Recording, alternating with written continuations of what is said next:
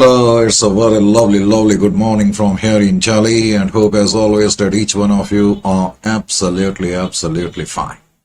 And as always, we also pray to the Almighty to keep you always in finest of health, shape, and of course in spirits. And we also pray to the Almighty to give you supreme amount of success, both in your personal and professional life later on when you are going to move into.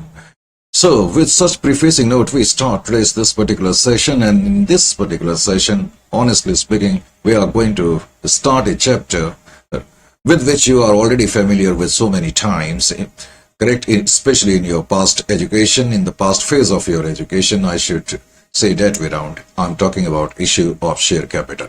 So, issue of share capital is the chapter which we are going to start, so I can see the smiles on your faces and these smiles are simply reflecting, sir, why you are actually going through this particular chapter. We already know all the nitty and gritty of this particular chapter. You are absolutely right, and I do agree with you and your version, no doubt about that. But in spite of that, we are still going to do this chapter. It's part of the syllabus, number one. Second, it's in spite of the fact that it's simple, it's pretty long.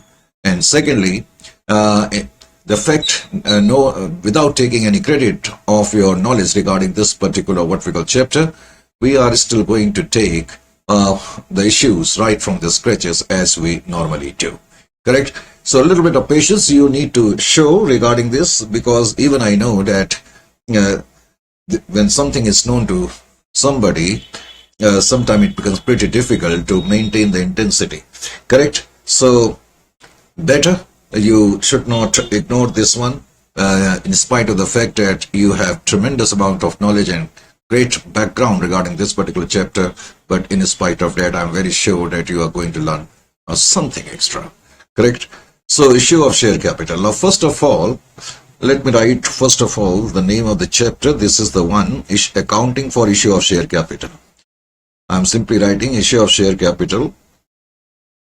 Of course, under accounts, we are concerned with accounting for issue of share capital. So what is the theme of this particular chapter? As far as theme of this particular chapter is concerned, that itself is suggested by the name of the chapter. Accounting for issue of share capital simply denotes that when a company raises the finance through issue of shares, correct? Then how the entity or the company is going to record such transactions, and what sort of accounting, what we call methodologies, which we may have to adopt, and what sort of accounting issues which we may have to face. So that's exactly is the theme of this particular chapter. Issue of share capital. You know better than I actually that company form of business is the only form of business, correct? Among all the what we call forms of business, there is sole proprietorship, partnership, and company form of business. As I just told you, that company form of business is the only form of business wherein actually law gives a right to the entity that it can raise the capital from the public through issue of shares. Correct? Remember one thing, a company can raise the finance through issue of debentures and bonds also, but that is covered later on, because in this particular chapter we are simply going to confine and concentrate on issue of share capital. As we know that in order to raise the finance, a company normally issues what we call shares. When I say a company normally issues shares, it means we are issuing the shares to the public. Remember one thing. So that is the reason this particular chapter more or less is concerned with public limited company.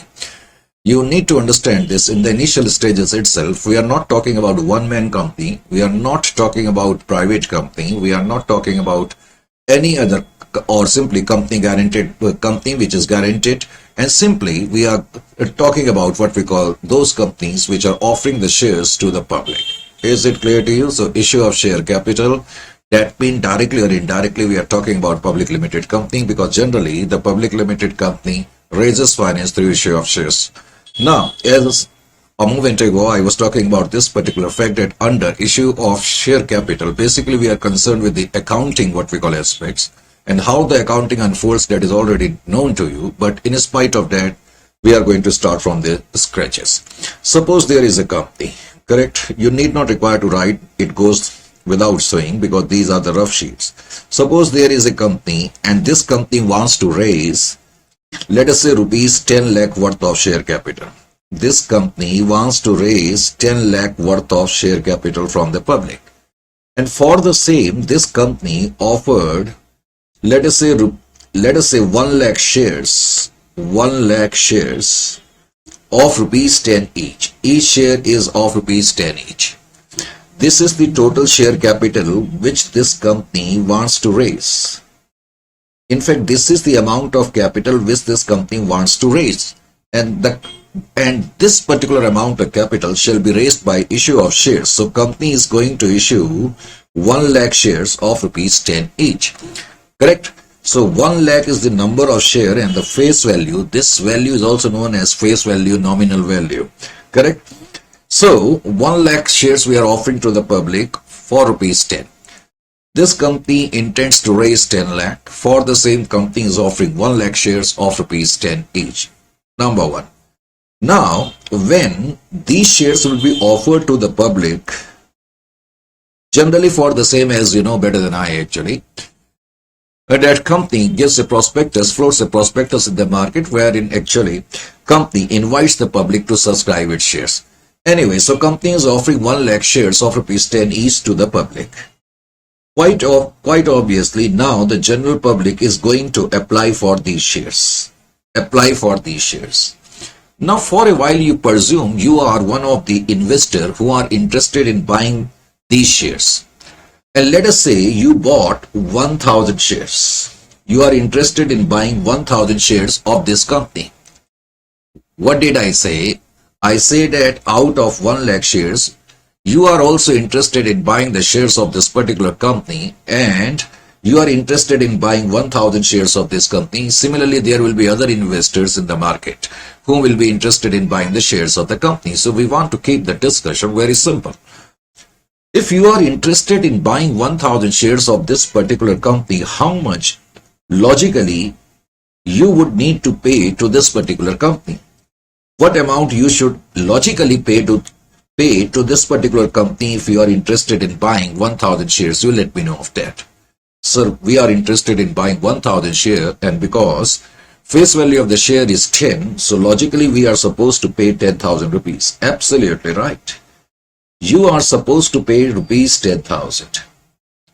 But as you know again, when an applicant or when an investor buys the share of a particular company or subscribes the shares of a particular company, he need not require to pay the full amount. Are you getting my point or not?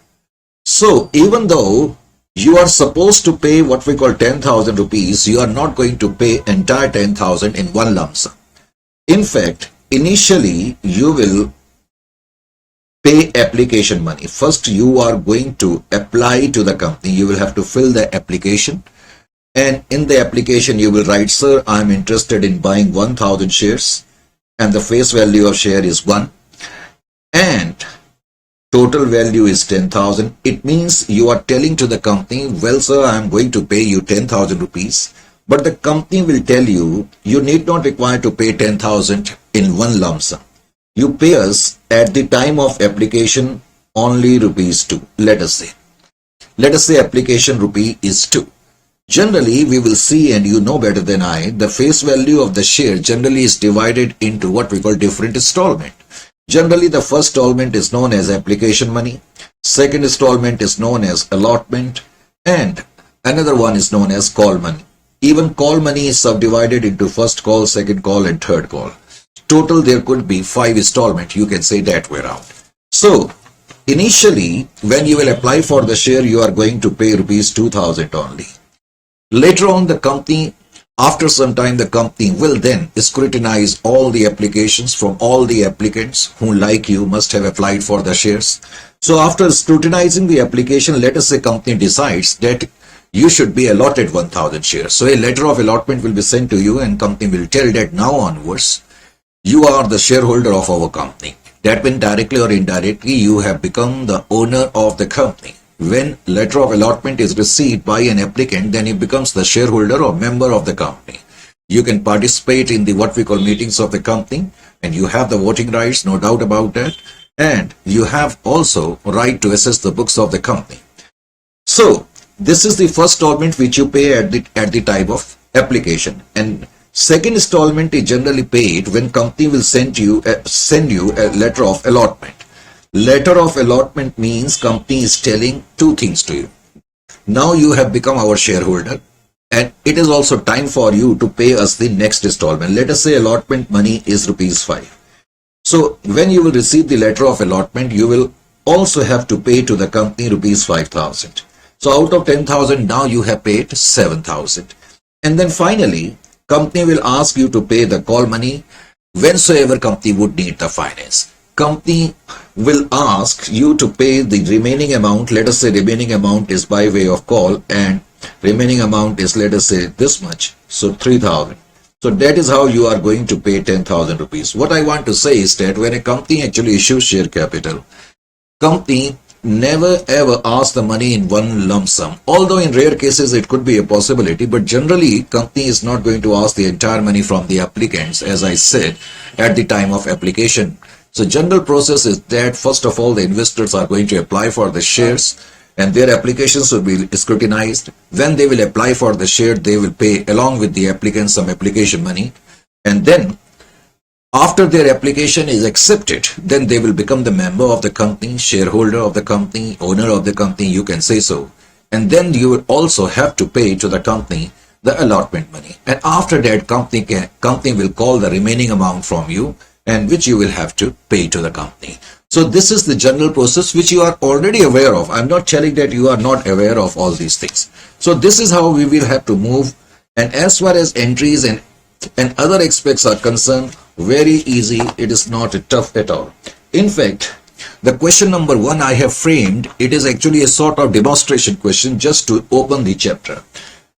So quite heavy notes. You can see why these notes are very heavy. You can see the length and breadth of these notes, correct? You might be, sir, this much? Yes. And actually, last few pages, I have given you nearly 103 multiple questions also, MCQs, multiple choice questions also, correct? Which you will have to attend. All these are, can you see here? These are the MCQs. So MCQs along with answers, now actually I have given to you, so which you will have to do. All these pages are filled up with what we call MCQs also. And some all questions have been given to you in the solved manner. So first we are going to pick up what we call the first question. Now open down the notes and section 1 now. This is section 1 we are going to start up with to open the chapter, correct? Just have a look over this question. It's a very simple question. You need not require to, honestly speaking, you need not require to at all note down this one, correct? Indian Rails Limited issued 50,000 equity shares of rupees 10 each on 1/1/2021 for public subscription. Whenever you will go through the question, make a habit of, although these are very elementary things and all these things are already known to you, I have accepted. But in spite of that, please allow me to start with the what we call scratches, correct? You may feel bored in the initial stages, no doubt about that, but we can't help it. We have a habit of starting from the sketches, as I said. In this case, this company is offering 50,000 shares, 50,000 equity shares, correct? 50,000 equity shares of rupees 10 each. This company is offering or issuing 50,000 shares of rupees 10 each, correct? Of course, it is known as issued share capital. It is known as issued share capital. What is issued share capital? Issued share capital means that part of the capital, that part of the authorized share capital or nominal capital which is issued to the public, correct, for raising the finance. As we know that besides the issued share capital, there is nominal capital or authorized share capital. Nominal capital or registered capital we also call it. Registered capital, and sometimes we call it authorized share capital. What is nominal, authorized or issued share capital? Generally, let us say authorized share capital of this company is 70,000 into 10. Let us say for simplicity's sake, correct?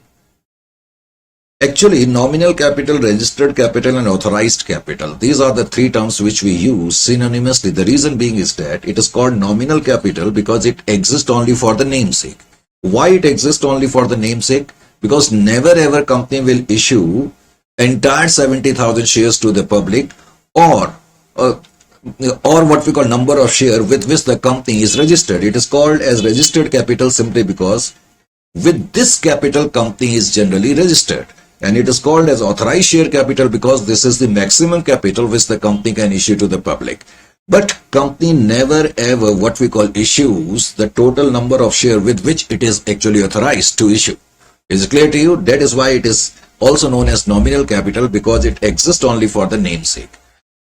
And that part of the authorized share capital which is issued to the public to raise finance, that is known as issued capital. In this question, we haven't been given nominal capital. Question simply says that Indian Rails Limited offered 50,000 shares to the public. So this is the what we call issued capital. Indirectly, it also means company wants to raise rupees 5 lakh from the public. Company wants to raise 5 lakh from the public. Now, question has further given to you how this company is going to raise 5 lakh, how this company is going to receive this 5 lakh. Question states that payable as rupees 2 on application, 5 on allotment, and 3 on first and final call. 3 on first and final call. First call itself is the final call. So you can say that this 5 lakh will be received in 3 installments: first installment, second installment, and third installment. As I told you, the first installment amount is rupees 2, and it is also known as application money because question has stated rupees 2 on application and 5 is on allotment. This is our second installment, and third installment is call money, rupees 3 by way of call. That means when you are going to apply, or when the company will receive the application, company will receive 50,000. Total number of shares are 50,000. Company will receive 50,000 into 2, 1 lakh. Is it clear to you? Similarly, at the time of allotment, company will receive 50,000 into 5, that is 2 lakh 50,000. And similarly, to call money, company will receive 50,000 into 3, that is equal to 1 lakh 50,000. Why I am actually stressing so much upon it? Because these things are going to play an important role later on, because you know each and everything. I also know. Now, if I am going to ask you a very simple question, in this case, what is the amount of share capital? What is the amount of share capital? Sir, 50,000 into 10, 50 rupees 5 lakh, right? Absolutely. This is the capital company wants to raise. Now, we can say that in this share capital of 5 lakh, company will receive 1 lakh by way of first installment, 2 lakh 50,000 through second installment, and through third installment we are going to receive 1 lakh 50,000. Total amount we are going to receive 5 lakh. Now we have to learn this way that out of this share capital of 5 lakh, we may say total share of first installment, that is application money, in the total share capital of 5 lakh is 1 lakh. Share of allotment in the share capital is 2 lakh 50, and share of call in the share capital is 1 lakh 50. You have to keep these things in your mind.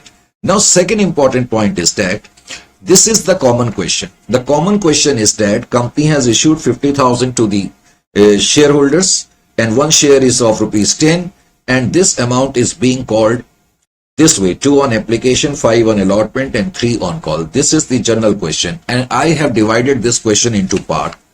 The part 1, case A, says director received 50,000 application and accepted each one. That means we have offered 50,000 shares and we have also received 50,000 applications. Generally, it never happens in practical life. In practical life, generally we are going to receive more what we call more application than what we are issuing. How many shares we are issuing? 50,000. How many applications we are receiving? We are receiving only 50,000 applications. Anyway, good thing is that in this case, we are receiving equal amount of what we call application. So now we have to pass the entries. And you know better than actually I how to pass the entries, isn't it or not? Okay, you let me know what will be my first entry. This is question number 1 and case number A. First, we are dealing with section 1. Let me write section 1. Now you can start writing if you feel so. Otherwise, simply you can pay attention. Section 1. Under section 1, just wait. Let me actually fix up the sheets. Sometime, in this methodology, keeping the sheets is a problem. Question number 1.1. 1.1 means first question of section 1. And even under it, first of all, we are picking up case A. Right. Now you let me know the entry. Company is offering 50,000 shares and the first installment is application money. What rupees to? What will be your first entry? Receipt of application. This is what you used to write. Isn't it or not? Receipt of application money. First of all, you are going to receive the application money.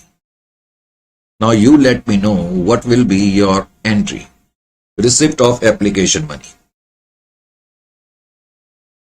Entry will be bank account debit. Bank account debit. 2. Share application account. Share application account.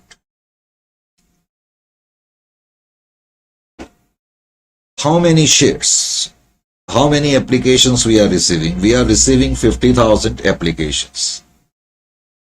We are offering 50,000 shares and we are receiving 50,000 applications. So all in all, we are receiving 1 lakh rupees. We means the company. The shareholder will deposit the amount in the bank of the company, which the company will mention that in which bank you will have to deposit the amount. So when we say bank account debit to share application, it means actually the entity is receiving the amount, correct, by way of application. Also, you should know that bank and application both are personal account. Remember one thing, correct? So debit the receiver, credit the giver is the rule which you are applying. After some time, company will then hold the meeting wherein the directors of the company will assess all the application and they will check the application in each respect. They will try to find out whether each application is what we call duly filled up or not. Once they are satisfied, then they will allot the shares. Then they will allot the what we call shares to the members, to the applicants. So in this case, it is clearly written that 50,000 application and accepted each one. So now all the applications have been accepted. So now we are in a position and can say firmly from the perspective of the company that we have 50,000 members, correct? Once the share applications are assessed and letter of allotment is sent, then another entry was passed and narration of this entry will be like this. Transfer of application money. Transfer of application money. Whatever your application money was there, transfer of application money towards to share capital. Now we will transfer this application money to the share capital account, correct? When I will transfer share application money to share capital account, so the application account will get wiped out, correct? And my entry will be share application account debit. Share application account debit. Rupees 1 lakh. 2. Share capital account. 2. Share capital account.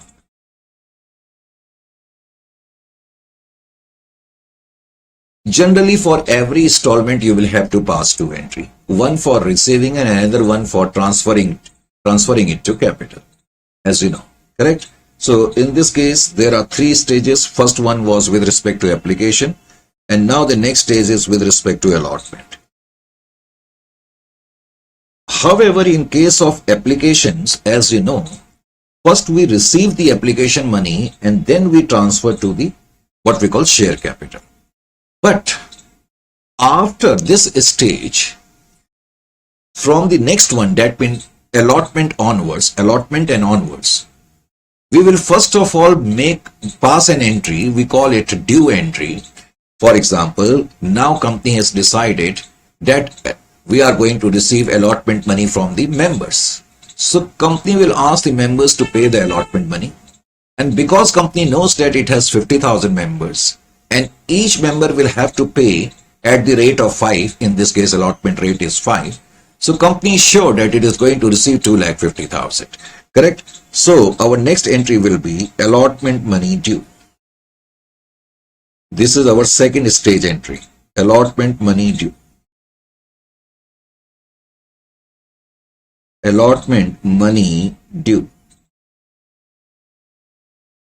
Allotment money due. So in this case, we are going to pass the entry like this. Share allotment account debit.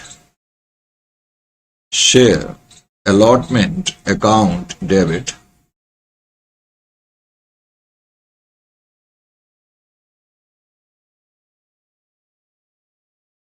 $50,000 shares. We have 50,000 shares and allotment rate is 5. So 2,50,000 is due from the members. On second installment, you can say it that way. To share capital. You can see that in this stage, in case of application, first we received the application, then we made it a part of share capital. However, from application onwards, that means from allotment, first of all, we are going to pass the due entry and then we are going to receive the amount.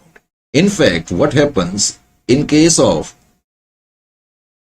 installments other than the application,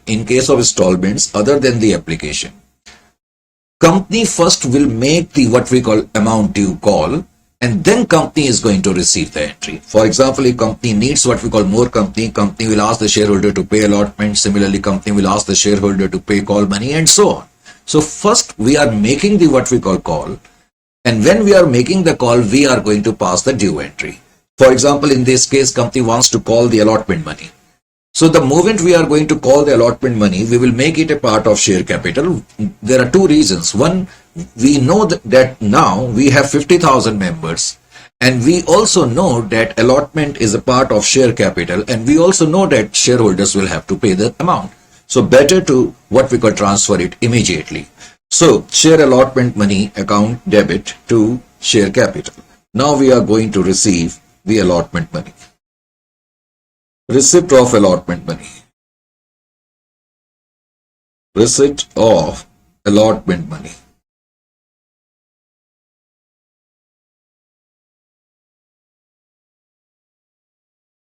Now we are going to receive. When we are going to receive, we are going to pass this entry, bank account debit.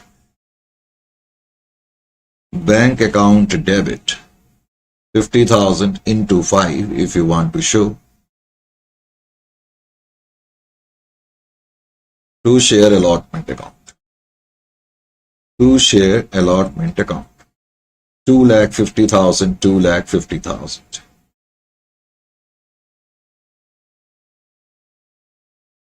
Correct? Similarly, this is our second stage entry regarding allotment. Now third stage entry with respect to call money. And again, almost we are going to repeat these two entries. Call money due. Share call account debit. Share call money due. Let me write the narration also. Entry will be share call account debit. Or you can also write it this way, share first and final call account debit. Because our first call itself is the final call. Share call account debit. 50,000 shares.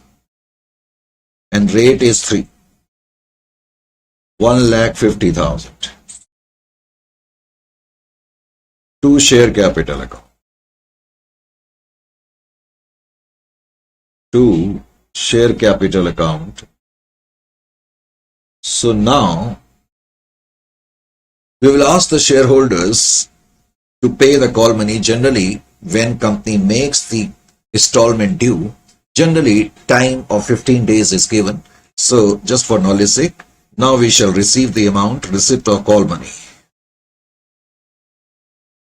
Receipt of call money. Receipt of call money. Now you are going to receive the amount.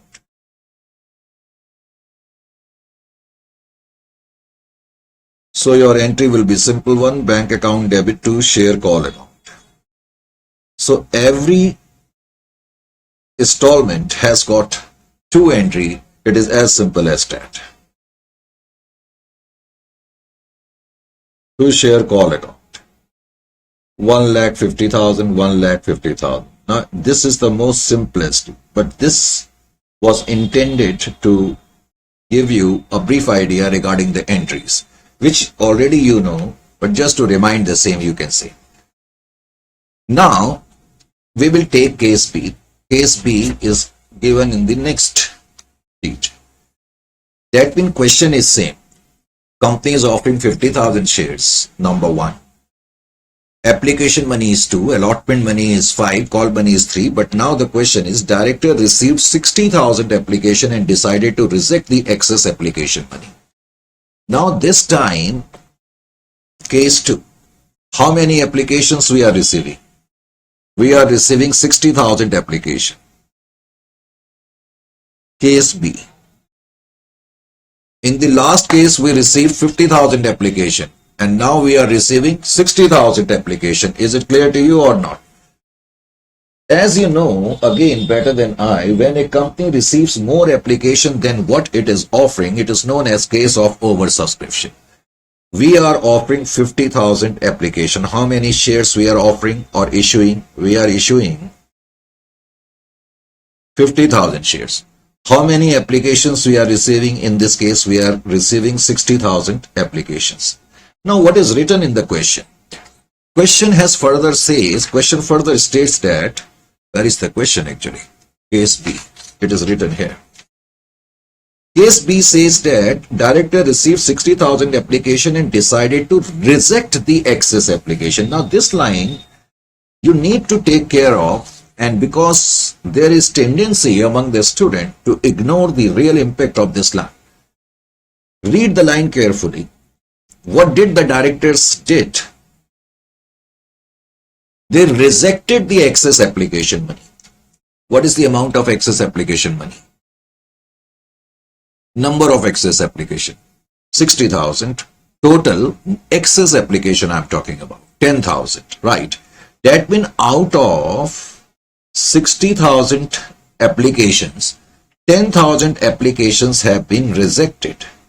What we mean by rejected? Rejected means these applicants were not given a single shares. Suppose one shareholder applied for 10,000 and he did not get a single what we call share, then it would be termed as rejection. Rejection means company did not allot any shares to these shareholders or these applicants, should I say. So it means these are the shares which we are offering.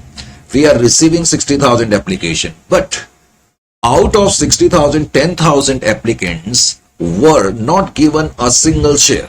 So that is the reason these 10,000 applicants shall be considered as rejected. It means because we know when the applicants apply for the shares, they must have paid the application money, and application money is 2. So quite obviously what we have received from them extra will have to be refunded because these shareholders did not get a single share. They were completely rejected and their amount which they have paid will have to be refunded, no doubt about that. So this is a case of oversubscription. First of all, you need to understand this way around. Now in this case, how my entries will run, that also you need to understand. In this case, first of all, when I am going to pass my first entry will be with respect to application money. Correct? Receipt of application. Receipt of application money. Receipt of application money. When I am going to receive the application money, what will be my entry in this case? Remember one thing, henceforth, whenever you are going to pass this entry, receipt of application money, you should always pay attention to the number of applications which you have received. You have received in this case 60,000 applications and 2 is the what we call rate. 60,000 into 2 will make it 1,20,000. 1,20,000, correct? 2 share application account, bank account debit to share application account. So this is the entry which you are going to pass. Is it clear to you? Then you will pass the next entry. And now onwards, you need to write the narration of the next entry this way around. Adjustment of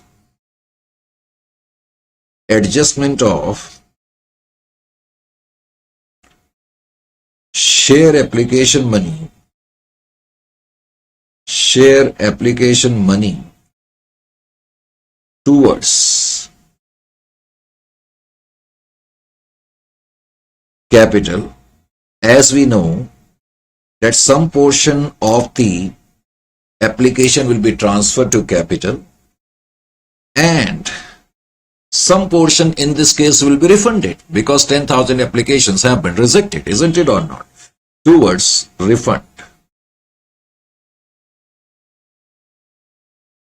You should not forget the initial discussion when I was talking about. This is where I did that discussion regarding this very simple question.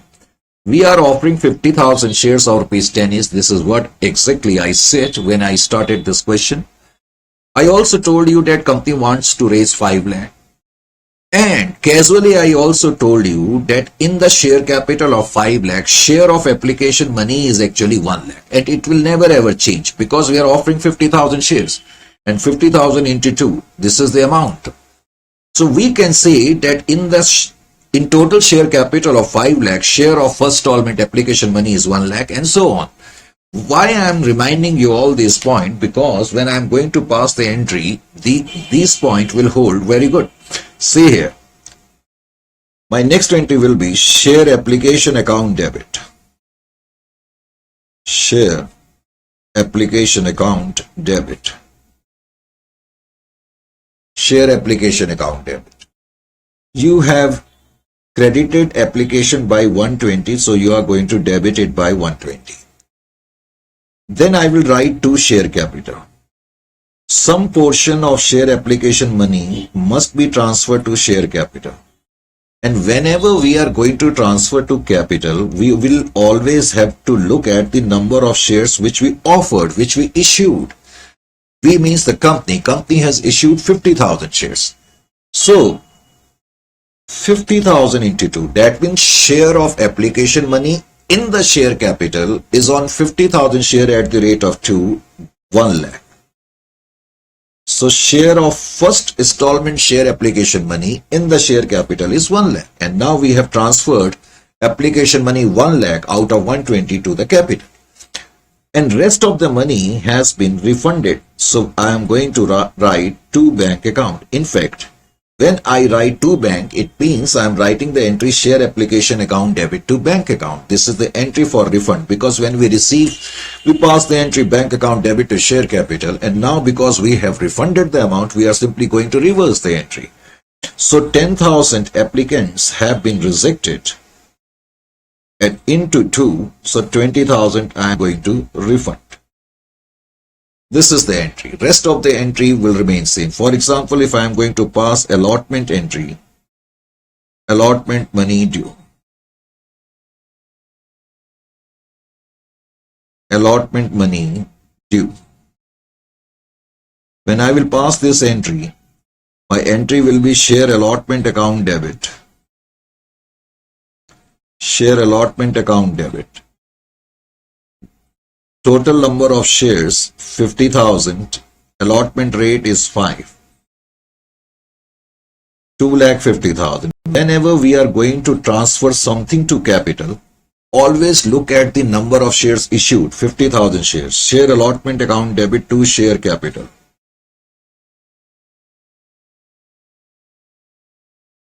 Because we have transferred the allotment money to share capital and we haven't received it yet. That is why it is written share allotment money due. We have already transferred it to capital, but we haven't received it. That is why we have written due. Now we are going to receive this money. So we are going to write receipt of allotment money.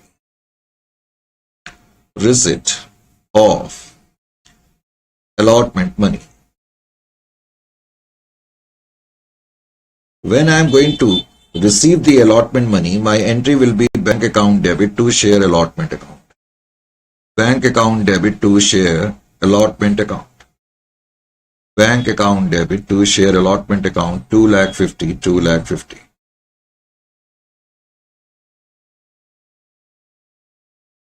Similarly, you can pass the entry for call. For example, when you are going to pass the entry for call, your entry will be call money due. Call money due.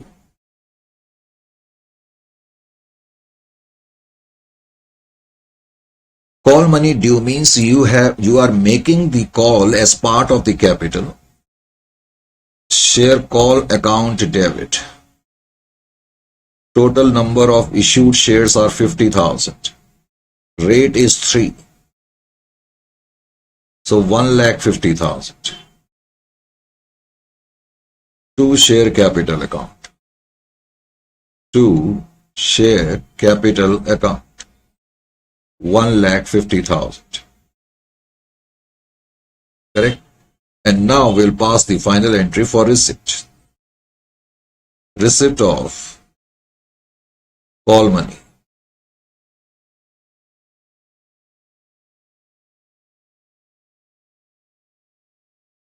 Bank account debit.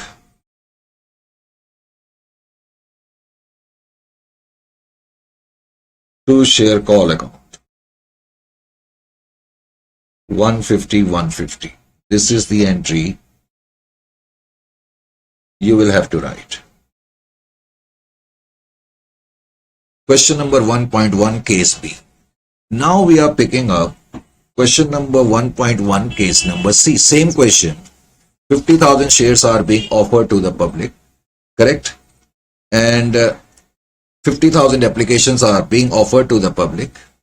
And 2 is the allotment money, 2 is the application money, 5 is the allotment money, 3 is the call money. And now the question states, case C, director received 80,000 applications and decided to allot share among all applicants. Now, first of all, it goes without saying that, let me take the rough sheets once again to make you understand better. Now, in this case, what is happening? How many shares? Case C. How many shares we are offering to the public? 50,000 shares. Shares offered. You are offering or issuing 50,000 shares to the public. How many applications you are receiving? Applications received. 80,000 applications you have received. And what is the decision of the director in this case? First of all, you let me know. Is this question is of oversubscription or not? Yes, even the last case was also of oversubscription. But here we rejected some application. But here we are not rejecting any applicants. Here the directors of the company is taking a very simple decision. What decision they are taking? They are allotting all these 50,000 shares. They are allotting all these 50,000 shares among all the applicants. Among all the applicants. What does it mean? It means every shareholder is getting some shares. That means none of the shareholder is rejected. Please pay attention. Suppose if you are applying for 1,000 share in a particular company, and if the company will not allot you any share, then it will become a case of rejection. Then it will become a case of rejection. However, if you will get a single share, let us say you are applying for 1,000 share and you got one share, but it cannot be called this time as a case of rejection. You cannot say in this case that 999 shares rejected. No, nothing like that, because even though you applied for 1,000 share, you still got one share, but you are a shareholder of the company. Are you getting my point or not? You are a shareholder of a company, so you are not rejected. So the meaning of rejection should be absolutely clear. In the last case, when I said that 10,000 applications have been rejected, it means those applicants didn't get a single share from the company. However, here what is happening? All in all, there are 80,000 applications and companies allotting 50,000 shares among all 80,000 shares. As you know better than I, it is known as pro rata allotment. Pro rata allotment means when lesser number of shares are allotted among higher number of applicants. So it means, put it in simple words, it means everyone who is applying for 8 shares is getting 5 shares. It also means if you are applying for 800 shares, you are getting 500 shares. Are you getting my point or not? So in this particular ratio, company has allotted the share. Important point is this, please pay attention. Suppose you applied for 8 share and you are getting 5 shares. Pro rata rate we call it. It is not a case of rejection first of all. Why it is not a case of rejection? Because even though you didn't get entire 8 share, but at least you got some shares. So you are the shareholder of the company. So you are not rejected. First of all, it cannot be called as a case of rejection. This you should know and should keep in mind at least for the upcoming questions. Now what happens when there is pro rata allotment? We need to understand this also. Suppose you applied for 8 share. You must have paid application money of rupees 2. 16 rupees you must have paid. You were applying for 8 shares. Let us say you must have paid at the rate of 2 rupees 16 in total as application money. When you were applying for the share, you weren't in the know that you won't be able to get entire 8 shares. Because of the oversubscription, company told you that we are not in a position to allot you 8 shares, but we are allotting you 5 shares. Since you have been allotted 5 shares, logically application money you should have had paid rupees 10 only. Are you getting my point or not? You paid application money on 8 share thinking that you will get the 8 share. But there was heavy subscription. Company could not allot you 8 shares. Company allotted you. Company did not dissatisfied you completely. Company told you that we are not in a position to allot you 8 shares, but we are going to allot you 5 shares. So now you may think actually that you have paid 16, but you should have logically paid 10 because you got 5 shares and application money is 2. So amount should have been 10. It means you have paid rupees 6 extra. Are you getting my point or not? This is the extra money which you have paid to this particular company. And this time, this 6 which you have paid will not be refunded to you. Why? Because you haven't been rejected. You are still a shareholder of the company and you are supposed to pay some future calls to the company. Now what the company will tell you, we do understand that you have paid us 16 rupees as application money. And we also understand that your application money should have been 10 because you were allotted only 5 shares. We also know means the company is telling to the shareholder that we are in the know, and we also know that you have paid us 6 rupees extra, but you need not require to worry about it. Because when the next call will be made, let us say next call, that is second call. When company will make the next call, how much this shareholder need to pay? Because this shareholder is having 5 share and coincidentally the call rate is also 5. So logically you are supposed to pay 25 on the next call to the company because you are having 5 shares and the call rate of the next call is 5. So you are supposed to pay rupees 25 to the company. But the company will tell, although 25 you should pay us, but your 6 is already extra is available with us. So that is the reason in the next call actually you pay us only 90. Are you getting my point or not? In case of rejection, first of all, what is the meaning of rejection? In case of rejection, shareholder will not get a single share. In that case, the money must be refunded.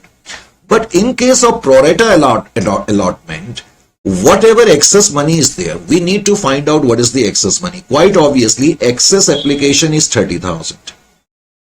Difference of 50 and 80,000, that is 30,000. This 30,000 is nothing but extra applications, but these applications haven't been rejected. So 30,000 into 2, 60,000, this is the total extra money company has received, similar to this rupees 6 which this shareholder has paid to the company. And since all the shareholders have been allotted some shares, so company is not going to refund 60,000 to them. Company will simply adjust this 60,000 in the next call. Is it clear to you or not? That is the reason why I am stressing upon the fact that you need to understand the meaning of excess, rejection, pro rata deeply. So these are the rough sheets. Now I can actually go through this case also, case C, isn't it?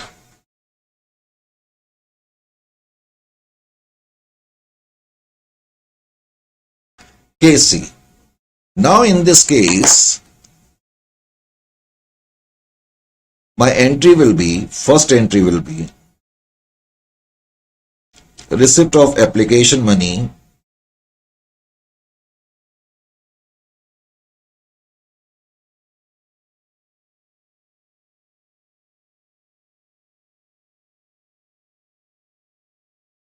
bank account debit. Now you let me know how much amount should I write. Please let me know. How many applications we are receiving? 80,000. The first entry must be with the number of applications which you have received. In this case, 80,000 applications you have received. Don't forget it. Rate of application is 2. So 1,60,000 total actually you are receiving from the shareholders. Isn't it or not? 1,60,000. Now, adjustment of application money. When we say adjustment, it means we have to adjust the application money completely. Adjustment of application money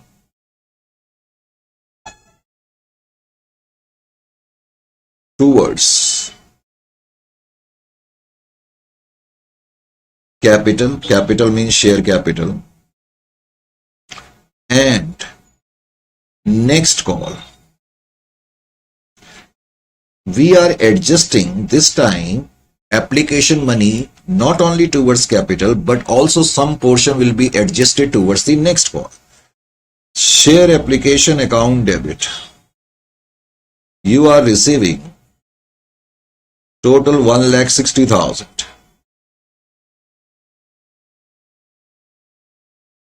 To share capital account. I have already told you the share of application money on share capital will be 50,000 into 2 because 50,000 shares have been issued by the company. So share of application money in the share capital cannot be more than 1 lakh. In the last case, some portion of application money was refunded and at that time we wrote to bank. But in this question, we are not going to write anything here to bank because we are not refunding anything. However, we are going to write the next call. The next call amount is, next call is actually allotment money. You can also write it calls in advance. Allotment money. The name of the next call is allotment money. So that means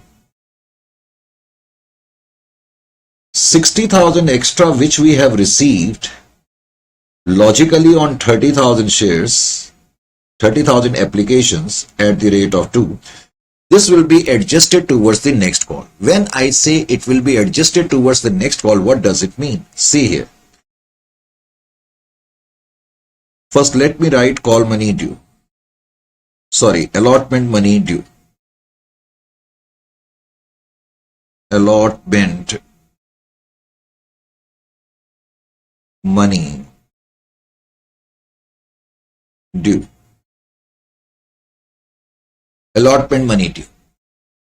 Entry will be share allotment account debit. Share allotment account debit.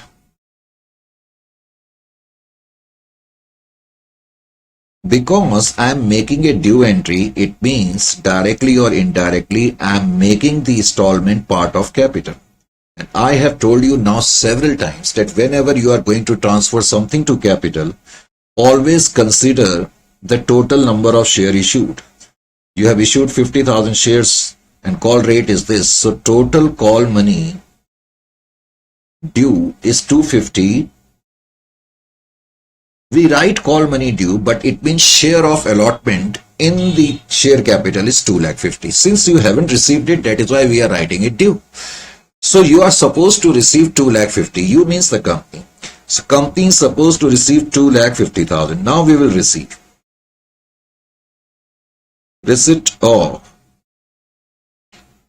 allotment money. Now we are going to receive the allotment money. What will be my entry? See here, bank account debit. I am supposed to receive 2,50,000.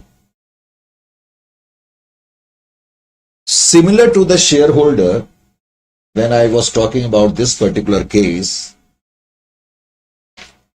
Where that, anyway, once again I will repeat. Suppose there is a shareholder who applied for 8 share, correct? He paid the application money on 8 share, that is 16, but he should have paid 10 because he was allotted 5 shares. That means rupees 6 is extra. When the next call will come, company will tell him that we have allotted you 5 share and rate of allotment is also 5. So total amount due from you is 25, but we have already received 6 from you, which we haven't refunded you, and we did not refund you because we know that you are supposed to pay us in future. That is the reason why we did not refund you earlier what we call 6 rupees. Now we are adjusting it here in the next call, so pay us 90. Similarly here, total due amount is 250, but out of 250, company has already received allotment money 60,000. That is what my point is. Are you getting my point or not? So this amount which you adjusted towards allotment directly means you are considering as if this much of allotment money has already been received. So 2,50,000 minus 60,000, 1,90,000. So whenever the question will be of pro rata, you need to understand that amount will not be refunded. It will be adjusted towards the next call. And when we say we are going to adjust it in the next call, it means when you are going to pass this entry, you will have to exercise the caution. Bank account debit to share allotment account. That is 1,90,000. Correct? And call money, as usual, you are going to write.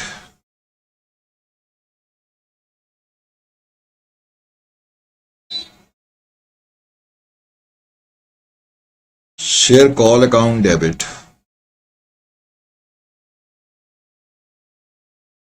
to share capital.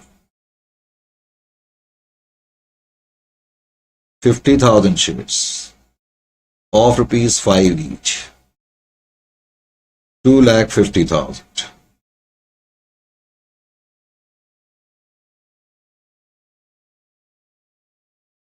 Now we are going to receive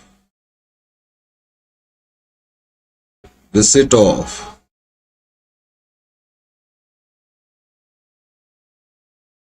call money.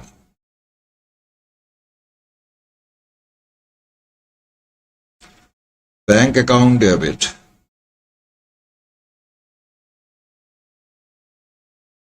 to share call account.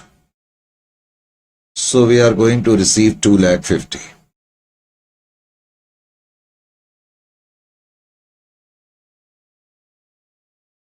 Is it clear to you or not? Still up to part C we had finished in the last session, and now have a look over part D again. 1.1 question number 1.1 is still on, and this question has been framed to open the chapter up a little bit, correct? So now question you should not what we call let out of your memory. The question was that company had issued 50,000 shares, 2 on application, 5 on allotment, 3 on call, and now question part D states that director received 80,000 application and resolved to reject 10,000 in full and to accept 30,000 in full. This time multiple decisions have been taken, correct?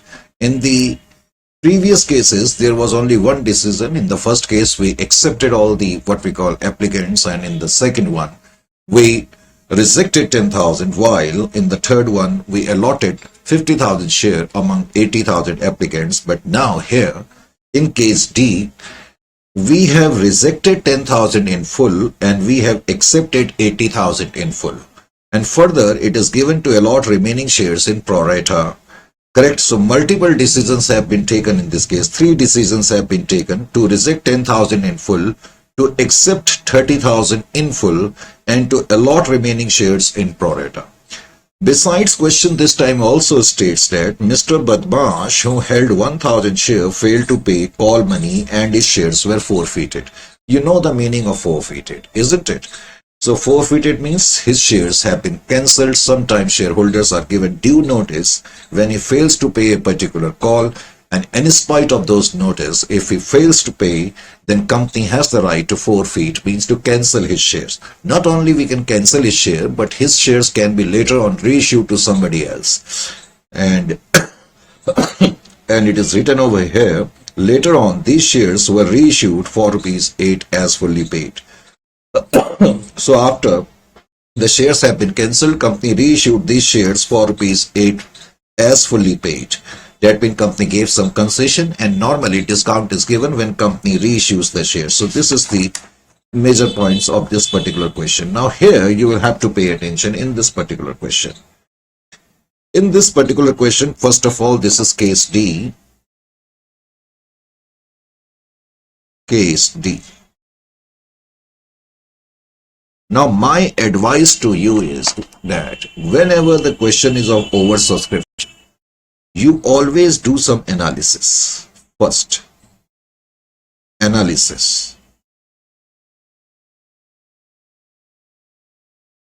Under the analysis, first of all, you need to make a column like this, shares issued and applications received. You can simply write applications.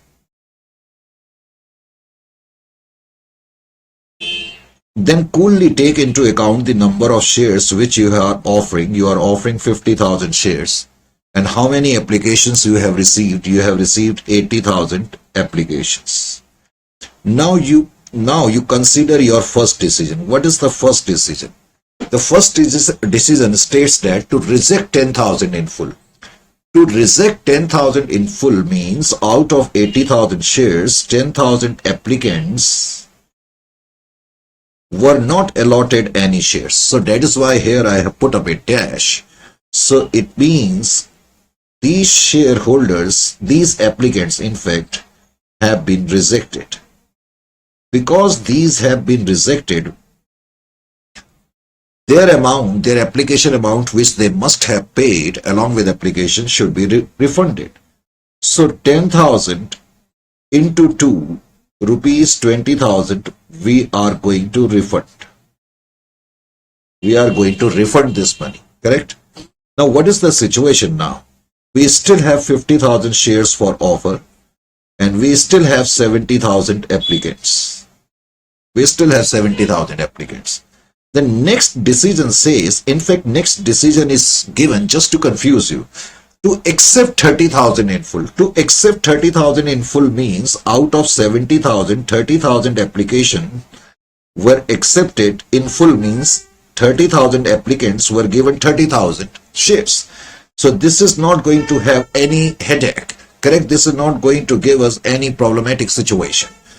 Now we move over to the balance. 20,000 shares are still there to be offered. However, 40,000 applicants are still there.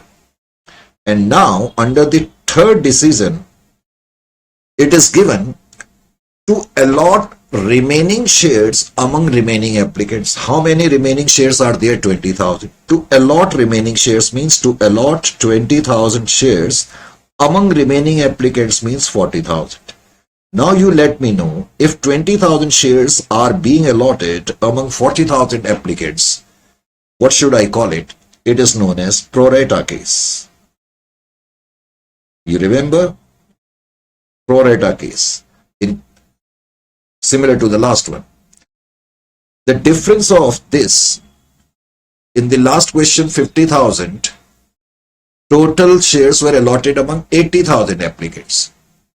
Correct? Similarly here 20,000 shares have been allotted among 40,000. So difference is 20,000. You take the difference, multiply it with application rate.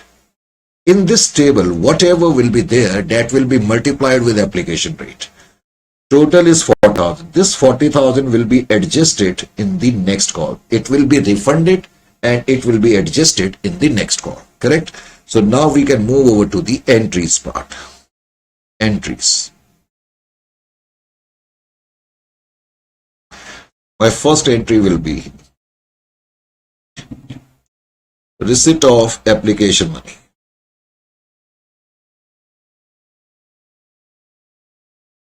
Receipt of application money. Now I'm going to receive the application money. What will be my application money entry? Bank account debit to share application money. Share application account. Total number of applications which we are receiving 80,000. Rate is 2. So 1,60,000.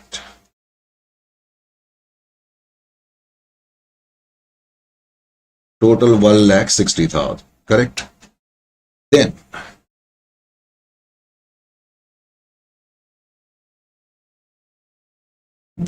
I am going to write the next entry, adjustment of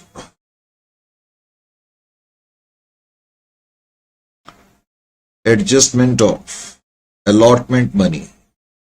Sorry, adjustment of application money, extremely sorry, adjustment of application money towards capital.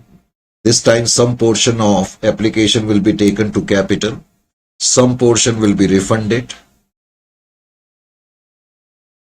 and some portion will be taken to the next column. So adjustment of application money towards capital, refund, and next column.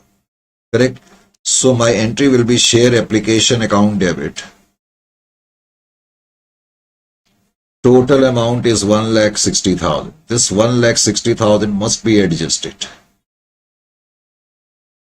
to share capital account. I will write here to share capital. In share capital, I will write number of share issued 50,000 into application rate 2. This shows the share of application in the capital, which is 1 lakh. Then I will look into the table which I just created. Wherever I will write rejected, that amount will have to be refunded. So I am going to write here to bank. 10,000 applicants have been rejected, so 10,000 into 2. 20,000 will have to be refunded. Then I am going to write here to allotment. To allotment. The difference of 20 and 40 is 20,000. So 20,000 into 2. Because in case of prorata, no one is rejected. Their money will be adjusted in the next call. So 20,000 into 2, 40,000. So you can see that share application has been completely adjusted now. Isn't it or not? Next entry will be allotment money due. Allotment money due.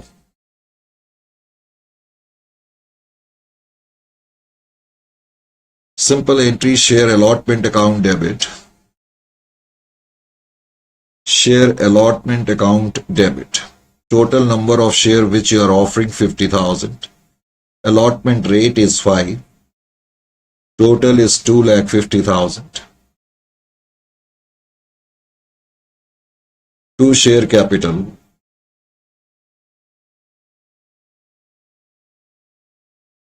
That is 2,50,000. Correct? Now we are going to receive the application money.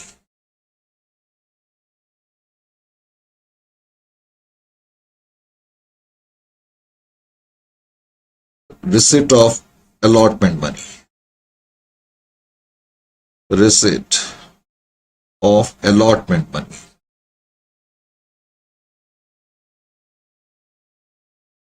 When I will receive the allotment money, I will have to be careful with respect to the fact that I have already received some amount of allotment.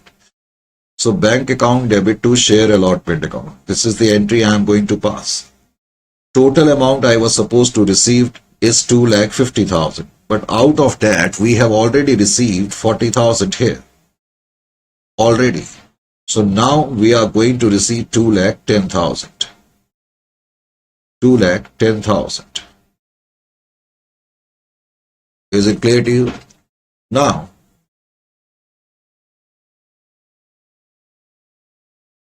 share call money due. Share call money due. Now you will make the call.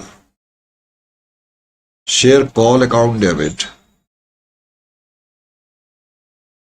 50,000 shares, call rate is 3.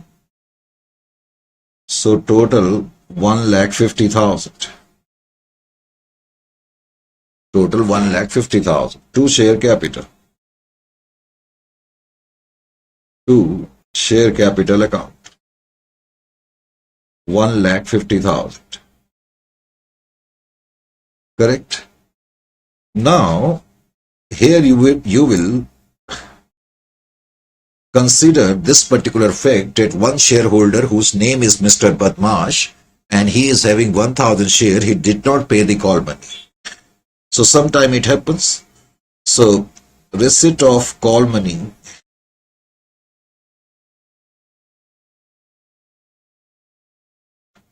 now we are going to receive the call money. When I am going to receive the call money, my entry will be bank account debit. Actually, I should have received rupees 1,50,000 because this is the due amount. However, I did not receive on 1,000 shares. One shareholder who was having 1,000 shares did not pay the call money. So how much I would receive? The company will receive 1,47,000. The amount which you haven't received, you can show it this way: calls in arrear account. Calls in arrear account. So calls in arrear on 1,000 shares into 3. Honestly speaking, it is not necessary to reflect calls in arrear. You can directly write bank account debit to share call account 1,47,000, 1,47,000, or you can write this way: bank account debit calls in arrear account debit to share call account. 1,50,000. Is it clear to you? So this is your calls in arrear. At this moment, calls in arrear means actually it is a sort of debit balance because the shareholder hasn't paid you still, but there is a chance that you may receive from him in future. However, you might have given him some notices to pay this, but he didn't pay, so you forfeited his shares. So when the shares are forfeited, what entry you pass? Entry number G, forfeiture of share. Forfeiture of shares. Whenever we pass the entry for forfeiture of shares, we need to understand 2-3 things. Number 1, first of all, when I am going to, I am means from the perspective of the company. When we are going to cancel 1,000 share, the share capital of the company would reduce because we have cancelled 1,000 shares. So that is why share capital will be debited. Number of defaulting shareholders. Defaulting shareholders means the number of shares which are being what we call forfeited into called up amount. Called up amount. What is the called up amount? You have already called 2 on application, you have already called 5 on allotment, and you have already called 3 on call. So total called up amount is 10. That means you are going to debit share capital with the number of defaulting shares or number of forfeited shares into called up amount, which happens to be 10 in this case. So you cancelled your 1,000 into 10, total value of share capital by 10,000. Because 1,000 share have been cancelled, so your share capital will reduce by 10,000. 2. We write here share forfeited and we will credit it. Share forfeited account. Again, I am going to write here total number of defaulting share 1,000. I will look into the fact that out of the amount which we have called, how much he has paid. The company has called up 10, but this fellow, this Badmash, has paid rupees 2 on application and 5 on allotment. That means total amount paid by him is 7. So share forfeited account simply reflects the amount which you have already received from these shareholders, but you are not going to refund this amount to that fellow. Are you getting my point or not?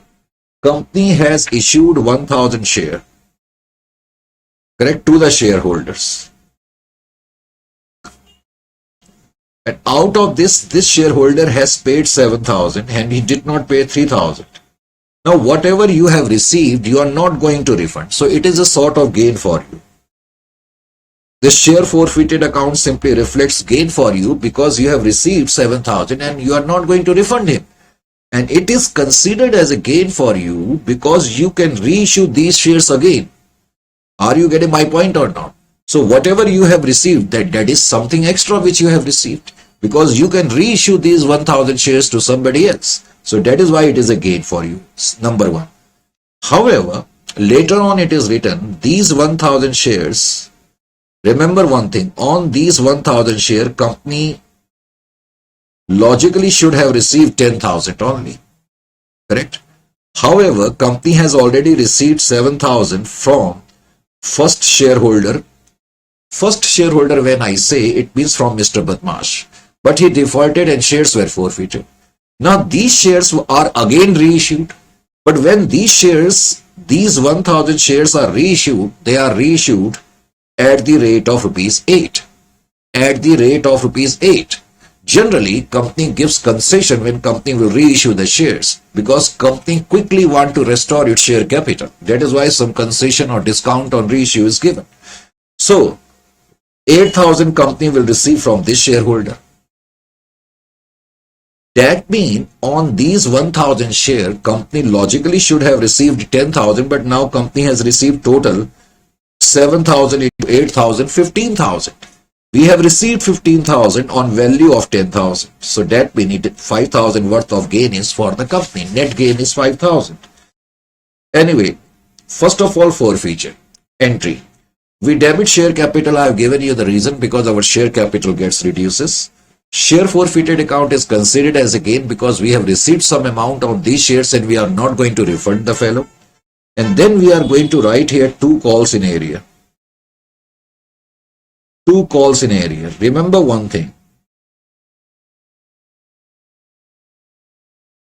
Calls in area, we are going to credit it. Why we are crediting it? Because here we have debited calls in area. Here we debited it in the hope that this fellow will pay us in future. But because now his shares have been forfeited, he will never ever pay this amount in future. So that is why this amount must be cancelled out. So that is why in order to cancel the same, we will have to credit it. So this is how you have to pass the forfeiture entry. Now we have reissued the share. Entry number H. Reissue of shares.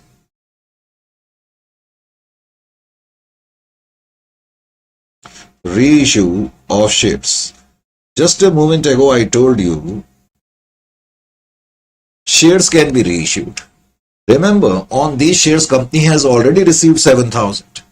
And even if company will give a 7,000 discount on this share, company will not be under a loss.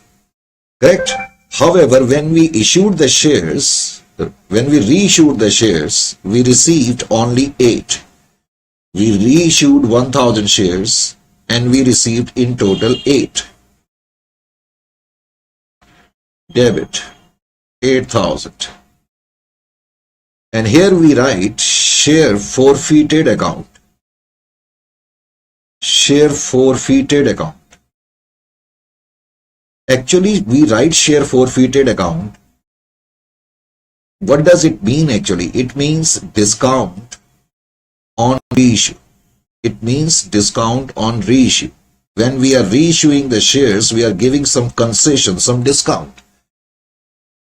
Discount will be rupees 2,000 quite obviously because 1,000 shares of rupees 10 each are being offered for 8,000. So discount is 2,000 to share capital.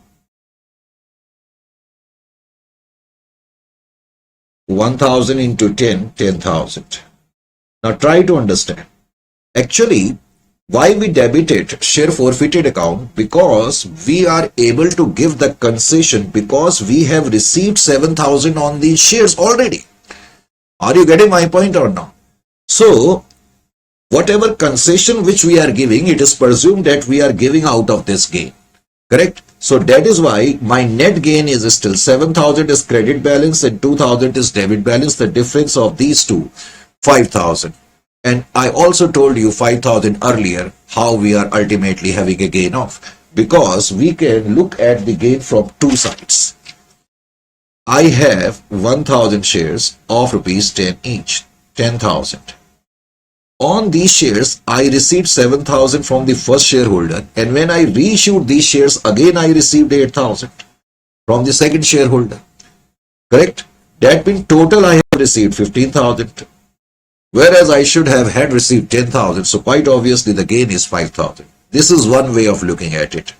Second way is that on 1,000 shares, because your first shareholder has already paid you 7,000. Correct? And you did not refund this amount, so it is a gain to you. And in the second, when these shares were reissued, you gave a discount of 2,000. That means at the time of reissue you incurred, you can say a loss of rupees 2,000 for the sake of saying. However, since you have received 7,000 extra already from the first shareholder, so still net gain is 5,000. So that is why share forfeited account here is debited, because it is presumed that this loss, this discount is being offered out of this gain. Correct? So finally, whatever balance or finally whatever net gain is there in the whole process of forfeiture and reissue, that will be transferred to capital reserve, because it is a capital nature reserve. Capital nature reserve means something which arises due to what we call activities other than the operational one. So it is not an operating activity. We did not receive, here we are not having any gain due to sale or purchase or what we call disposal of any operational transaction. Correct? So now I am going to write the next and the final entry, and this entry will be transfer of share forfeited balance, transfer of share forfeited balance, transfer of share forfeited balance to capital reserve. So it is considered as capital reserve, and your entry will be share forfeited account debit. So still there is a balance of 5,000 in share forfeited, 7,000 minus 2,000. That balance is now being transferred. Share forfeited balance, share forfeited account debit, 5,000. That will be transferred to capital reserve. To capital reserve. So you can see your part D is nothing but a full-fledged question. You must have noticed that with the help of only case D, with the help of only 1.1, we have opened down the entire chapter. So that is why I told you in the initial stages that you need to show a little bit of patience. So now we can move over to question number, this was 1.1. Now I will take the next sheet, case D, 1.2 now. Just have a look over 1.2. Here it is 1.2. The name itself is very threatening one. Tornado Limited, isn't it? Tornado Limited issued 10,000 shares of 10 each at 20% premium. You know better than I that shares can be issued at a value higher than the face value, and that is known as premium. So whenever shares are issued, face value is 10. And we are issuing the shares at 20% premium. So 20% of 10 is 2. That means we are issuing the shares at the rate of rupees 10. So whenever shares are issued, face value is 10. At a price, this is issue price. At a price which is more than the face value, then we call it premium. Issue of shares at a premium. No doubt security premium is a gain for the company. It is a gain for the company. Security premium is considered as a capital nature reserve. It is considered as a capital nature reserve. Correct? It is considered as capital nature reserve. because it does not arise due to production or sale. So any such gain which arises due to transaction which influences balance sheet is known as capital nature reserve. As you also know that security premium is capital nature, so it can be used for the purpose of bonus issue, for writing of any preliminary expenses. You need not require to write, I'm just telling you. Underwriting commission, correct? But security premium cannot be used what we call for the purpose of issue of dividend because it is capital nature gain. So security premium. So this time it is a case of issue of shares at a premium. Now question says Tornado Limited issued 10,000 shares of rupees 10 each. Where is the rough sheet? I have to keep it with me. And now the question says that this is the face value, correct? 10, and this is the issue price 12. Rupees 2 is on application. Remember one thing, whatever rates you are given, that rate are always with respect to issue price. When I say 2 is on application and 7 is on allotment, and question has very clearly mentioned 7 is on allotment including premium. That means this is the issue rate of allotment. So natural rate, for simplicity, allow me to say so. Natural rate means I can say that natural face value of allotment is 5 plus 2 because premium is to be paid along with allotment. Premium can be paid along with application, can be called along with allotment or even called. But generally, it is always called along with allotment money. So shareholders are asked to pay the premium money along with the allotment. So that is why allotment rate is 7. And question further states that rupees 3 on, it is written in the next sheet now, rupees 3 on first and final call. So rupees 3 is on first and final call. So that is why here it is 12 and here it is 10. So we can say this is the face value of the different calls and this is the issue price of the different calls. We can say it this way around also. Now the next point is, don't forget that here we are offering 10,000 shares and now the question states that total applications received were 15,000. Similar to the last one, even in this question we have received total application equal to 15,000. Now question again says, total application received 15,000 and director decided to allot shares to 13,000 applicants while rest were rejected. See the lining of the question. Question says that out of these 10,000 shares, 10,000 shares were allotted among 13,000 applicants. That means here pro rata allotment is there. Here pro rata allotment is there. And after allotting these shares, the balancing situation is that we have no shares to offer. However, still there are 2,000 applicants. And when we do not have any shares to offer, but still there are some applicants, then only alternative available with us now is to reject them. So we must have rejected these 2,000. So this is the situation in this question. Correct? Further, the question states that Mr. Nice, who held 1,000 shares, failed to pay anything apart from application. Anything apart from application. That means Mr. Nice, name is Nice, no doubt about that, but his intentions were not very nice because he paid only application money. He paid the application money, but he did not pay the allotment and he did not pay the call money. And his shares were forfeited. His shares were forfeited and later on reissued to Mr. Wise at the rate of 9 per share as fully paid. So this is the question, correct? So this is the rough sheet where I just jotted down the important points. So 1.2. In 1.2, question number 1.2, let me write here.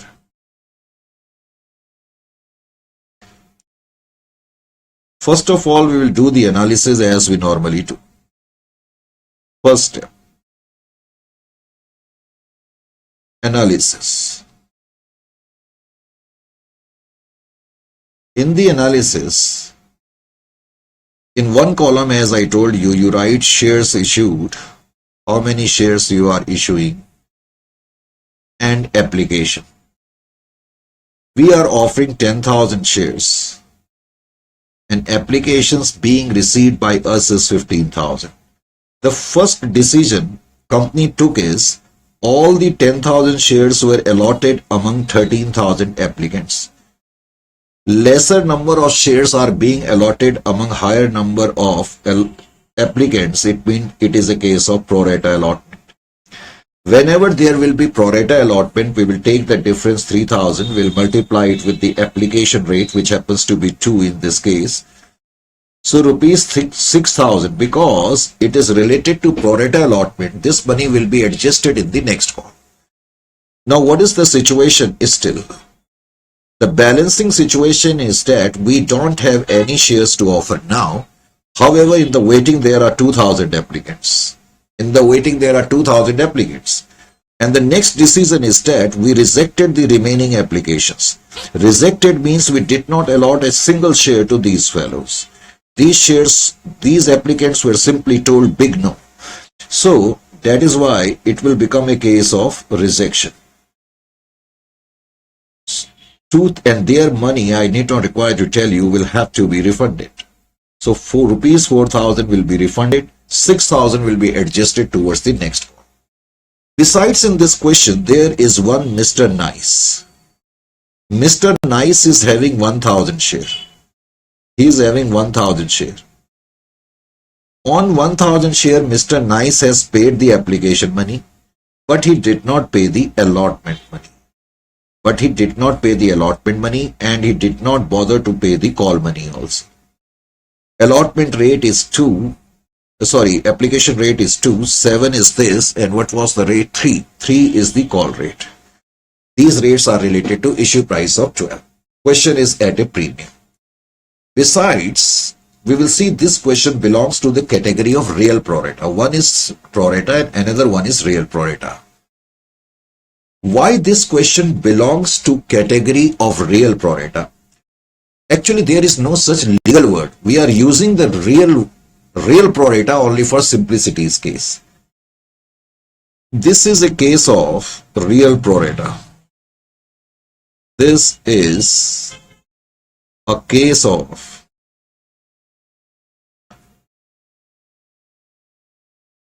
real pro rata problem. Real pro rata problem means, I have already told you, it is not a legal word. We are using it for our simplicity. If there is a shareholder, if the question is of oversubscription, in case a case to be categorized as real pro rata need to satisfy these 2 points. Question must be of oversubscription. So this question is oversubscription case, no doubt about that. Correct? There must be oversubscription and one or more shareholder must have defaulted on allotment. Default on allotment.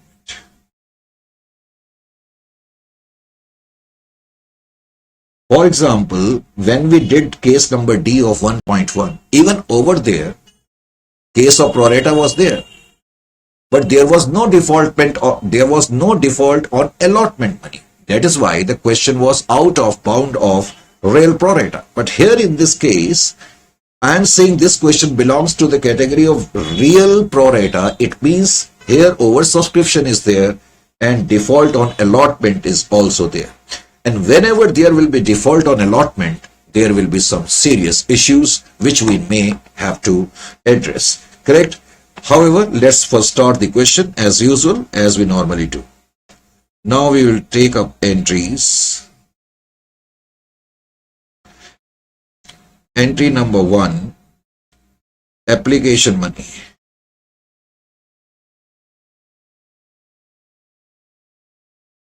Bank account debit. 2, share application account. Total number of applications you will have to look at. That is 15,000. Application rate is 2. So 30,000 rupees we shall receive. How much? 30,000. Is it clear to you? B. Adjustment of application money. Now we will adjust the application money. So my entry will be share application account debit. Share application account debit. Total application account is 30,000. Correct? Out of this, we will transfer some portion to capital. Now you let me know how much I should transfer to capital. What I have been telling you, whenever you are going to transfer to capital, always look at the number of shares which you are offering to the public. You are offering to the public how many shares in this case? 10,000 shares, isn't it? So you shall write in the bracket 10,000. Application rate is 2. So out of 30,000, 20,000 you have transferred to capital. We may call it this way, that share of application money in the share capital is 20,000. Now, I will write here to bank. Bank means some portion of application money is being refunded. If you will look into the table which I just prepared, 2,000 shares have been rejected. So 4,000 will be refunded. Correct? 4,000 will be refunded. So 2,000 into 2. 4,000 rupees we have refunded.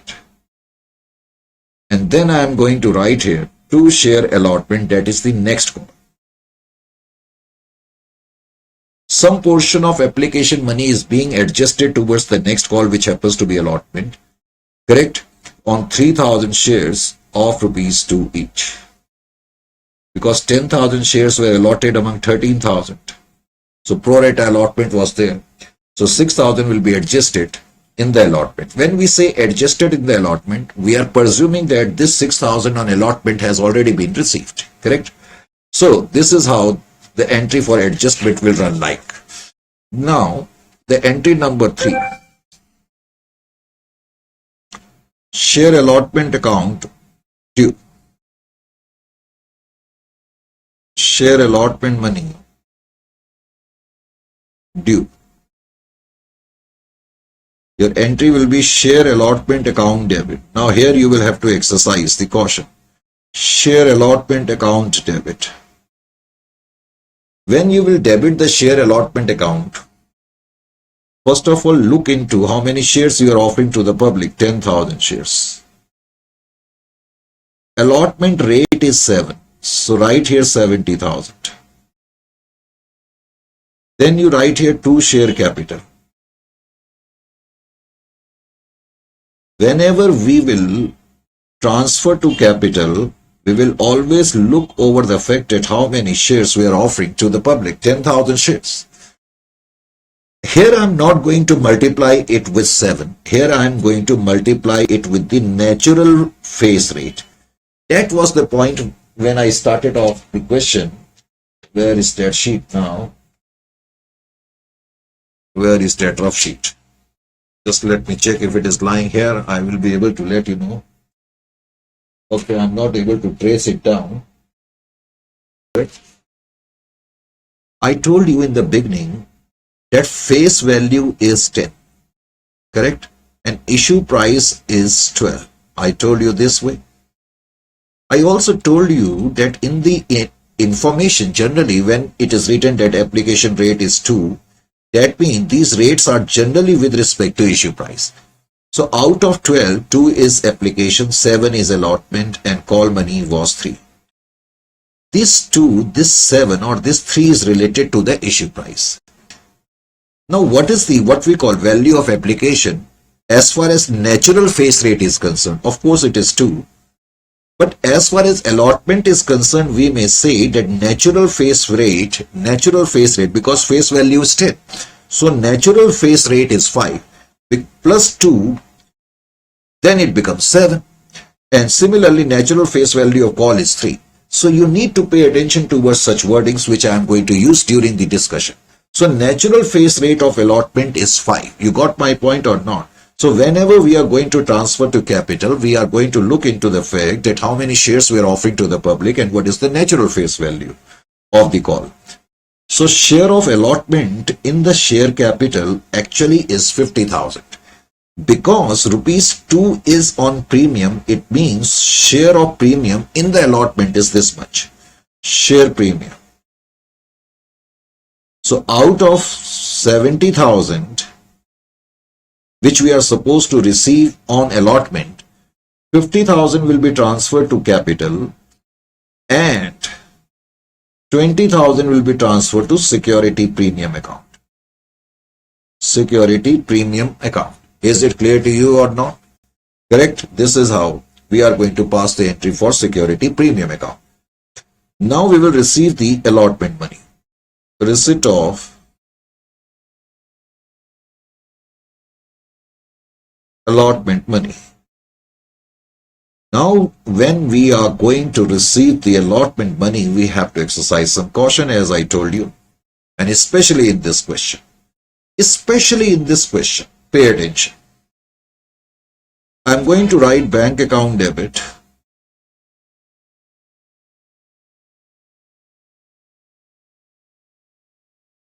Calls in area account debit.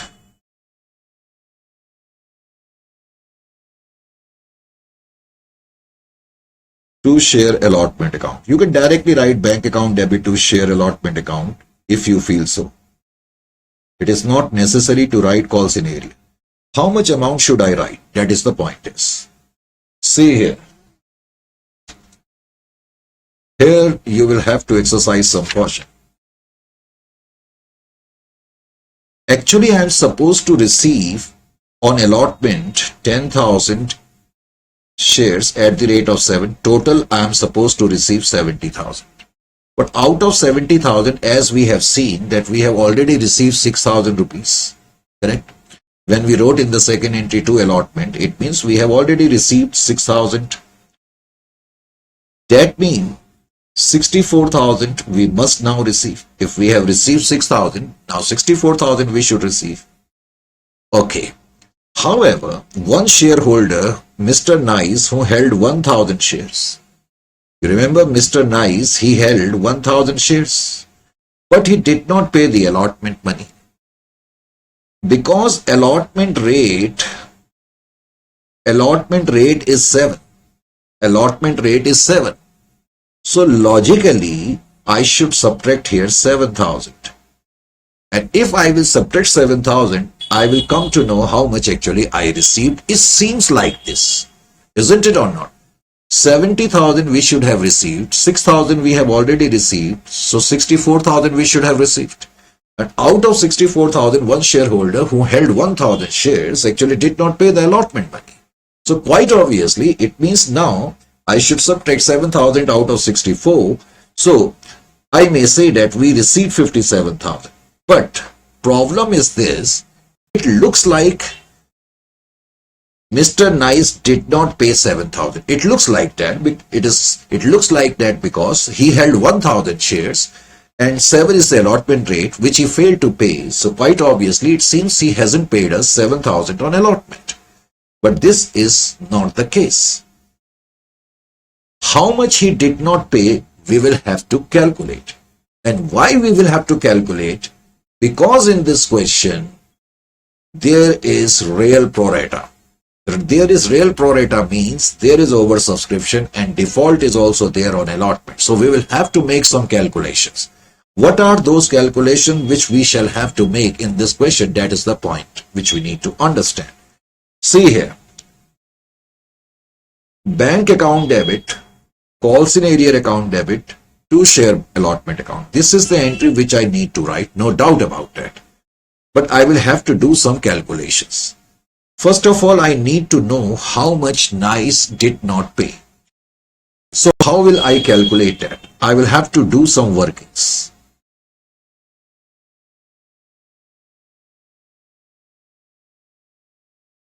In the workings, I will have to compute first of all pro rata rate. What is pro rata rate? Pro rata rate should be computed very carefully. Don't think that you have issued 10,000 share and received 15,000 applications, so your pro rata rate is 10:50. Pro rata rate is actually 10,000 shares you allotted among 13,000 applicants. So your pro rata rate will be 10:30. This is important for you to compute. Pro rata rate is 10:30. It means if a person who applied for 13 share got only 10 share. Or in other words, we may say if a person has been allotted 10 shares, he must have applied for 13 shares. You can also say it that way. 10,000, what does it reflect? It reflects allotted shares. It reflects allotted shares and it reflects applied. So 10,000 shares were allotted to those who applied for 13,000. So our pro rata rate is 10:30. Now under the second step, you need to find out for how many applications NICE must have applied for, because it is already given to us that he has been allotted 1,000 share. So Mr. NICE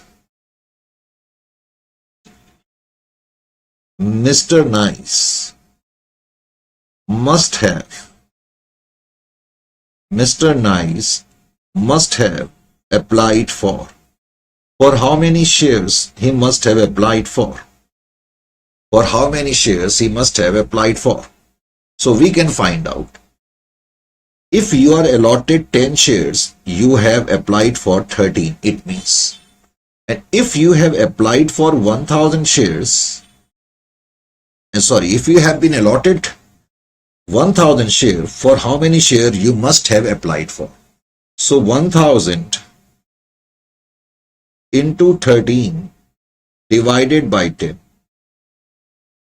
So I will get 1,300 shares. Through this calculation, I have come to know that Mr. NICE must have applied for 1,300 share and he must have got 1,000 share. Now you will compute share application money.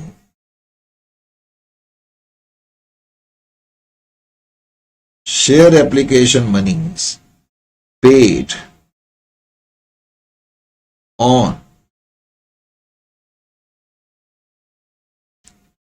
1,300 shares. Share application money paid on 1,300 shares. Because he applied for 1,300 shares, he must have paid 1,300 shares at the rate of 2. So he must have paid 2,600. Quite obviously, if I am applying for 1,300 shares and application rate is 2, I will pay 2,600 as the application money.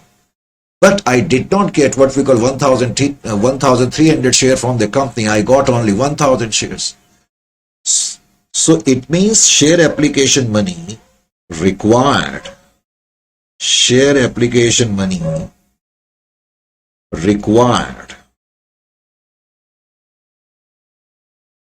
on 1,000 share, because you were allotted 1,000 share. So on 1,000 shares at the rate of 2, you are supposed to pay, or you were supposed to pay 2,000 rupees only, but you paid 2,600. So that means your 600 rupees is already with the company, and the company, remember one thing, because you have been allotted share, company definitely must not have refunded this amount to you, because you are supposed to pay the next call, so company will adjust it in the next call. Now, through these calculations, we came to know that you have paid 600 rupees extra to this particular company, correct? Now, when your turn for allotment will come, company will tell you,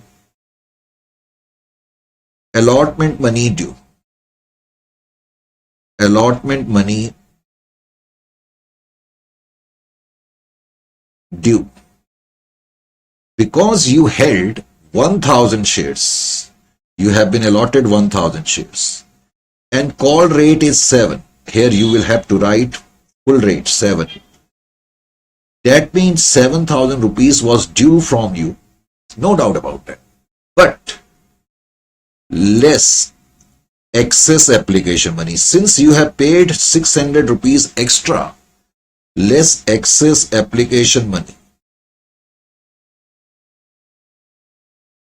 which is 600, it means 6,400 was due from you to the company on allotment and not 7,000. So when I would say that Mr. Nice did not pay allotment money, means he did not pay 6,400, because 6,400 is the amount which was due from him. Is it clear to you or not? So now I am going to write here, say here. Allow me actually just 4-5 minutes. I will take a break and I will continue. I'm not stopping the class because my tea had just come, and let me take a break and then I will continue it further. Correct? Because I'm also tired. Sometime it happens. Now today this mouse is creating problem. You can see.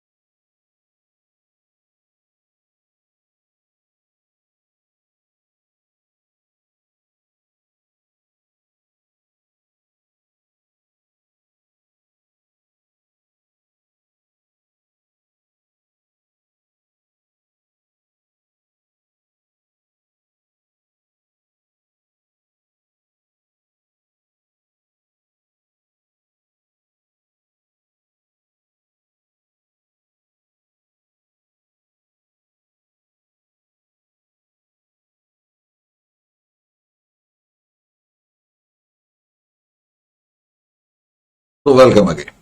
I'm really sorry to make you wait for a while. So we were talking about the pro rata calculation. So I told you that whenever there will be oversubscription and default on allotment, first of all, we need to compute the pro rata rate carefully. And then we will have to find out how many shares the defaulted shareholders must have applied for, which in this case he applied for 1,300 share. So he has paid application money of 2,600, whereas he was supposed to pay on 1,000 share at the rate of 2,000. So 600 is his extra money. And then I told you allotment money due logically, because he's a shareholder having 1,000 shares and he's having 7 and 7 is the rate of the allotment, so he was supposed to pay 7,000, but 600 is the application money which he has already paid at the time of application. So he is supposed to pay 6,400 on allotment, which he did not pay. So this is the amount of allotment we can say due but not received. Due but not received. Due but not received. So once we have computed it, now we can find out how much we must have received on what we call allotment. See here, we were supposed to receive 70,000, correct, on allotment. 6,000 we have received already along with application, and now Mr. Nice did not pay 6,400 to us. He did not pay 6,400 to us. Correct? So all in all, now we are going to receive how much? Where is the calculator? I will need calculator now. That is equal to 70,000 minus 6,000 minus 6,400. That is 57,600. So 57,600 is the net amount which we are supposed to, which we must have received on allotment. 57,600. Correct? And calls in area, because Mr. Nice did not pay allotment money and he did not pay 6,400. So I will write here 6,400. If you want to show calls in area, otherwise you can directly write bank account debit to share allotment account 57,600 and to share allotment, that will be 57,600, that is 600 please, plus 6,400, 64,000.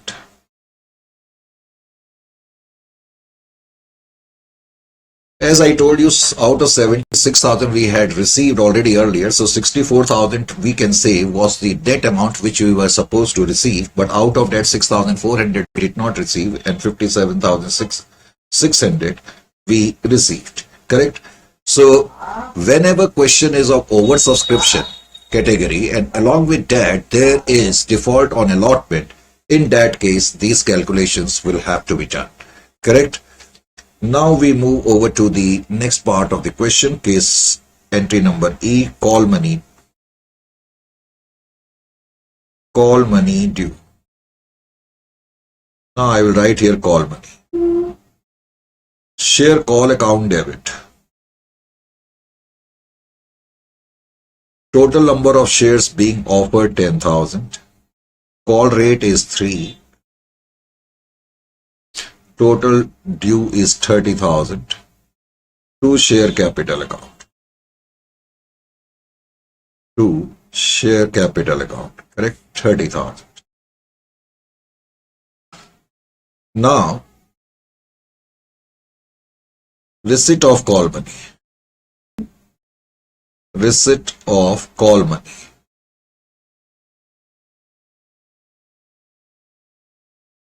Receipt of call money. When you are going to receive the call money, your entry will be like this. Bank account debit. Again calls in area account, CIA, calls in area account.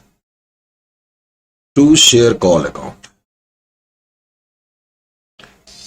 You are supposed to receive 30,000 on call. Out of that, Mr. Nice, again, he did not pay the allotment, he did not pay the call money also. He did not pay the call money and he has 1000 share.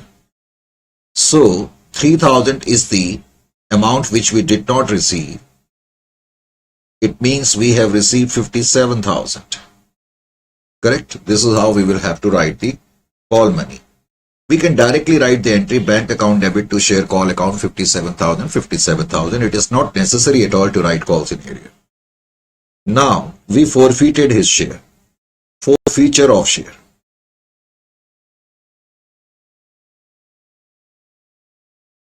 Forfeiture of shares.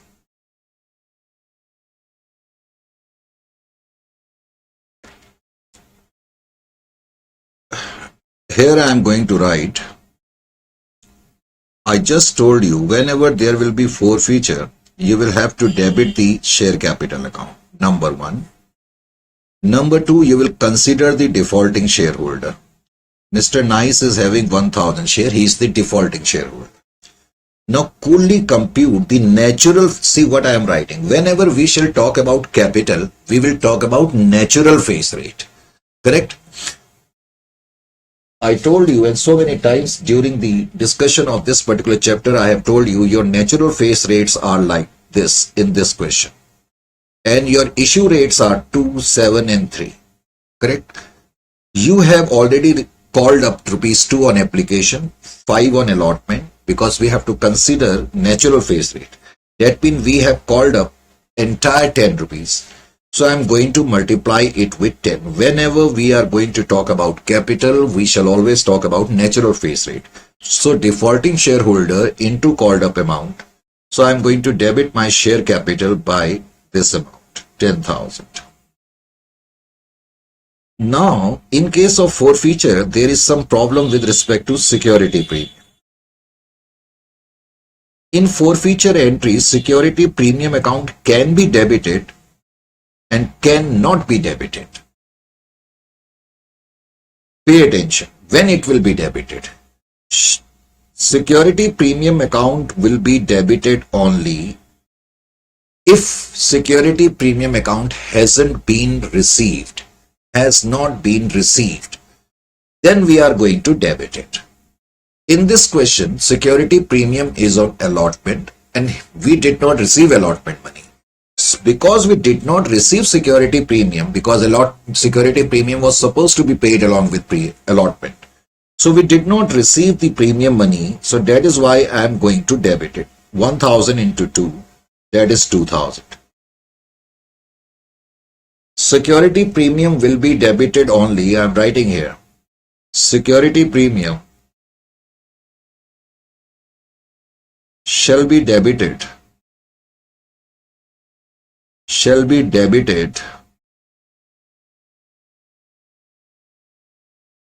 if not received.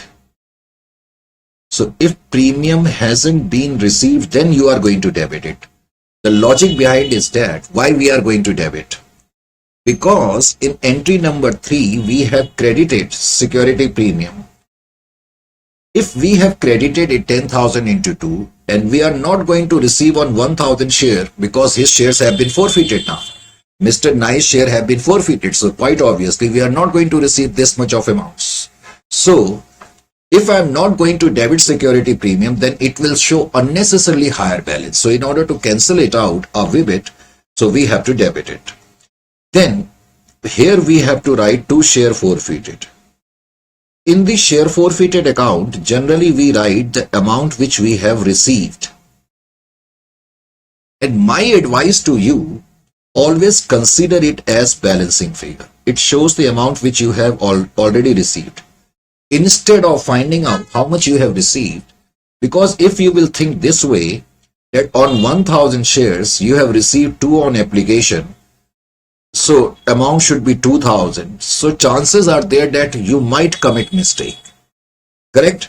Actually, we will see that we have received 2600 because we received ₹2000. We received application money of 2000, but we also received 600 extra because actually the shareholder had applied for 1300 share. He got 1000 shares only and he had paid us actually 2600.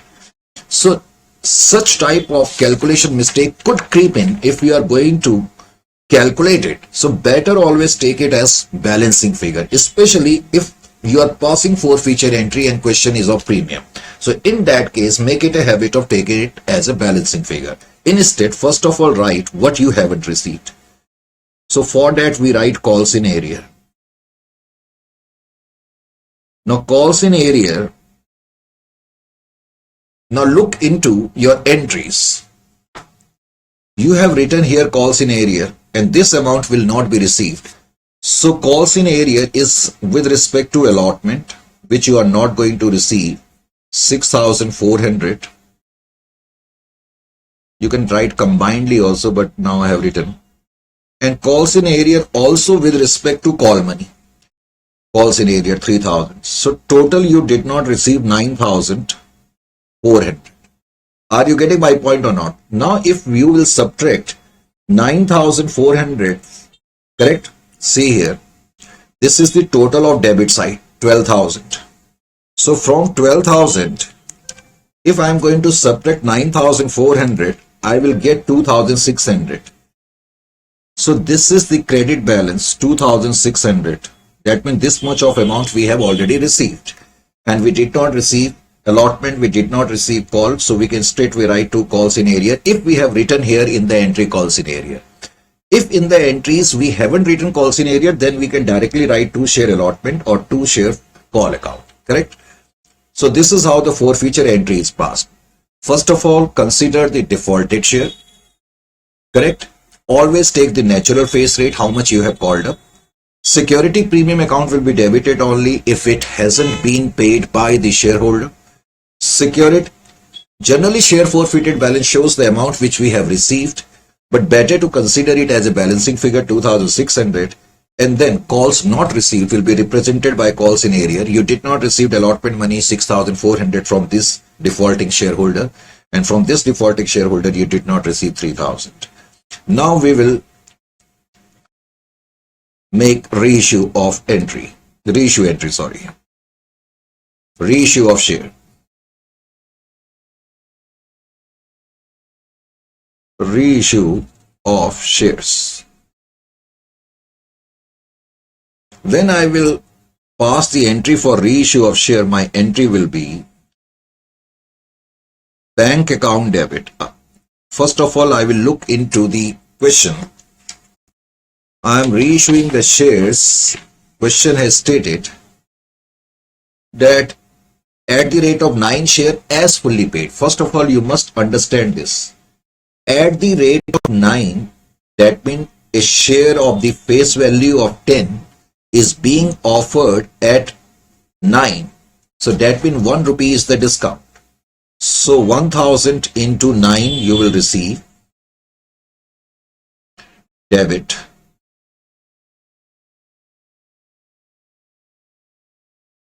Then we will write here share forfeited account,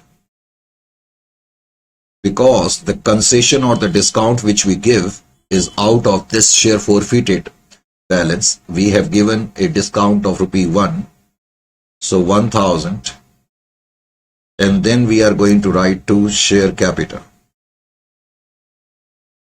Share capital 1,000 into 10, that is 10,000. Correct? Now if I ask you what is my net balance which I need to transfer to capital reserve, entry number I, balance in share forfeited account, balance in share forfeited account transfer to capital reserve. So whatever balance is there in your share forfeited, now you are going to transfer it to capital reserve. Your entry will be share forfeited account debit. Share forfeited account debit. Credit balance is 2,600. Credit balance is 2,600. This is your credit balance. Out of this, you have given a discount of 1,000. Discount will always be given out of this, correct? So now share forfeited got debited by 1000. So the net balance is 1600. So net gain is 1600, we may say, to capital reserve.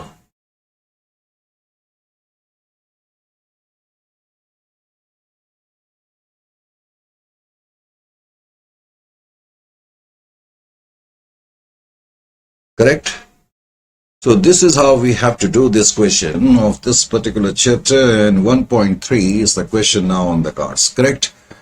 So I also hope that by now most of the things which you have had done earlier have been recapitulated well and truly. Now we move over to this particular question. 1.3, Infosys Limited offered to publics for subscription 10,000 equity shares of 100 each at a premium of 10 per share. Now you make a habit. You need not require to note down the question, because most of the time I always say that you note down the question because questions have been given to you in solved manner, and I'm simply going to just narrate the things. You can simply have a look over here. For example, if I want to solve this question, correct 1.3, all I need to do is to first of all consider the face value. I will note down face value and I will note down the issue price rate. Because the face value given to us is 100 and the premium is 10, that means issue price is 110. Correct? We must make some points so that it becomes easier for us to do the question and not to commit any mistake later on. Correct? Then, now we find that application money is given to us as 20. Application rate is 20. I have written 20 here, also 20, because now allotment we have been given, and allotment states that 40 is the total issue rate, out of which 10 is the premium. So natural face rate of allotment happens to be 30, and call money, first and final call money, is 50 and 50.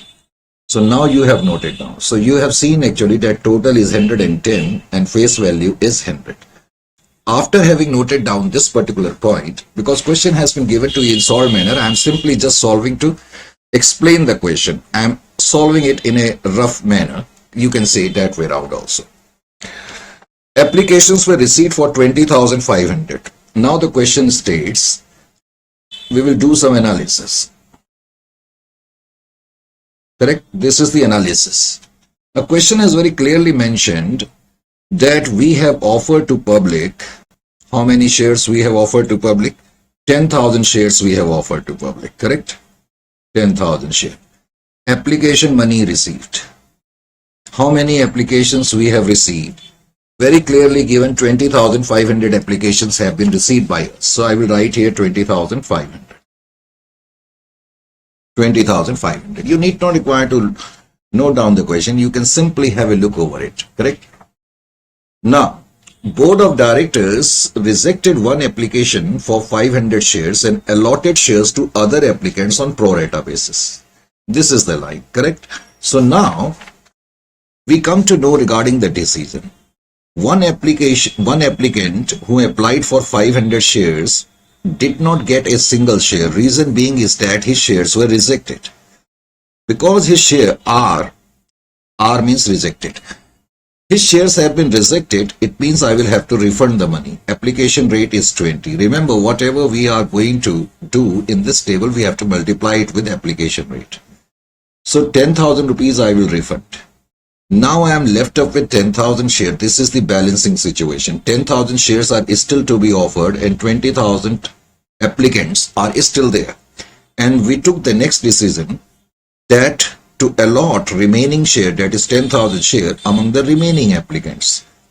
I need not require to tell you that this happens to be pro rata case. So this is pro rata case. Pro rata ratio will be 1:2.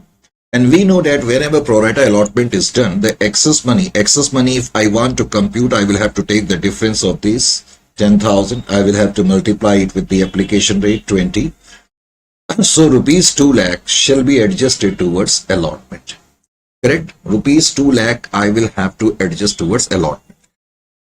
Now what does the question further state? Call was also made. All money was duly received except the call money on 50 shares which were forfeited after the requisite notices have been issued, have been served. And then question states that later on, all these forfeited shares were reissued as fully paid at rupees 90 per share, generalize the above mentioned transactions. So, now you let me know in this case. Question states that full money is received. However, on 50 shares, question states that on 50 shares, we haven't received call money. That means we have received on these 50 shares application money, allotment money, but only call money is not received. Now this question definitely belongs to oversubscription category. However, in this case, we need not require to do the working as we did in the last question because there is no default on allotment. That means this question does not belongs to real pro rata category. Real pro rata situation means when we will have to do the working for entry number 4, receipt of allotment money. And that situation would arise when there will be oversubscription, and besides that, there must be some what we call default on allotment, correct? Now, as I told you, because this question is simple, I am simply solving this question and you can easily manage this question. Question number 1.4.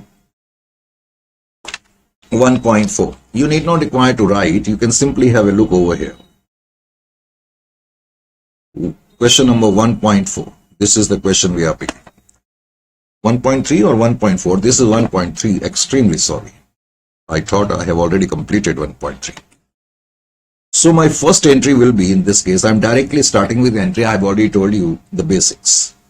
So my first entry will be share application money. Receipt of share application money. When I will receive the share application money, my entry will be bank account debit to share application account. How many applications we have received? We have received 20,500 application. And what is the application rate in this case? Application rate is actually 20. So 4,10,000 I would receive. 4,10,000. Now we will have to adjust the application money. Adjustment of application money. You can simply write this way. Adjustment of application money.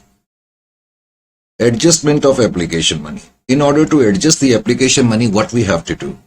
First, let me write share application money. Share application money we have already seen happens to be 4,10,000. After having written the share application money, all you need to do is to now write share capital. Try to find out what is the share of application in the share capital. In order to track that, we have to see how many shares we are offering. We are offering only 10,000 shares. And rate is actually, application rate is 20. So share of application money in the share capital cannot be more than 2 lakhs. So we transferred out of 4,10,000 2 lakh rupees to share capital account. Then I will look into that table which I just made. Correct? I have to refund 10,000 and I have to adjust this 2 lakh towards the next call. So I am going to write here to bank.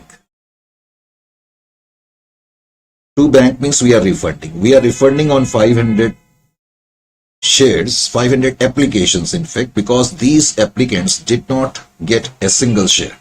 10,000. Then I am going to write here what? I am going to write here to allotment. Allotment means next call, because after application money, next call is allotment. And difference 10,000 into 20, rupees 2 lakhs will be adjusted towards allotment, means it is presumed that allotment money has already been received, because we have already received 4,10,000. So out of 4,10,000, 2 lakh has been transferred to capital. 10,000 has been refunded and 2 lakh has been adjusted towards capital. Now entry number C. In entry number C, I will write share allotment money due. Share allotment money due. Sometime I write monies and sometime I write money. You might be wondering, it is nothing like that. Actually, it has become a tradition now to Now to spell money as M-O-N-E-Y, but logically actually it happens to be monies because we are receiving money not from single what we call shareholder, we are receiving from many shareholders. So logically it should be monies only. Anyway, share allotment money due. We will write here share allotment account debit. We are offering how many shares to public? 10,000 share. And full rate of allotment is 40. When I say full rate, it means the issue rate, including the premium, that is 4 lakh. Now out of 4 lakh, I will transfer towards capital on 10,000 shares at the rate of 30. That is 3 lakhs. Because face rate of allotment is 30. That means share of allotment in share capital is 3 lakh. And share of allotment in security premium is this much. 10,000 into 10. That is 1 lakhs. Clear? Allotment money due. Now I am going to pass the entry number T, receipt of allotment money.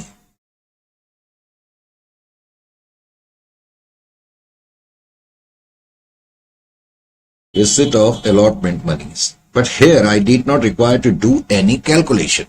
The reason is that there is no default on allotment. So my entry will be bank account debit. We have to receive 4 lakh. But out of 4 lakh, as I told you, we have already received 2 lakhs. This 2 lakh. So net we have to receive 2 lakh and we received that. Out of 4 lakh, we have already received 2 lakh. That means we were supposed to receive 2 lakh. So we have received 2 lakh. There is no default on allotment. And 2 share allotment. 2 lakhs. Correct? Now we will go for the call entry. Call money due. Call monies due. Share call account debit, first and final call account debit. Total number of shares offered 10,000. Rate is 50. Debit 5 lakh. To share capital account. To share capital account. You need not require to mention time and again. You can directly write 5 lakh. So 5 lakh is the total money due. Correct? Now, entry number F. Receipt of call money. Now you are going to receive the call money. Now you let me know what will be the entry. I was supposed to receive 5 lakhs, that is 10,000 into 50. However, one shareholder, as I told you earlier, who held 50 shares, did not pay the call money. Correct? So that means on 50 shares at the rate of 50, 2,500 we did not receive. So 4,97,500 we received, it means. You can write direct entry bank account debit to share call account 4,97,500. There is no harm in it. If you want to show call scenario, then you need to write here. Otherwise, it is not necessary. And let me tell you, most of the authors don't feel, and most of us actually don't write it. But still, if you want to write, you can write it call scenario. On 50 shares at the rate of 50, you did not receive 2,500. To share call account 5 lakh. Actually, there are 2 entries here. One is bank account debit to share call account 4,97,500 and next one is call scenario account debit to share call account. Now, that fellow who did not pay call money was given lots of notice it, but in spite of that he didn't bother to pay, so we forfeited his shares. So forfeiture. Intentionally I am using the red pen here. Forfeiture. of 50 shares as per board of directors resolution. It means board of director will have to pass a resolution to forfeit the share. Now, by now, you are familiar with the fact that whenever shares are forfeited, share capital account is debited. Keep in your mind the number of defaulting share, 50. Then look into that rough notes and look towards the natural face rate, because we are talking about capital. Whenever we are talking about the capital, we will have to consider the natural face rate. We have called application money, we have called allotment, and we have called call money also. So entire 100 rupees have been called. So defaulted shares into called up money, and here you will write 5,000. This time I'm writing security premium, but this time I need not require to write security premium in the forfeiture entry. I will write 0 because security premium will have to be debited in the forfeiture entry only and only when security premium is still pending or is not received. But here we have received the security premium. Security premium has been received. So that is why we are not what we call debiting security premium. You need not require to show in the examination this way, just to remind the point. So this time security premium will not be debited. Security premium has been received. So there is no need to debit it. So that is why I need not require to debit anything here. Correct? Then I will write here 2 share forfeited. I have already told you share forfeited signifies the amount which you have already received. But I advised you to always consider it as balancing figure. Correct? Then write the calls in arrear. Now calls in arrear will be credited because this amount will never ever be received in future because the shares have been now forfeited. So this 2,500 which this shareholder did not pay will never pay in future. So 5,000 minus 2,500, balancing figure is 2,500. That means this much of amount we have received from this fellow.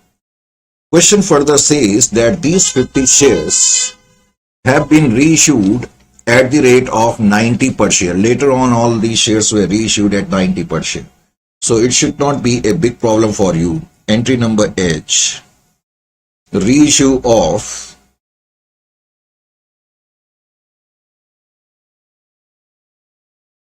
50 shares. Now 50 shares have been reissued.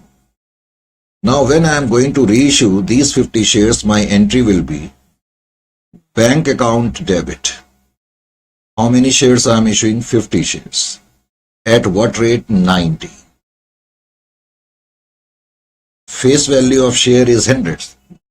So I am giving a discount of 10 rupee per share. So 500 into 90 will be equal to 4,500.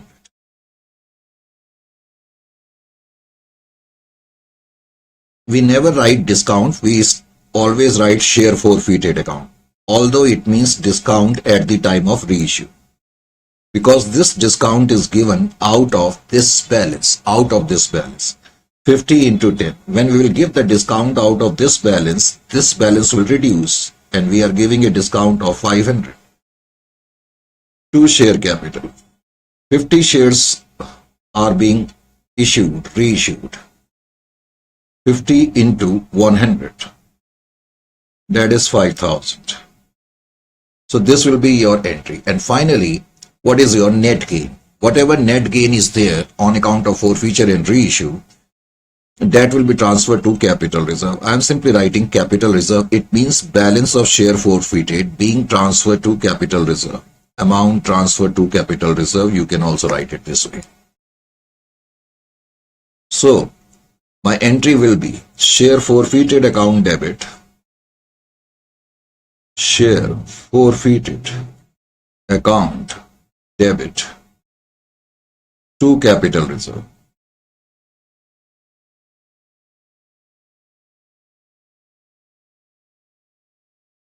There is credit balance of 2,500. in share forfeited account. Correct? And there is debit balance of 500. So balance which is still there is 2,500. Now this balance is being transferred to capital reserve. So this is your net gain, 2,500 on account of forfeiture and reissue. This is how we have to do this question. This was your question number 2, question number 1.3. So after having done question number 1.3, so these are some basic questions which we have done so far. Now I will keep these sheets here. Lots of sheets are there. Sometimes it becomes difficult to keep track of. Now we'll move over to section 2. So this is section 2. It doesn't mean that we are going to take some extraordinary question, but these questions are a little bit more lengthier and with a little bit of more trickiness, you can say. So section 2 now we are moving over to. So I will use the next sheet. I'll keep both these sheets here. Section 2 now we are picking up.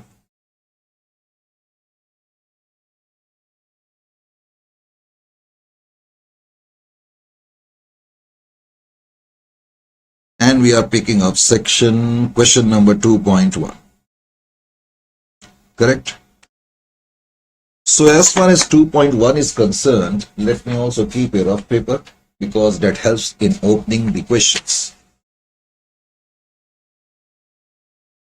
See here, Fortune Limited issued for public. Are you able to see the question? Still not there. No, I think you are able to. Fortune Limited issued for public subscription 50,000 shares of ₹10 each at a premium of ₹2 per share. What is the face value of the share? So 10. Sure. What is the premium amount? Premium amount is 2. What will be the issue price? Issue price 12. Now, question states that application money is 2. Simply write 2 here and 2 here. Then question says allotment money 5. Now where will you write allotment?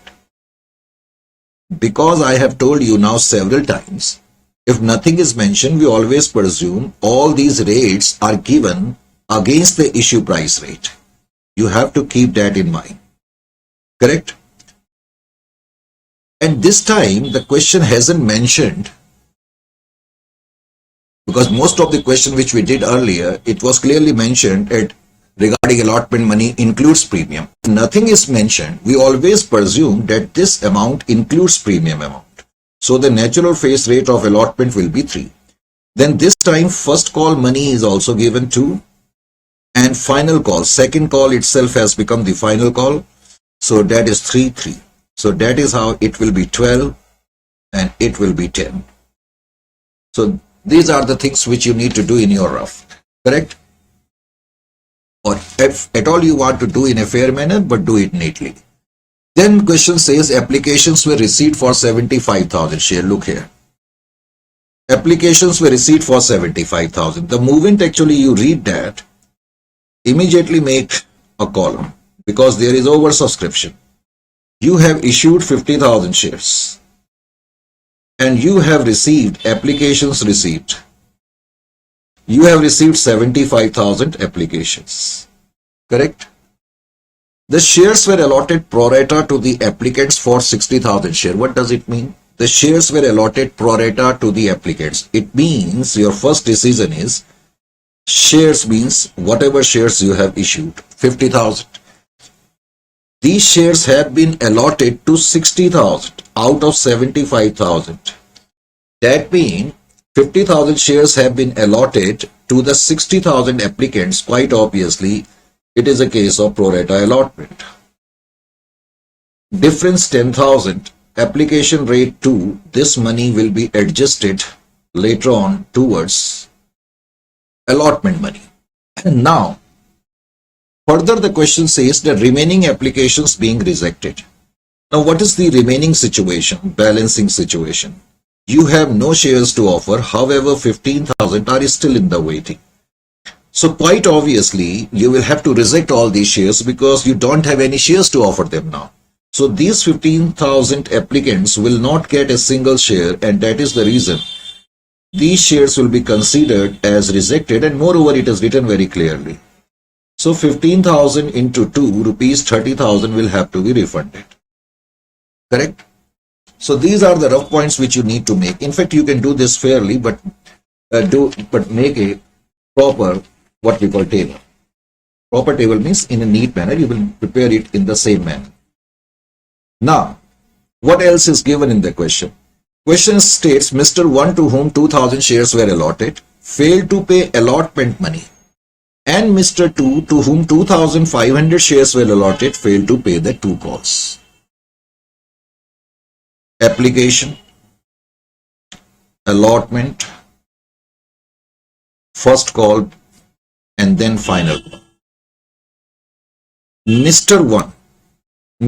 1, who was having 2,000 shares, paid the application, but he did not pay the allotment. So quite obviously it means he did not pay the first call and he did not pay the final call.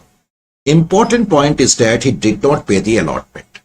Because this question is of oversubscription and there is default on allotment, so that means we will have to do the calculation this time when we will pass the entry bank account debit to share allotment account.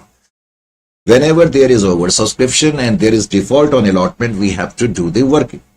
Besides that, there is another person, Mr. 2, who paid the application, who paid the allotment, but did not pay the first call money and did not pay the final call money. There is no problem as far as Mr. 2 is concerned because he has paid the allotment money. Correct? But Mr. 1 hasn't paid the allotment money. That is why this question will create a bit of problem for us.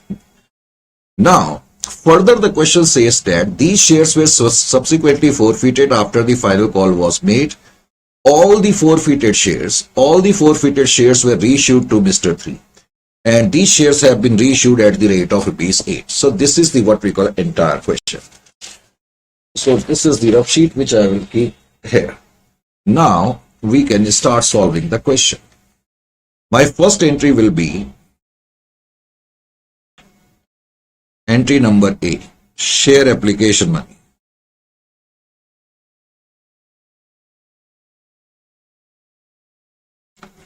Entry will be bank account debit. How many applications we are receiving? 75,000. What is the application rate, sir? 2. What will be the amount? 1,50,000. 2 share application account. 1,50,000. This is how you are going to pass the entry. Adjustment of application money. Now application money will have to be adjusted.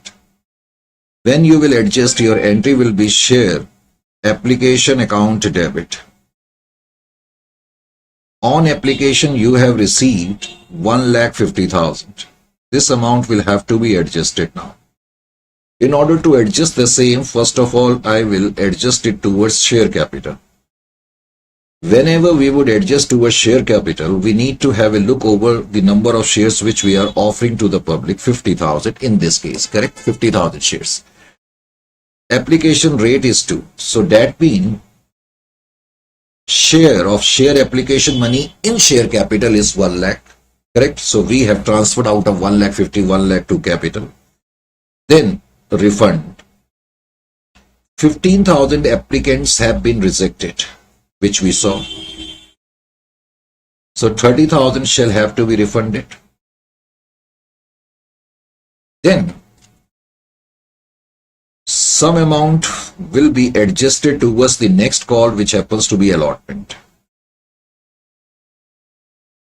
50,000 shares were allotted among the 60,000 applicants, pro rata allotment. Difference is 10,000. Application rate is 2. So 20,000 shall be taken towards share allotment, correct? Now I will pass the entry for allotment money.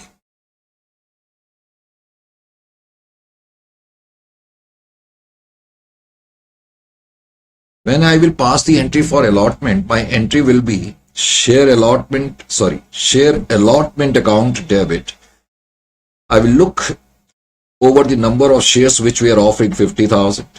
I will take into account the full rate 5 because we are talking about allotment. Whenever we are talking about the call, we will always take the issue rate 2,50,000.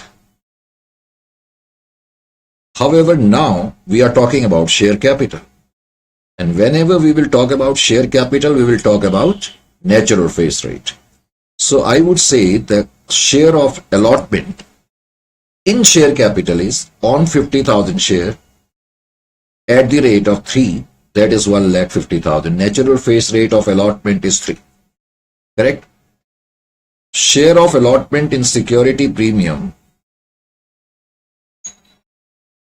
It has been now clearly stated by the amended Companies Act of 2013 that security premium should not be written as security premium reserve, because in between we all have started writing security premium reserve account, and even many books were presenting security premium reserve. But now Companies Act has made it absolutely clear that security premium should be mentioned as security premium.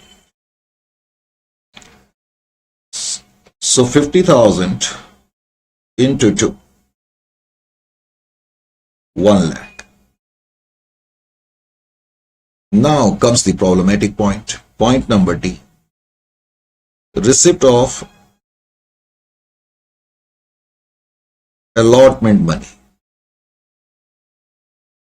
This calculation needs bit of attention. First you write the entry.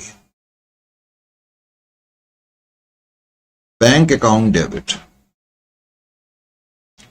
Of course, there is default, so you will have to write calls in area in case if you want to write. Calls in area if you want to write. Otherwise, there is no need. I have been saying so time and again. Then you will write to share allotment. Now you let me know how much you were supposed to receive on allotment. Actually, this is the total amount due, but out of this you have already received 20,000. You have already received 20,000. That means you are supposed to receive 2,30,000. Correct? So we were supposed to receive net 2,30,000. That is 250 minus 20. But Mr. 1 has committed a default. But what amount Mr. 1 did not pay on allotment, we need to find that out. In order to find that out, we need to do some working. So here, first of all, I will write workings.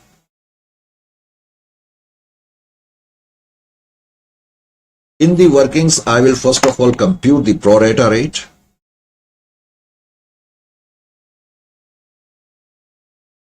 What will be pro rata rate? Time and again, I am telling many students commit this mistake. They simply take into account the ratio of shares issued and applications received. Don't commit this mistake. Look into where your pro rata case is there. The pro rata case was here when 50,000 shares were allotted among 60,000 shares. So your pro rata rate will be 5:6 and not 50,000:75,000. Correct? So pro rata rate is 50,000 shares were allotted among 60,000 applicants.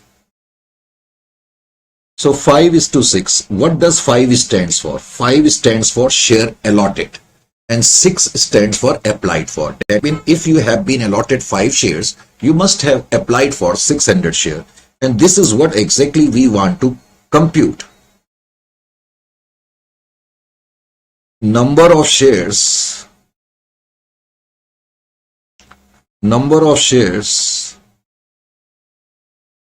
for which Mr. 1 must have applied for. So we want to know that. So number of share for which Mr. 1 must have applied for. So it is very easy to compute. If 5 shares are allotted, you have applied for 6 shares. And Mr. 1 is having how many shares? I will have to look into the rough sheets. So Mr. 1 was allotted 2,000 shares. So I want to know for how many shares he applied for. So that is 2000 into 6 divided by 5. So it will be 400 into 6. So 2400.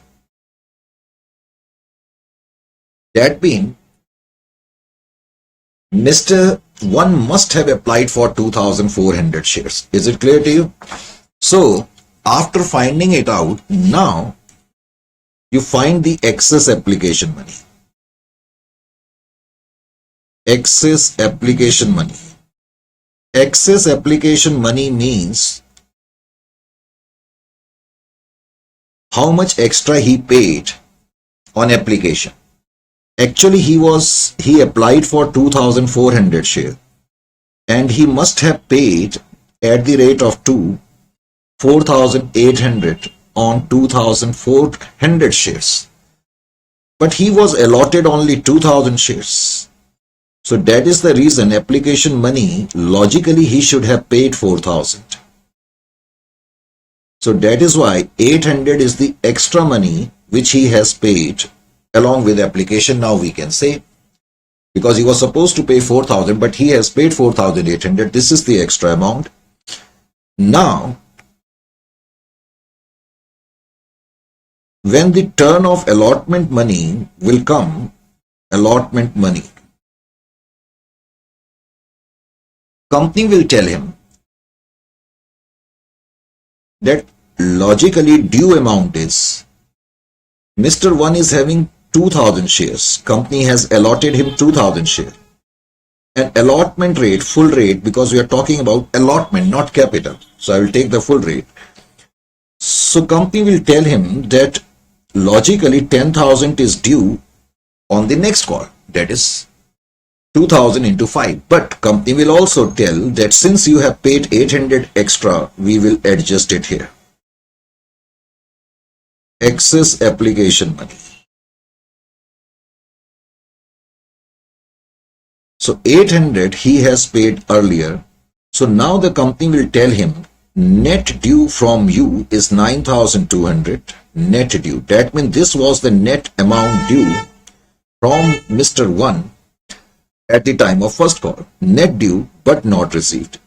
However, Mr. One did not pay the first call. Did not pay the allotment. Net due but not received. So that is the reason we have to do some calculations whenever there is oversubscription and default on allotment. So it looks that Mr. One was supposed to pay 10,000 and he did not pay 10,000, but the fact is that net amount due from him was 9,200. So, and he did not pay the allotment money. It means he did not pay 9,200. So now we are in a position to come to find out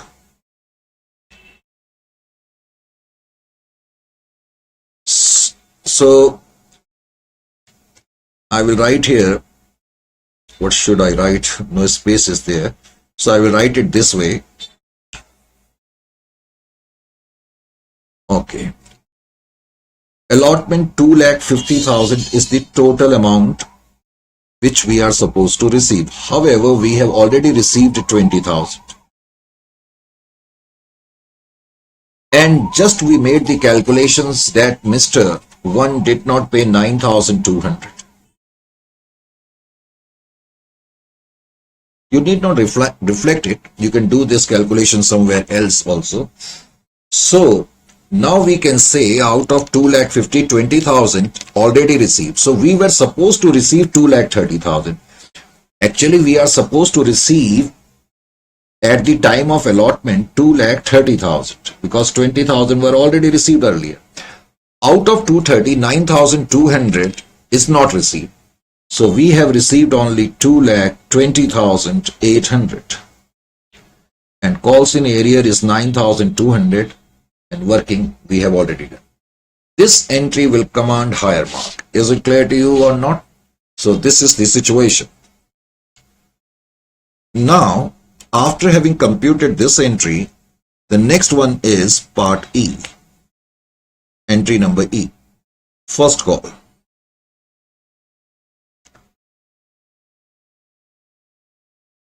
Regarding first call, first of all, I will make the due entry. The due entry will be share first call account debit. Total number of shares which we have offered 50,000, and call rate was, where I will use the rough sheet again. Call rate, first call rate is 2 actually. So total amount due is 1 lakh. Share first call account debit to share capital 1 lakh. Correct? Now we will pass the entry for receipt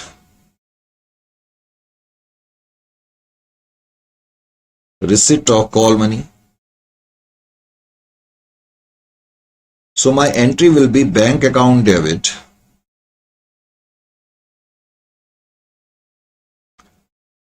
I am supposed to receive 1 lakh. However, look into the rough work which I did earlier. First call is not paid by Mr. 1 on 2000 share and by Mr. 2 also. So that means first call money is not received on 4500 share. 2000 plus 2500. Mr. 2 is having 2500 share if I am not wrong. Let me have a look just to the question number 1.4 now. Where the question number 1.4 is? Yes, 2500 share. So 2500. So 2000 plus 2500 makes it 4500. That means we did not receive first call money on 4500 share, and even the final call money is not received on 4500 shares. Correct? So I will directly write here 4500 into 2. So 9,000 we did not receive. It means we have received 91,000. Then I will write here calls in area. Calls in area will be 9,000, obviously 4,500 shares into 2. Correct? And then I am going to write here 2 share capital. 2 share call account, sorry, extremely sorry, 1 lakh. This is how the call entries will be made. Then, after the first call in this question, there is final call also. Final call. Final call due. I'll pass the entry.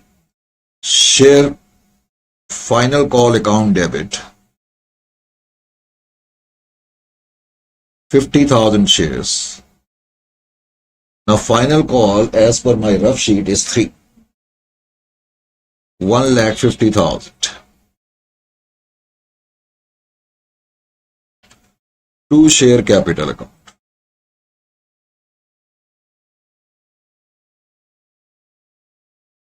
1,50,000. This is the due entry. Now we'll pass the entry for receipt.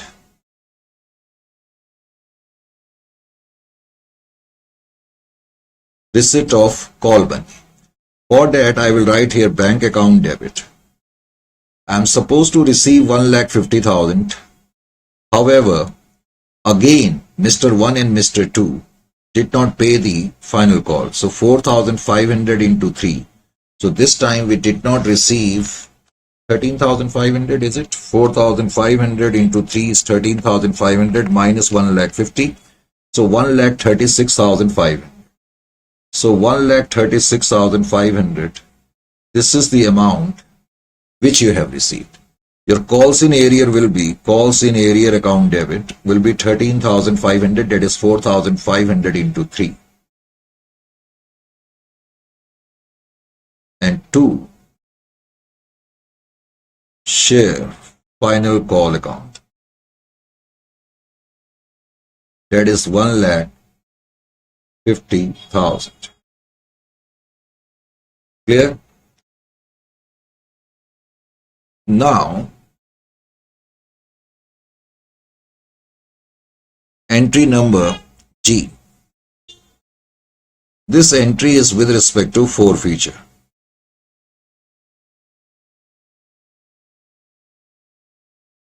forfeiture of, see here how I am presenting this entry.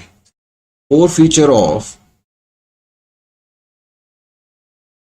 this is entry number G.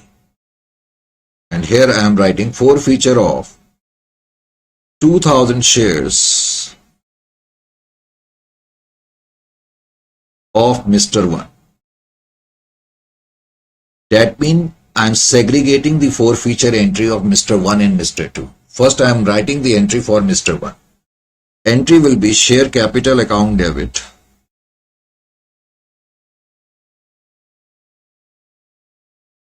Share capital account debit. Defaulting shares 2000. And we have called the entire amount. So 20,000. Now the big question is, should I debit security premium or not? I should, because security premium hasn't been paid on 2000 shares, because these 2000 shares held by Mr. 1 failed to pay allotment money. So that is the reason security premium is not received. So 2000 into premium rate 2, 4000.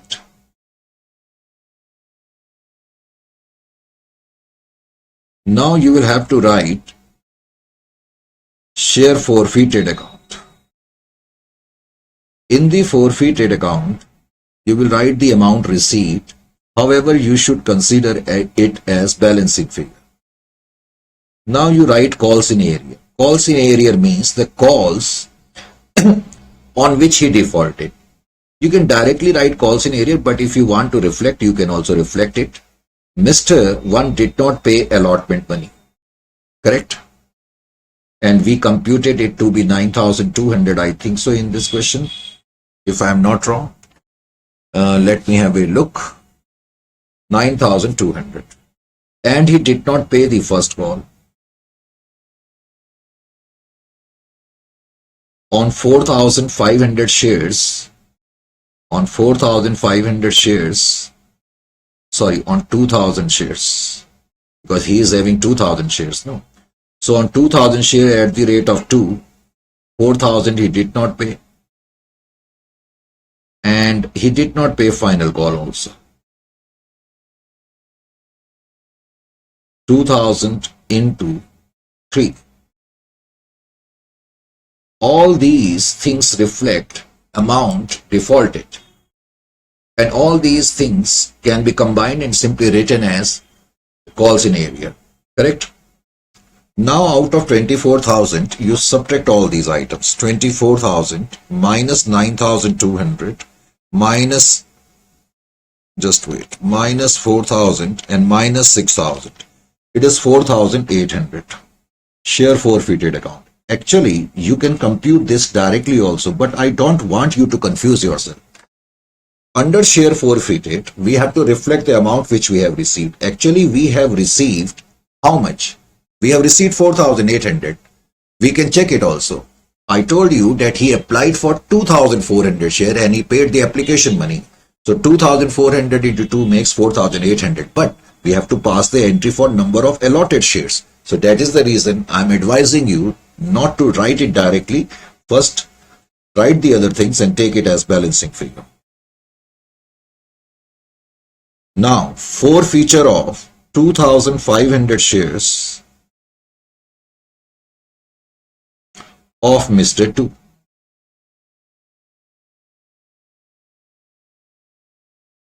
Of Mr. 2, correct? Now, Mr. 2 was having 2,500 shares. In case of Mr. 2, I will write here share capital account debit. Correct? He is having 2,500 shares. Entire face value has been called up. I will write here 25,000.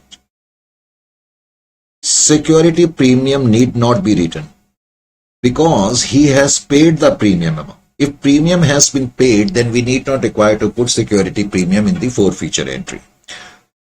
Then I will write here to share forfeited. To share forfeited, which I will consider as balancing figure. I will write here calls in area. Calls in area means the calls which he did not pay. He did not pay the first call. He is having 2,500 shares. First call rate was 2, so he did not pay 5,000 on first call. And similarly, final call, he did not pay again 2,500 into 3, 7,500. So if I am going to subtract from 25, 12,500, I will get share forfeited account 12,500, which shows the amount received from this fellow. Now we will pass the entries. Entry number H for reissue. It is clearly mentioned that these shares have been reissued at the rate of 90, I think so. Let me again check so that there is no problem where we have at the rate of 8 or where I have written it. Yes, this is the question. So all the forfeited shares were reissued to Mr. 3 for rupees 8 per share, right? For rupees 8 per share. So even in case of reissue, I will segregate the entries, correct?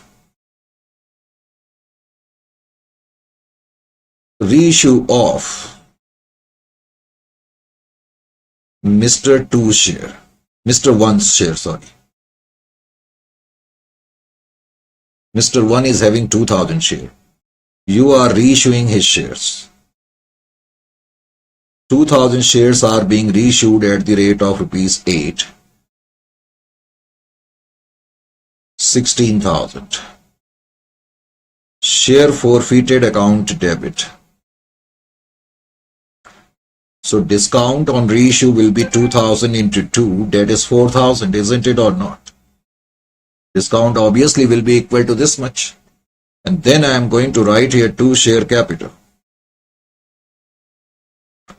That will be 2,000 into 10. That comes to 20,000. Where? Then I am going to write here reissue of Mr. 2's shares. Mr. 2 is having 2,500 share. Bank account debit. 2,000 into, correct, 2,000 into 8, 2,500 into 8, sorry. That will be equal to how much? 20,000? 2,500 into 8, 20,000. That comes to 20,000. Clear? Then I am going to write here share forfeited. 2,500 into 2. That will be equal to 5,000. And then I am going to write here 2 share capital. 2,500 into 10, 25,000.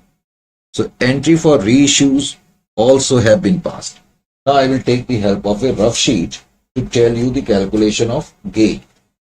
Correct? So basically I am interested in finding out balance in share forfeited accounts so that later on I can pass the entry share forfeited account debit to capital reserve.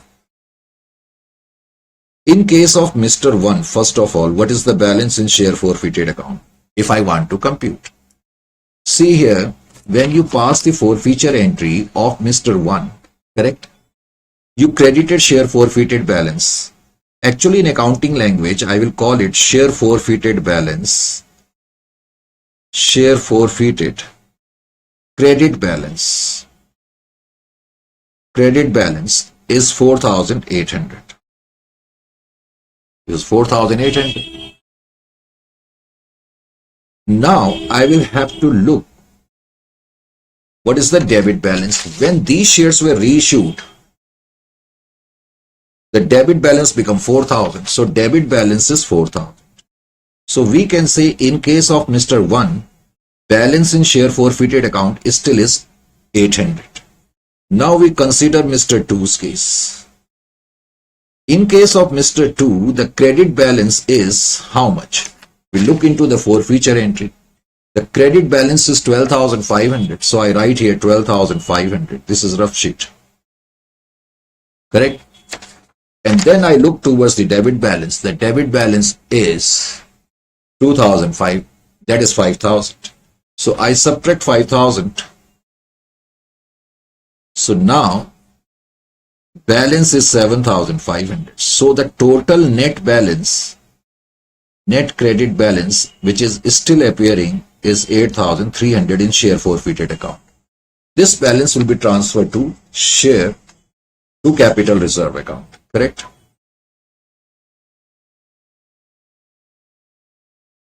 Here I am writing sheet number for my own references, so that later on when I will write books for different publications, it becomes easier for me to refer to the pages. Otherwise, some of you may think, sir, what you are doing. So now the next entry will be transfer of share forfeited balance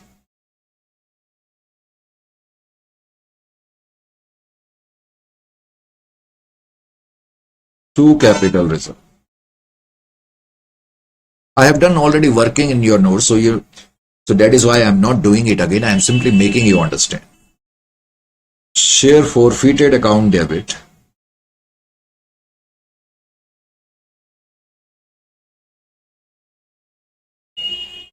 to, because we are closing now share forfeited account, the net credit balance will be debited 8,300 to close it, and it will be transferred to capital reserve. When we will transfer it to capital reserve, this balance will get closed. So this is how we shall have to move about, correct, in this particular chapter. Interesting question, I hope so, you two would agree. After having completed question number 2.1, now we can have a look at question number 2.2. Sing and Song Limited, very good name, invited applications for 20,000 of its equity shares of 10 each at a premium of rupees 2 per share. At a premium of rupees 2 per share, you must also understand that nowadays, as per section 53 of Companies Act, no company can issue the shares at a discount. Correct?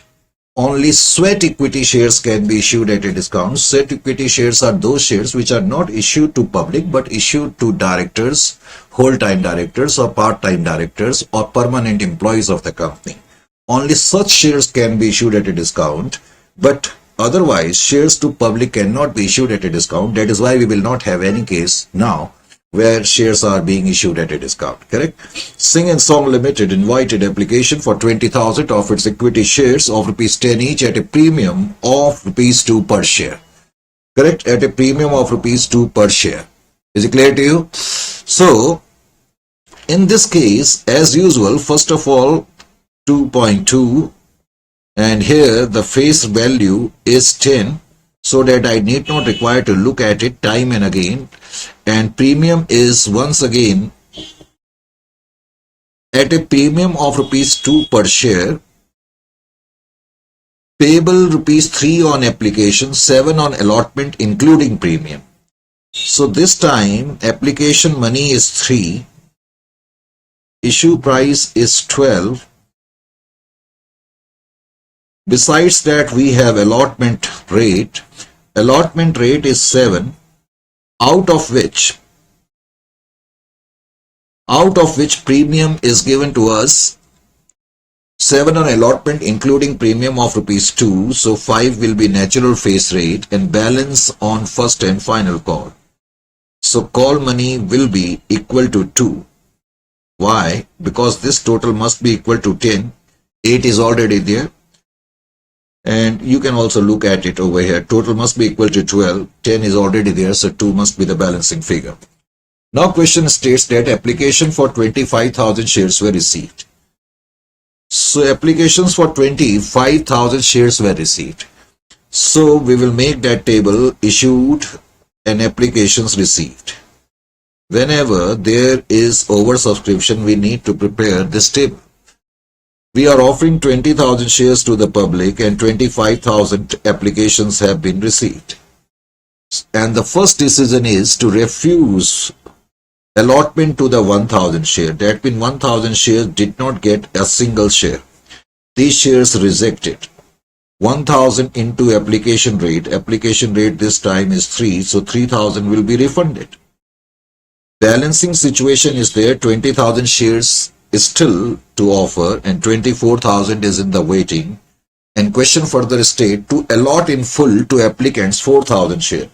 Second decision is that we decided that we will allot 4,000 shares to the 4,000 applicants. This is not going to pose any problem and no need to do any sort of what we call workings here.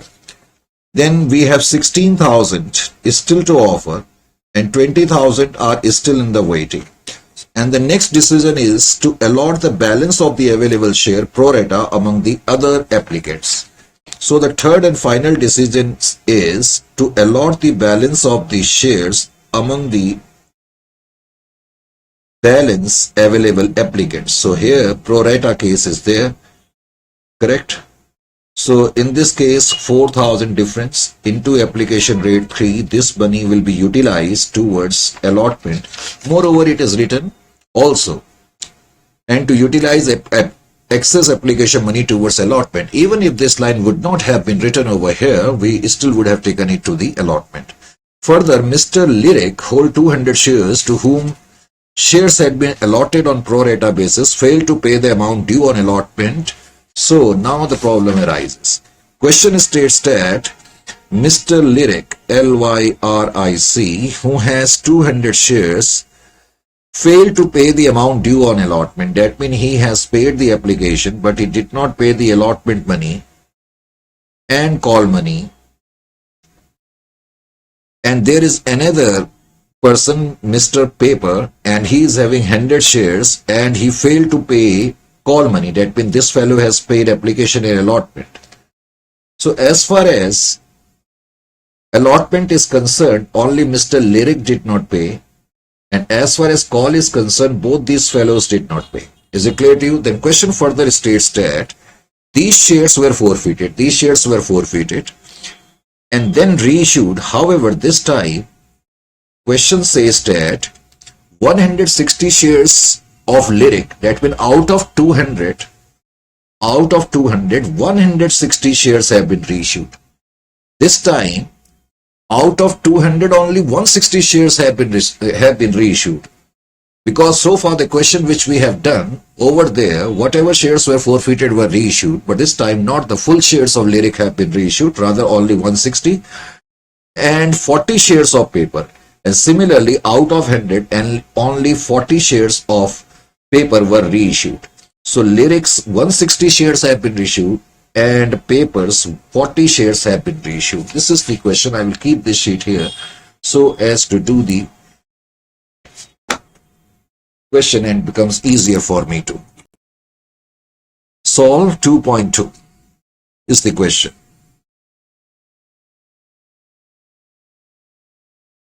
First of all, my entry will be as usual,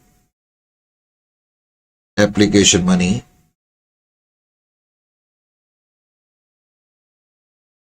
bank account debit. How many shares you are, how many applications in fact you are receiving? 25,000. Application rate is 3. 75,000. 2 share application account. 75,000. Correct? Now, after the receipt of application money, next will be adjustment of application money. We have to adjust the application money towards capital, refund and capital. Share application account debit. Total 75,000. Correct? Out of 75,000, how much I should transfer towards capital? To share capital account. Whenever we transfer to capital, we always look at the total number of shares. 20,000 shares we offered. And rate is 3. So 60,000 will be transferred to capital. And as per the working which we did in the first decision, it was written that 1,000 shares were refused and their money will be refunded. So 1000 shares into 3. 3000. And then pro rata allotment was done. So 2 share allotment. 4000 was the difference into 3, 12,000. Now, after adjustment of application money, the next step is allotment money due.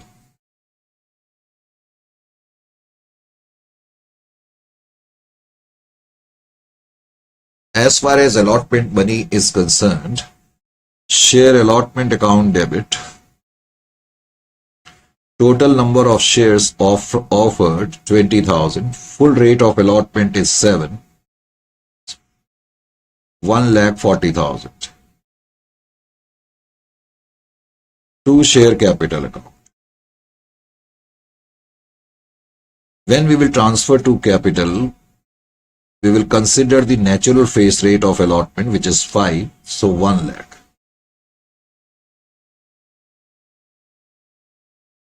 To security premium account. Share of allotment in the premium is on 20,000 shares at the rate of 2, 40,000. Correct? Entry number D. Bank, that is receipt of allotment money.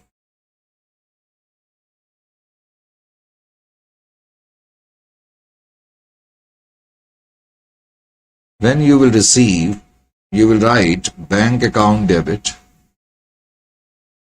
calls in arrear account debit, to share allotment account. Logically, you were supposed to receive 1,40,000. You were supposed to receive 1,40,000. But out of 1,40,000, you have already received 12,000. You have already received 12,000.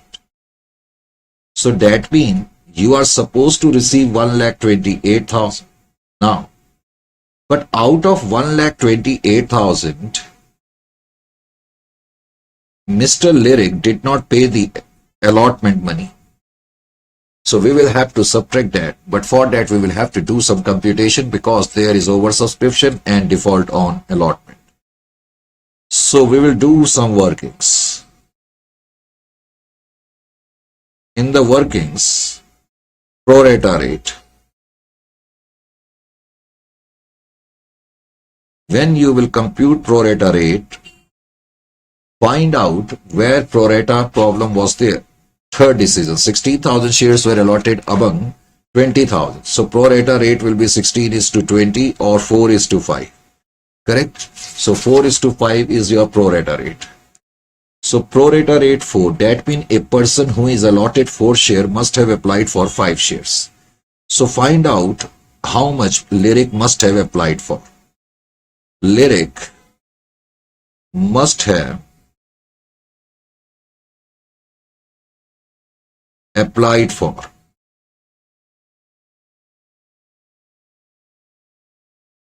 So, if you are allotted 4 shares, you are applying for 5. If you are allotted, he is allotted 200 shares. So, how much he must have applied for? 200 into 5 divided by 4. That is equal to 50 into 5, 250. He must have applied for 250 shares. Correct? We have now computed this. Because he has applied for 250 shares, now I will find out in the next step excess application money. Excess application money. In order to compute excess application money, we have to see that he has applied for 250 shares and application rate is 3, so he must have paid 750. This is the amount we received from him. Since he is allotted only 200 share, he should have paid on 200 share at the rate of 3,600. So it means 150 is the extra amount which we received from that fellow. Correct? It also means on allotment, logically the due amount seems, because he is allotted 200 share and rate of allotment is 7.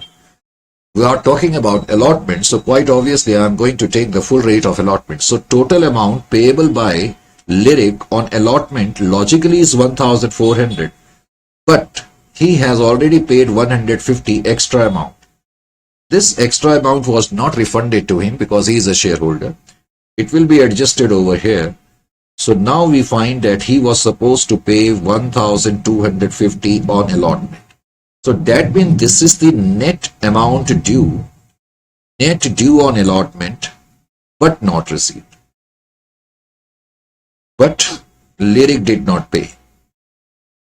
So now we can say here that out of 1,40,000, 12,000 already received, so we are supposed to receive 128, but out of 128, Lyric did not pay 1,250.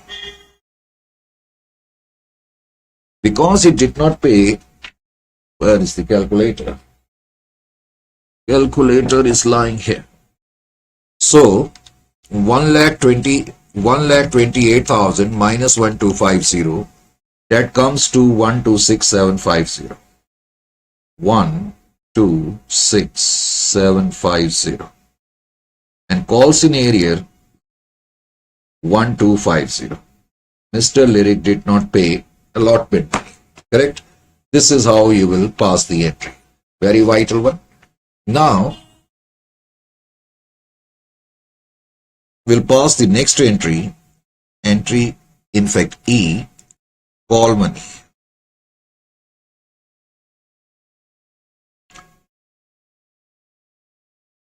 Share capital account debit, in fact share call account debit,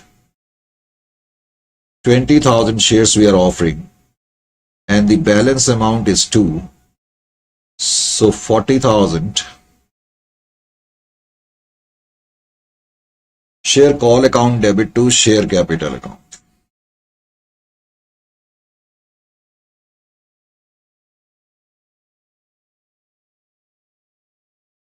Correct? And now we will receive the amount, receipt of call money. When you are going to receive the call money, your entry will be bank account debit. You are supposed to receive 40,000 to share call account. You are supposed to receive 40,000, but as I told you, call money was not paid by Lyric, who is having 200 share, and also by Paper, who is having 100 shares. So 40,000 rupees you are supposed to receive, but on 300 shares, at the rate of 600 rupees we did not receive, 39,400. Calls in area will be 600. This calls in area is, Lyric is having 200 share. So 200 into 2 plus Paper is having 100 share, 100 into 2. So total amount will be 600.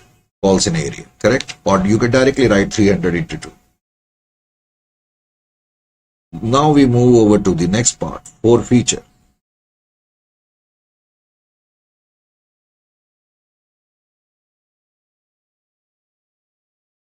Under it, first I write forfeiture of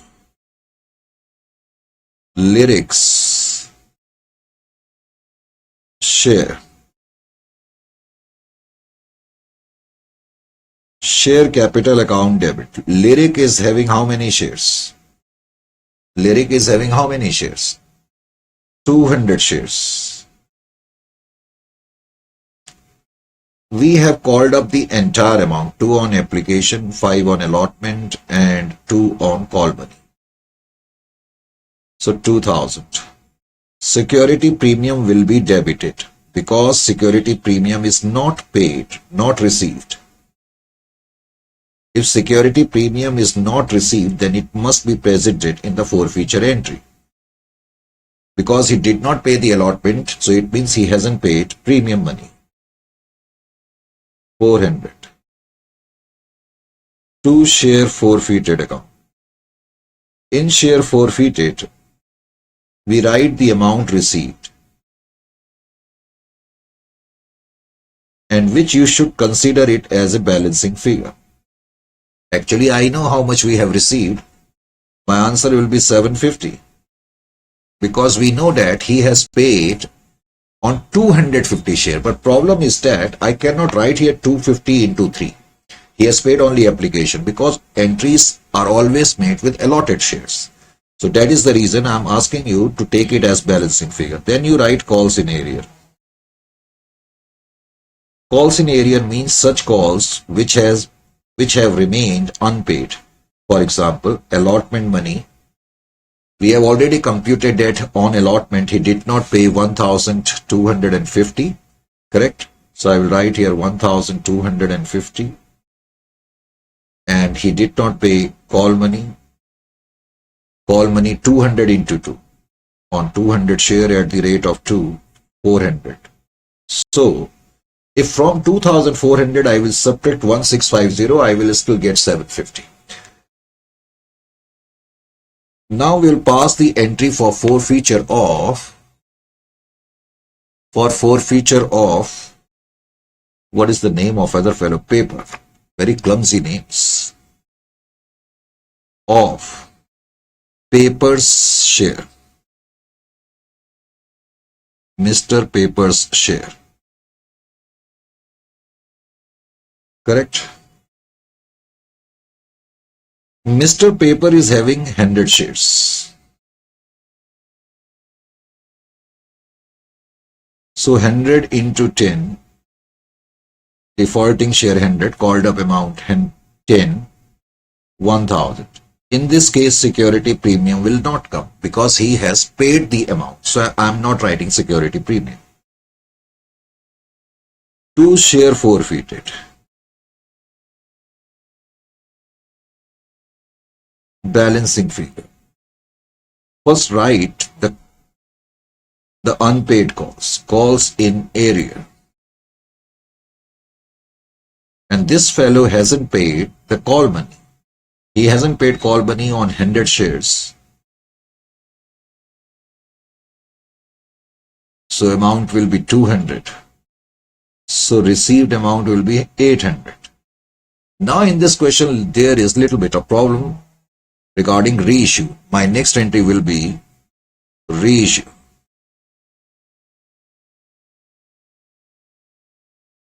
Reissue of.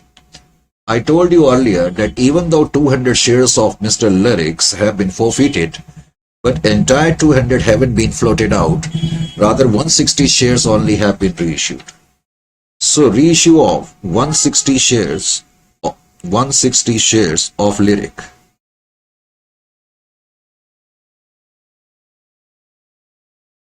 Correct? So my entry will be bank account debit 160 shares. These shares have been reissued. I have forgotten at what rate. Where is the question sheet? These shares have been reissued at the rate of 9 per share. It is written at the rate of 9 per share. Correct? So 160 into 9. So 160 into 9 will be equal to 1440. 1440. The discount which we are offering will be written as share forfeited account 160 into 1, because share of 10 is being reissued at the rate of 9. So 160. 2 share capital account.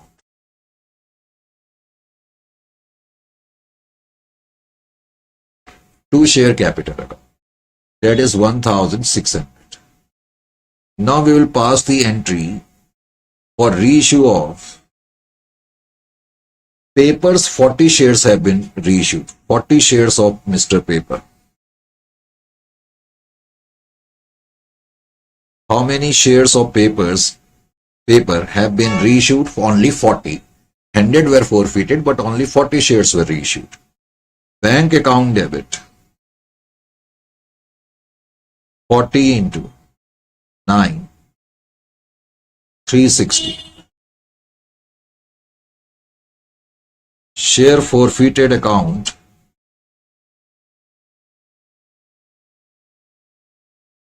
debit 40 into 1, 40. Correct?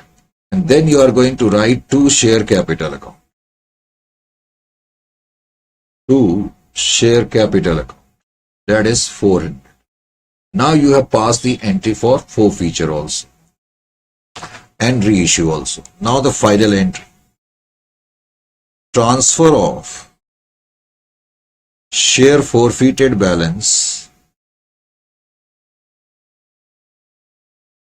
to capital reserve. To capital reserve. Now we are going to transfer the balance to capital reserve. In order to transfer, my entry will be share forfeited account debit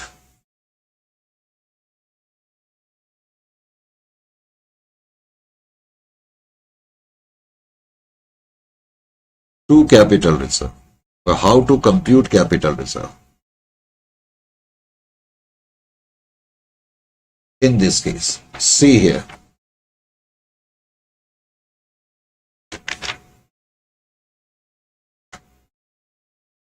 In order to compute the capital reserve, we have to match the debit balance in share forfeited account. This is my share forfeited account. Correct? In the share forfeited account, I will check what is the debit balance and what is the credit balance.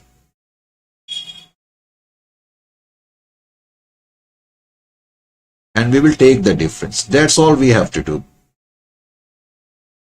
Correct? For example, we have to compute the gain of Mr. Lyric first. So I have to find out the credit balance in share forfeited account. So for that, I will have to look over the entry which we have passed for the forfeiture of Lyric. This is the entry we passed. And here the credit balance is 750. If I am going to ask you, this balance is on how many shares? You will consider it on 200 shares. Correct? So 750 is the credit balance. No doubt about that. But this credit balance is on 200 shares. Don't forget it. Now look over the debit balance. In order to look at the debit balance, I will have to look at the reissue entry of Lyric. Here is the debit balance. Debit balance is 160, but this balance is on 160 shares. This balance is on 160 shares. So this time I cannot simply take the difference because credit balance is on 200 shares and debit balance is on 100 shares, on 160 shares. So in order to compare these two, what I will have to do now, I will have to convert this credit balance into 160 shares. How will I do so? How I am going to do so? See here, on 200 shares, the credit balance is 750. So what will be the credit balance on 160 shares? Very simple. So 750 into 160 divided by 200. Or you can simply write it this way. On 750 shares, rupees 750 is the total balance on 200 shares. So what will be the balance on 160? So you can easily find out this way around. So 750 divided by 200 into 160, this comes to 600. So now we can say the credit balance on 160 shares. Now we can say 600 is the balance on 160 shares. And 160 is the debit balance on 160 shares. So now we can compare. The difference will be 440. This difference is your net gain. Is it clear to you? Similarly, you will do for paper. Paper.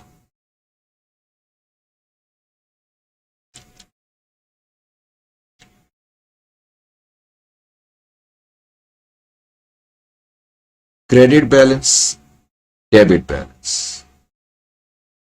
As far as paper is concerned, he is having a credit balance in the share forfeited account. Look into the entry, forfeiture entry of paper. I think it is written over here itself, right? This is the entry which you have written. And credit balance is 800. Because this entry it has been passed with 100 shares, so it will be considered credit balance on 100 shares, correct? So that means Mr. Paper is having rupees 800 of credit balance on 100 shares. On 100 shares. Now what is the debit balance? Look into the reissue entry. 40 shares were reissued and debit balance is 40. But the debit balance which is, as I told you, is rupees 40 on 40 shares. So ultimately what you will have to do, you will have to convert this credit balance on 40 shares. So you will do it this way. Rupees 800 is the balance on 100 shares. So what will be the balance on 40 shares? So now you can easily find out 800 divided by 100 into 40, that comes to 320. So your credit balance on 40 shares is 320 and debit balance on 40 shares is 40. You take the difference, 320 minus 40 is equal to 280. So your total gain will be equal to 440 plus 280. So this will be your total gain. 280 plus 440, that is equal to 720. So 720 will become your total gain.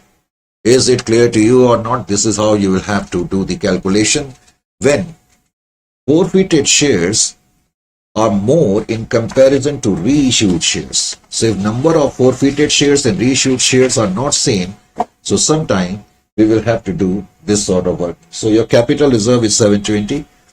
In your notes, I have given fully solved questions, so you can note it down if you want from there or by pausing the video. So this is how you will have to do this particular question. Correct? And after having done this question, this was question number 2.2, correct? If I'm not wrong. Now I will take up the next one. 2.3 and 2.3 states what?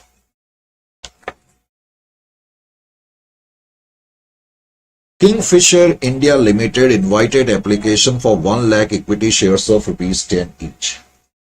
Kingfisher India Limited. Correct? Honestly speaking, I should change the name because Kingfisher Limited nowadays is under a lot of controversy. But anyway, a Vijay Mallya group, as you know. So anyway, just a joke. However, it is a reality also. Kingfisher India Limited invited application for 1 lakh equity shares of 10 each at a premium of 4. First of all, in this question, pay attention. Your natural face rate is 10 and you can see premium money is 4. So quite obviously your issue price will be 40. Correct? This is face value, this is premium, this is your issue price. Is it clear to you? Now in this case, what is happening? Application money is given to you as 6. And out of which rupees 2 is the premium. So we may say in this case, application money will be 4 as far as natural face rate is concerned. Correct? Application money as far as issue rate is concerned, against that is 6, but against the face rate it is 4. Similarly, allotment. This time premium is on application and premium is also on allotment. That is 6 again, once again. 2 is the premium, so natural face rate once again 4. Balance on call. So your call balance now you can find out, because total must be equal to 10. 10 minus 8, 2. And total must be 14. 14 minus 12, again 2. So these are your rates. Now the question states,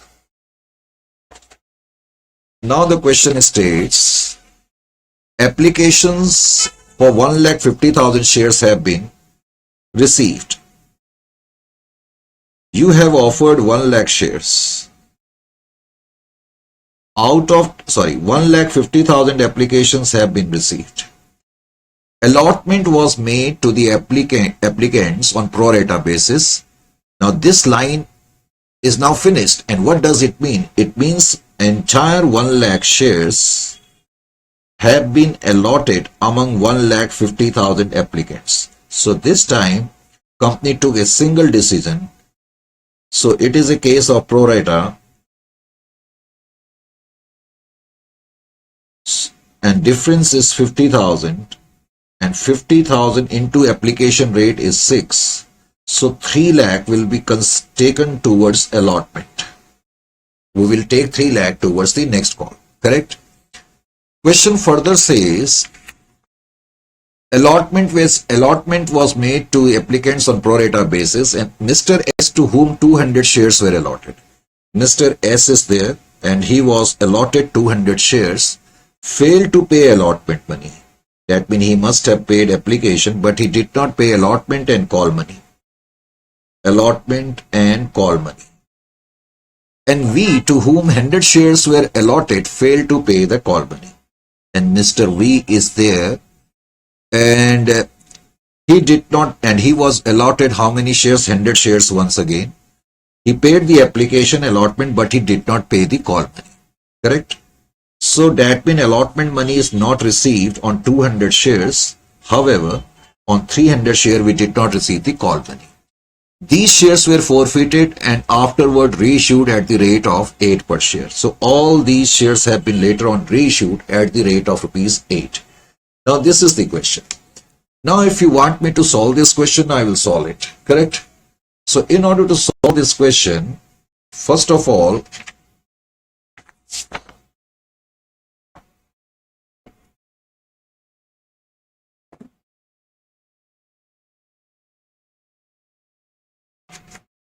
okay,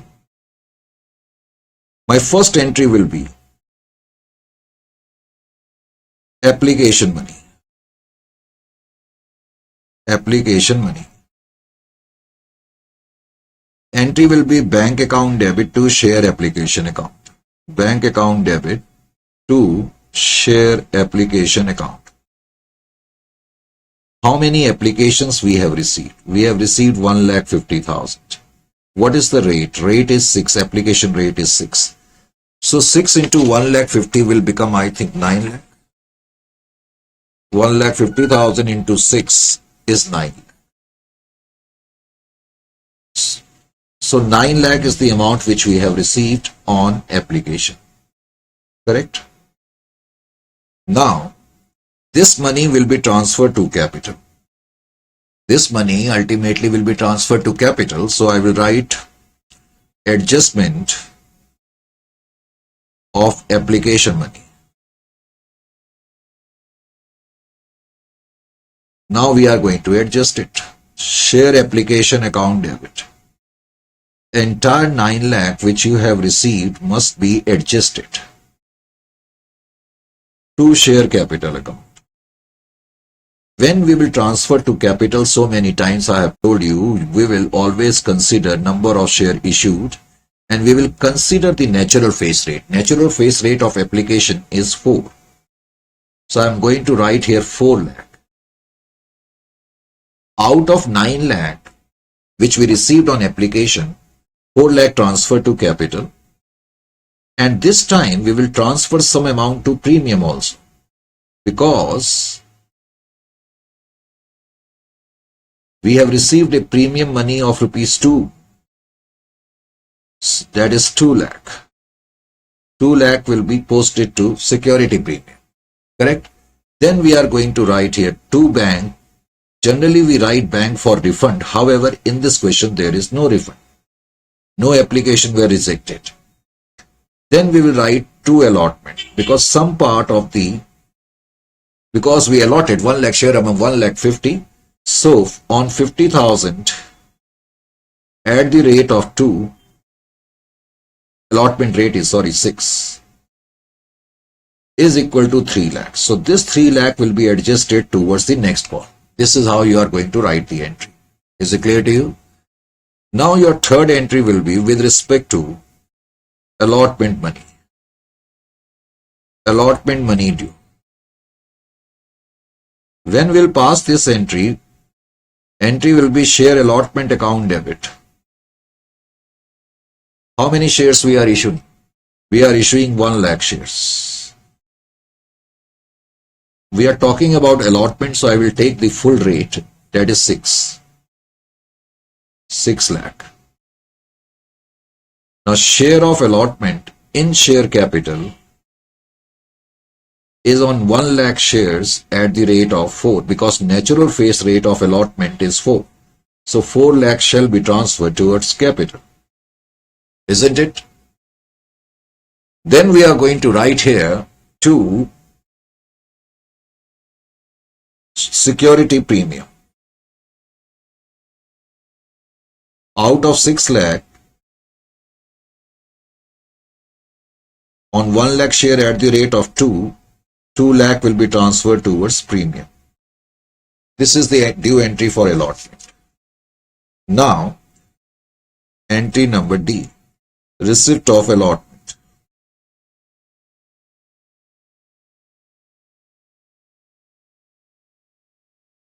When we will receive the allotment money, obviously my entry will be bank account debit, calls in arrear account debit to share allotment account.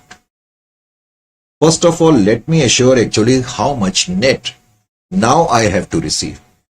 Actually, total allotment money without any doubt is 6 lakhs because call rate is 6 and there are 1 lakh share which we have offered. So quite obviously total money is 6 lakh. But out of 6 lakh, we have already received 3 lakhs.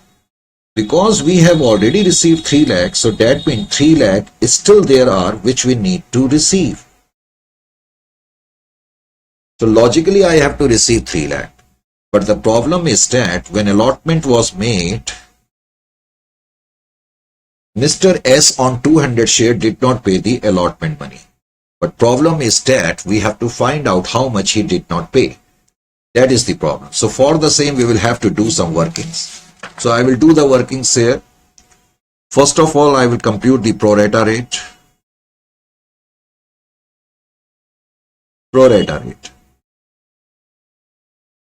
1 lakh shares have been allotted among 1,50,000. It will be 10:15 or 2:3. That means if you have been allotted 2 shares, you must have applied for 3 shares. S must have applied for. For how many shares Mr. S must have applied for? Mr. S must have applied for. Now you will compute that.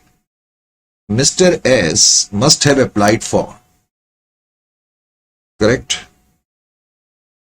A person who is allotted 2 shares is applying for 3 and Mr. S has been allotted 200 share must have applied for 200 into 3, 600 divided by 2.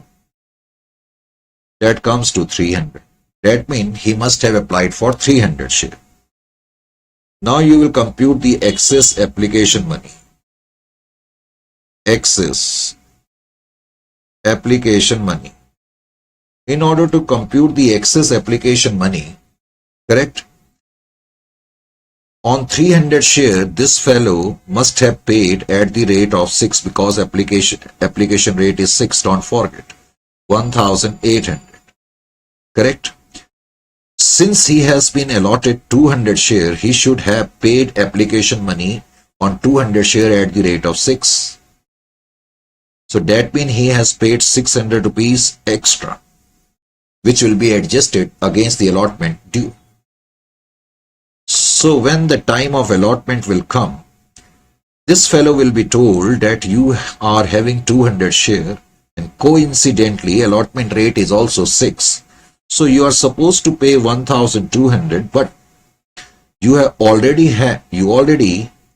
have paid 600 rupees. So we are adjusting it here. That means 600 is the net amount which was due on allotment and which was not paid.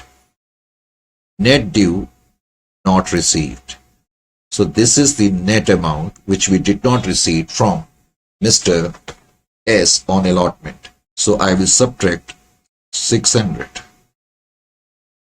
So in the outer column, I will write 2,99,400. 600 is calls in area. 3 lakh. This will be the entry. Now I will keep this sheet. Okay, I mean, actually in the rough sheet I did this question. Oh, no problem. Then I will pass the next entry, share call account debit. We are offering how many shares in this question? 1 lakh share. And call rate is rupees 2. So 2 lakh will become due. So you will write here 2 lakh. Correct? You will write here 2 lakh. Then to share capital.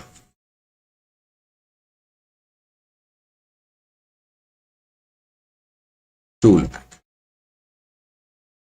This is call money due. Now you will receive the call money. When we will receive the call money, my entry will be bank account debit to share call account. However, you will also write calls in area account. I was supposed to receive 2 lakh. But on 300 shares, 200 of Mr. S and 100 shares of Mr. B. On 300 share at the rate of 2,600, we did not receive. So 1,99,400 we have received. Once again, calls in area is 600 and to share call account. Share call account. That is equal to 2 lakh. This is how we have to pass the entry in this case. Now, we have to pass the entry for forfeiture. Now, then we will pass the entry for forfeiture. Correct? What will be the entry? Entry number G now. Forfeiture. First, I will write here forfeiture of how many shares? 200 shares of S. Share capital account debit. Mr. S is having how many shares? He was having 200 shares.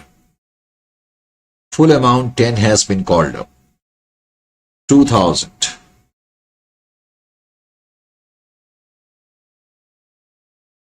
Now you let me know what will be the amount of security premium in this case. And first of all, let me know, should I write security premium or not? Yes, sir, you should write. Why? Because premium hasn't been received. In this case, total premium money not received will be considered 200 into 2 because he has paid the application money. So whatever premium was due on application has been received. Since he hasn't paid allotment, that premium money is not received. Is it clear to you? 200 into 2. So, 400. Premium on allotment is not received. Then 2 share forfeited. Now I will write 2 share forfeited. Here, generally we write balancing figure. Correct? Although we know the amount, but still. 2 calls in area.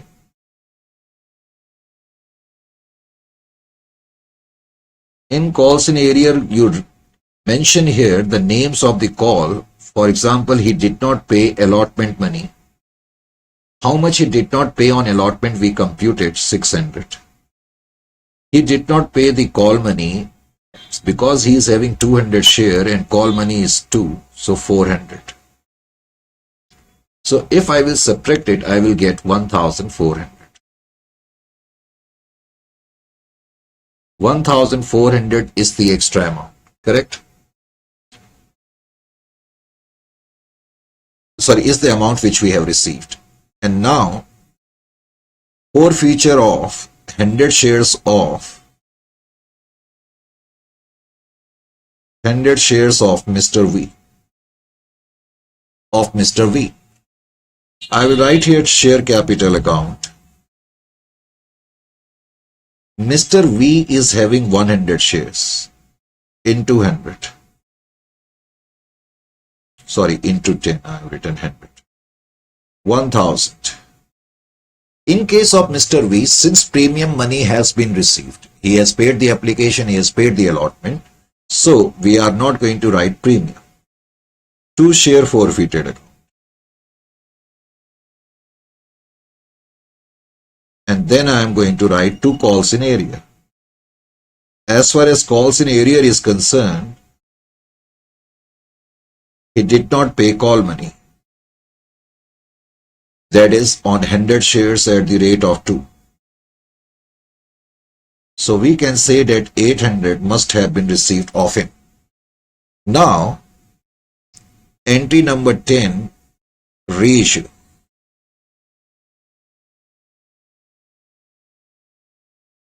As far as reissue is concerned,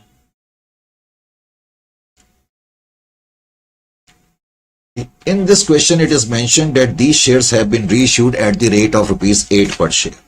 So that means this time full shares have been reissued. So reissue of S share. Bank account debit 100 into 8, sorry, 200 into 8, 1,600. Mr. S is having 200 share. All of his shares have been reissued. Share forfeited account debit. Discount at the time of reissue will be 2 per share, 400. And then we are going to write here to share capital. 200 into 10. 2,000. Then we will write here reissue of V's share. Bank account debit 100 into 8. He is having 100 shares and all the 100 shares are being issued. Share forfeited account 100 into 2. That is equal to 200. To share capital account 100 into 10, 1,000. Actually, in this question, calculation of capital reserve is easy. What will be the entry for capital reserve? Entry number 11. Share forfeited account debit to capital reserve. Now this time calculation of capital reserve is not tricky, and it will never ever be tricky when all the forfeited shares are reissued. For example, in this case, if I want to compute capital reserve of Mr. S, the procedure will remain same. I will take the credit balance of share forfeited and I will take the debit balance. This is the entry of Mr. S, forfeiture entry, and 1,400 is the credit balance, and this balance is on 200 share. Because all entry has been passed with 200, and now we have just passed this entry for reissue. Debit balance is 400 on 200 shares. So this time debit and credit balance are on same number of shares, so we can directly straight away say 1,000 is the net gain. Similarly, with respect to Mr. V, we will look into the forfeiture entry. Forfeiture on 100 share, the credit balance is 800. And all of his 100 shares have been reissued, and debit balance is 200 if you will look here. Correct? So, debit Credit and debit balance are on same number of share. We can directly match it, 600.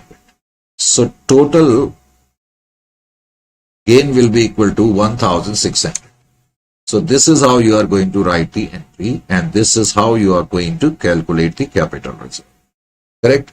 So after having completed till up to 2.3, now we are picking up question number 2.4. Let's go through the question now. Taste of India Limited issued a prospectus inviting application for 50,000 equity shares of 10 each and payable 5 on application including premium of 2. So now we come to know actually the face value of the share is 10 and there is premium also, so the issue price is 12. 4 is on allotment and the balance towards call money. So if out of 12 I am going to subtract 9, 5 plus 4 I will be left up with 3, that means 3 is on what we call call. Applications were received for 65,000 shares and application money on 5,000 shares was refunded with letter of regret. And allotment were made pro rata to the applications of 60,000 shares. So 5,000 shares were refunded. That they were refunded because they must have been rejected. And those who are rejected are always sent letter of regret. And rest of the shares were allotted pro rata among the 60,000 applicants. Money overpaid on application including premium was adjusted towards allotment. Now this is something which is very normal. Even if this particular line would not have been given over here, I still would have taken the overpaid money on application towards allotment. Mr. S, to whom 700 shares were allotted, failed to pay the allotment money. Because there is a default on allotment, quite obviously we will have to do the working, and on his failure to pay the first call, director forfeited the shares and all the shares were later on sold to Mr. J as fully paid for ₹9 per share. So this is the question so far. Now, in this particular question, first of all, face value we know is 10 and we also know there is premium of 2. So there is premium of ₹2. So quite obviously the issue price is 12. Correct? Issue price is 12. Now question states that application rate is 5. This rate is always in respect of issue rate. So out of issue price of 12, 5 is the application. However, in the application ₹2 is premium, so 3 will be natural face rate. Now allotment money is 4. This time premium is not allotment. So quite obviously the balance will be 3 and balance will be 3. Is it clear to you? Then question states that we have offered 50,000 shares and 65,000 applications have been received. The first decision is that out of 65,000, 5,000 shares have been refused allotment. So their amount will be refunded 5,000 into application rate. Remember one thing, application rate 5 we will have to take. Correct? So 25,000 rupees shall have to be refunded. Now the situation is that 50,000 shares are still there to be offered and 60,000 are in the waiting. And we took the next decision to allot 50,000 shares among 60,000 applicants. So in this case there is pro rata allotment. Correct? Difference is 10,000 into application rate 5. This 50,000 shall be adjusted towards next call, that is allotment. Besides, in this question there is one Mr. S who is having 700 shares. He has paid application but he did not bother to pay allotment money and call money. Because there is default on allotment and the question is of oversubscription, so we shall have to do the working. So this is all about this particular question, and you can now do this question even of your own. I'm quite sure about that. So question number 2.4, now we are picking up. Question number 2.4. Correct, just wait for a while. Let me check the number of sheets which I generally write for my own reference. And the last sheet was 16. Okay, so I'll write here 70. This is for my own reference, not for yours. Correct? So we start this question. our first entry will be with respect to application money, receipt of application money, bank account debit. How many applications we have received? 65,000 applications we have received. What is the rate of application? 5. So I think it will be equal to 3,25,000. So 3,25,000. Then I am going to write here to share application. Share application 3,25,000. This is our first entry. Then we will write the next one. Adjustment of application money. Adjustment of application money. Now you will adjust the application money. You know the entry. Your entry will be share application account debit. Total amount to be adjusted is 3,25,000. Now out of 3,25,000 we are going to transfer to share capital. Whenever we transfer to share capital, we take into account total number of shares issued and natural face rate. Natural face rate of application is 3. This is very important. Whenever we are going to transfer towards capital, always consider the total number of shares issued and the natural face rate. Then you should not forget to write to security premium. Because this time, out of application money, something is with respect to premium also. 50,000 into 2, 1 lakh. That will be transferred to premium. Besides, we have refunded some amount also to bank. 5,000 applicants have been rejected and their amount will be refunded. 5,000 into 5, 25,000. And then we will take the pro rata excess money towards the next call. Share allotment 10,000 into 5. That is 50,000. So this way entire 3,25,000 will get adjusted. Correct? Now we will write the next entry. Allotment money. Allotment money due. Regarding allotment money, I am going to write share allotment account debit. Share allotment account debit. Now you let me know how many shares actually you are issuing. So 50,000. And the rate of allotment is 4. So 2 lakh. To share capital. Share allotment account debit to share capital. Entry is 50 on 50,000 share at the rate of 4. Correct? 2 lakh. Now we are going to receive the allotment money. So here I am going to write receipt of allotment money.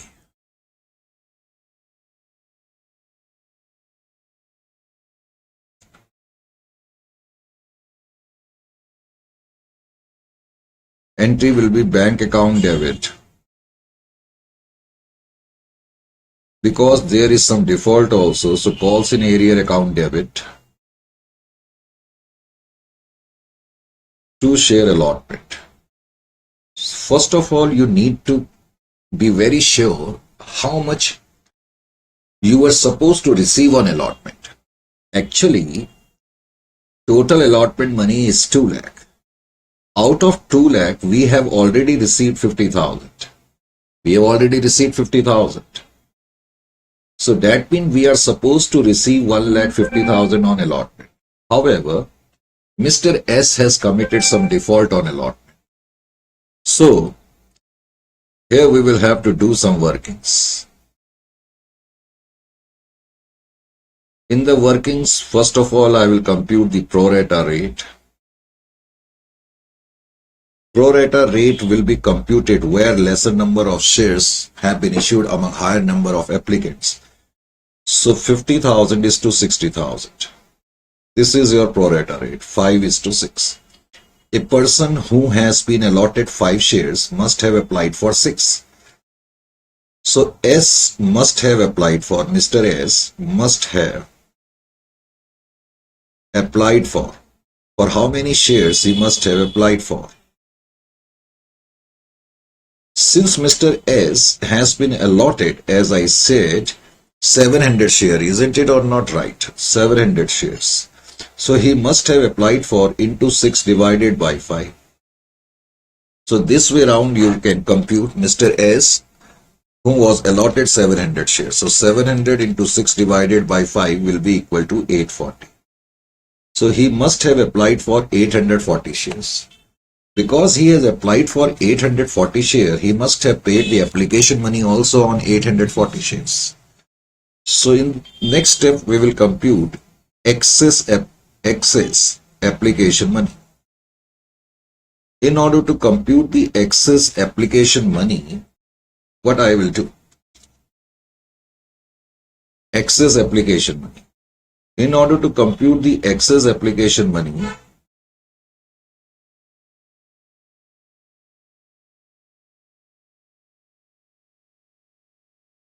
he paid the application money, or should I say he must have paid the application money on 840 share because he applied for 840 shares.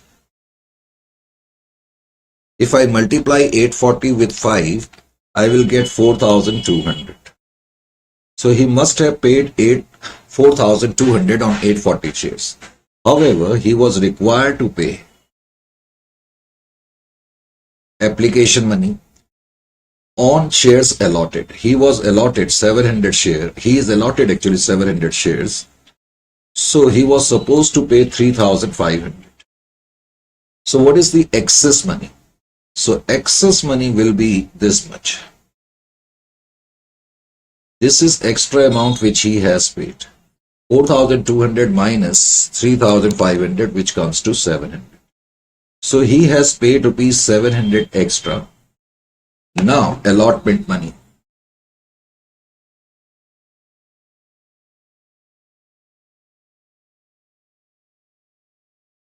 Since he is allotted 700 shares and rate of allotment is 4, he is supposed to pay 2,800 on allotment.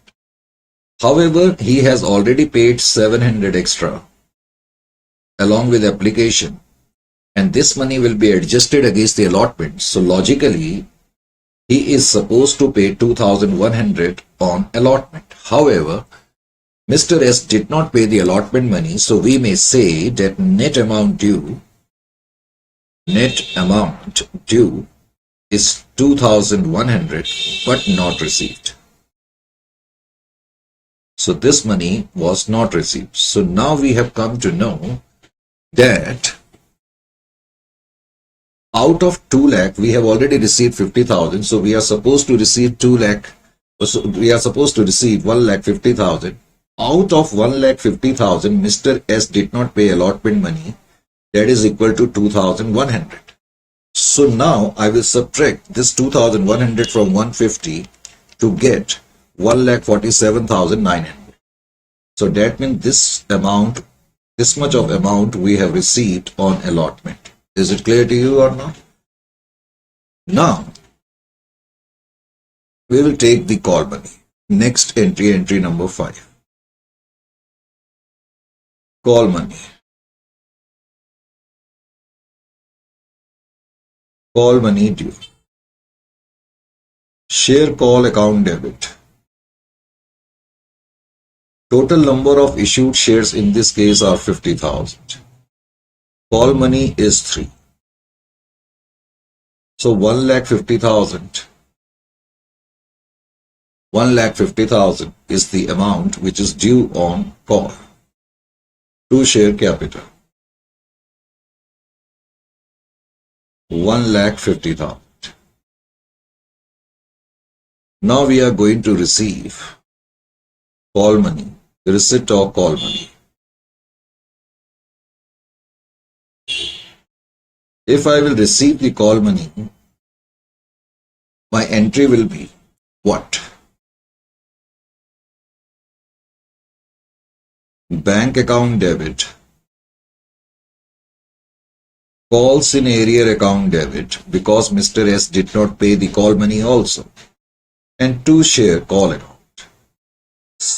First of all, think coolly how much you were supposed to receive on call. 1,50,000 obviously. Out of 1,50,000, Mr. S, who is having or whom is allotted 700 share, did not pay call money. So 700 into 3 is equal to 2,100.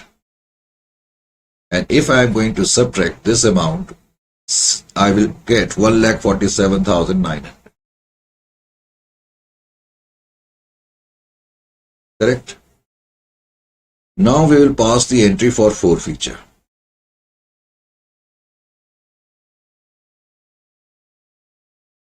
Forfeiture of S share. Share capital account debit. Mr. S is having 700 shares, so 700 are defaulting shares. And we have called up entire 10 rupees, 2 on application, 3 on application, 4 on allotment, and 3 on call. Natural face rate. Total amount is 7,000. Now you let me know, should I debit security premium or not? I will not debit security premium. Security premium I will not debit. Reason being is that because security premium amount is already collected, because this time premium is on application and he has paid the application. So we are not going to debit security premium. Share forfeited reflects the amount which you have already collected.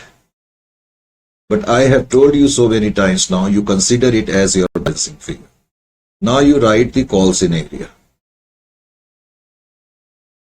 Calls in area is with respect to allotment, and we have computed that on allotment he did not pay 2,100, and call money also he did not pay 2,100.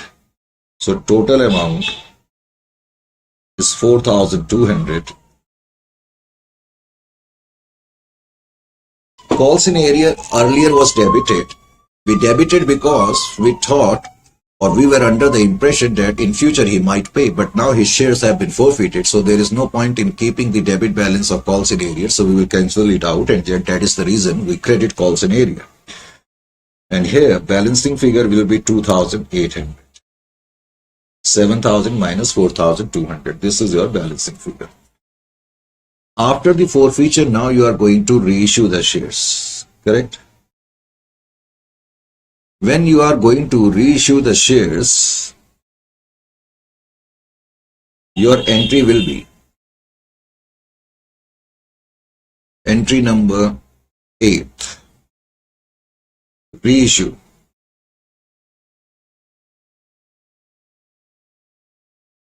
Reissue of forfeited shares. All these shares have been reissued, 700. And these shares have been reissued at the rate of rupees 9 per share. So into 9. 6,300. Share forfeited account debit. Under it we write discount which we offer at the time of reissue. 700 into 1. 700. Then I am going to write here 2 share capital. 700 into 10. 7,000. This will be my reissue entry. And then finally, whatever balance is there in the share forfeited account, that will be taken towards capital reserve, isn't it?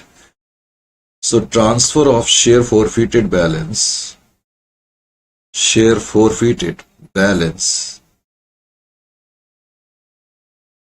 towards capital reserve.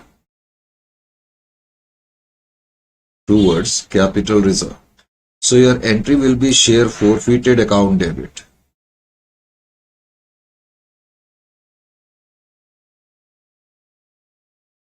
To capital reserve.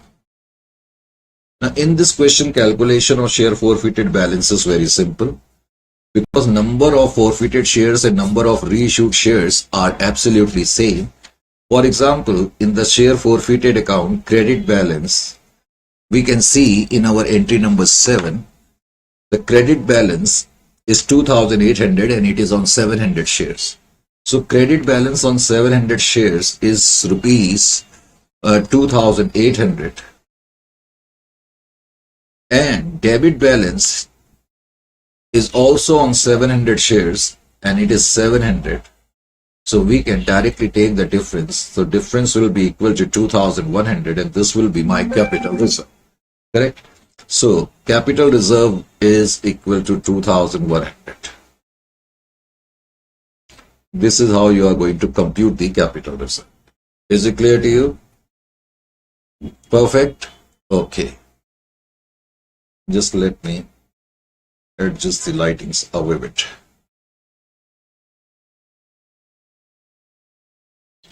So after having completed this question, now we can pick up the next one.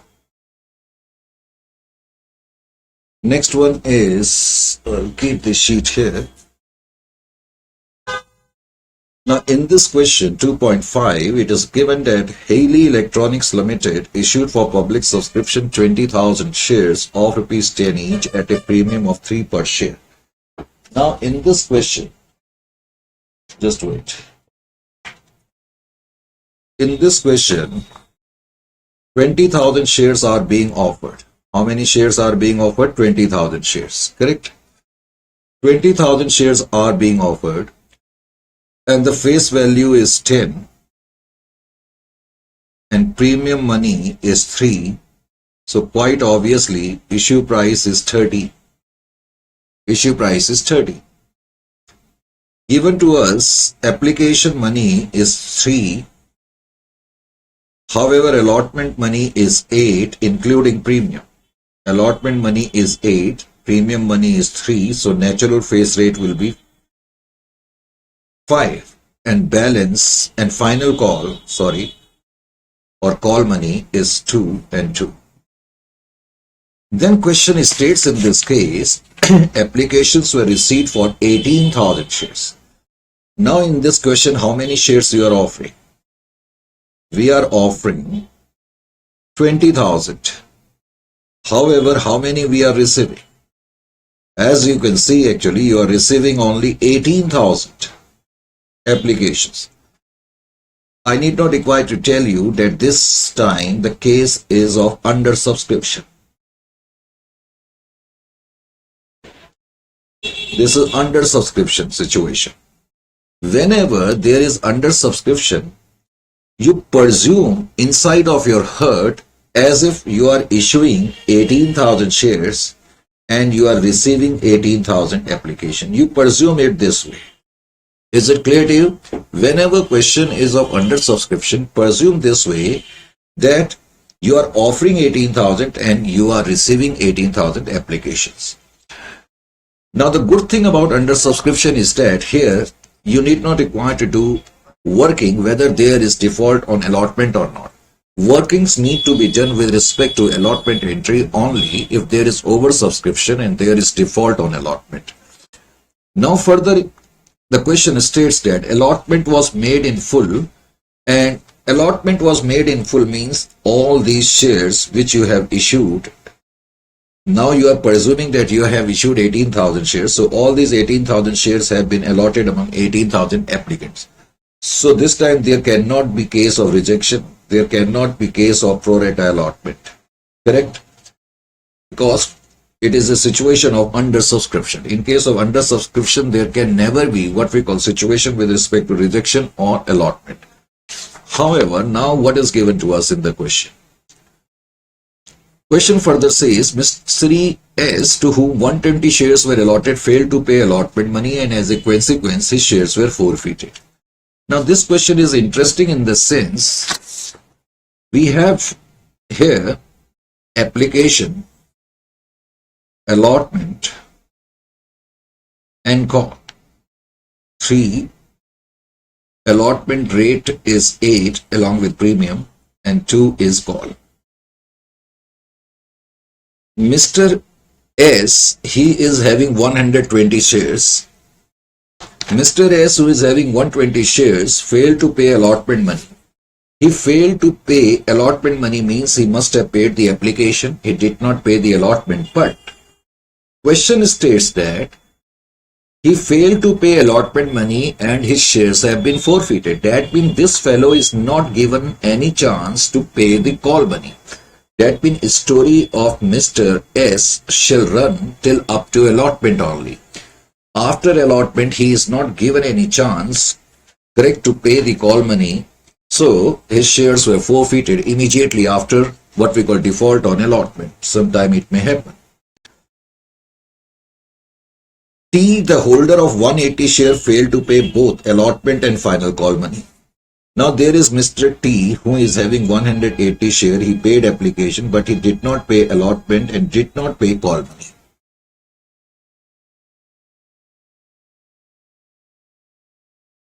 Besides the above, all the money, and later on it is written that Mr. T did not pay allotment and call money and his shares were subsequently forfeited.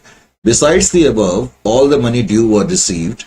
Of the forfeited shares, 80 shares of S and 100 shares of T were sold. Now, when we reissued the shares, 80 shares of S and 100 shares of T were reissued. And these shares have been reissued at the rate of rupees 8. That is the question. Correct? So good thing about is that we will be escaped of doing any working. So this is under subscription. This question relates to under subscription. 2.5. Question number 2.5. And as I told you, this is situation of under subscription.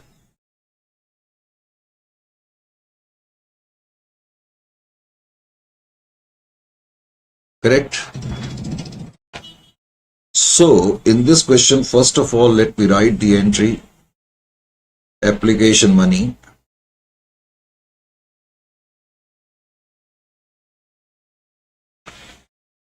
Bank account debit to share application account.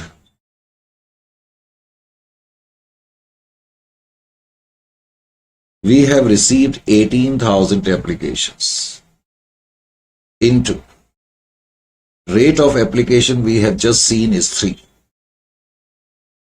That will be 54,000, 36 plus 18, 54, yes. 18,000 into 3. 54,000.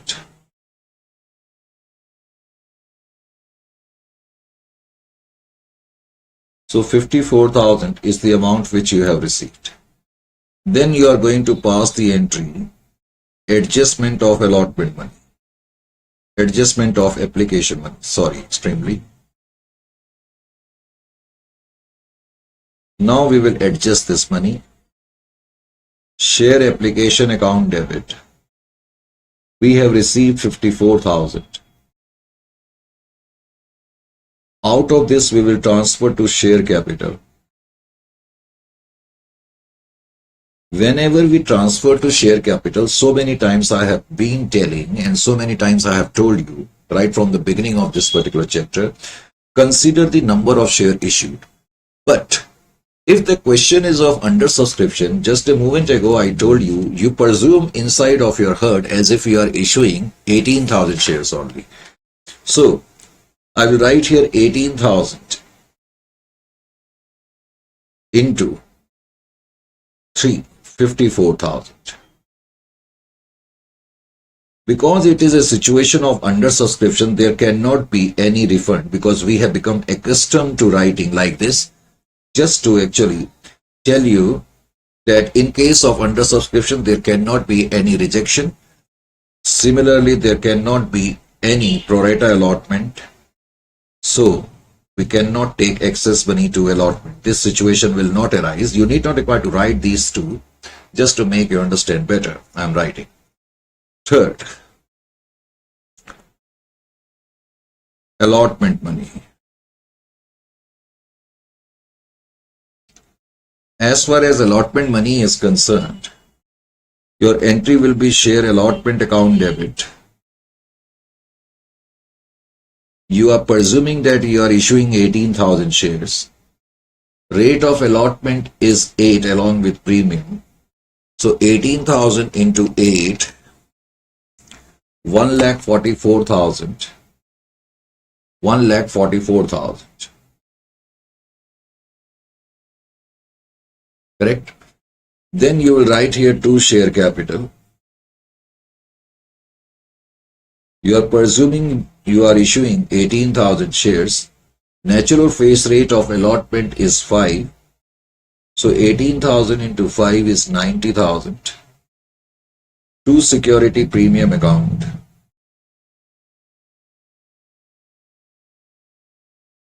18,000 into 3. 54,000. Now we will receive the allotment money. Good thing is that no workings shall be needed. Receipt of allotment money.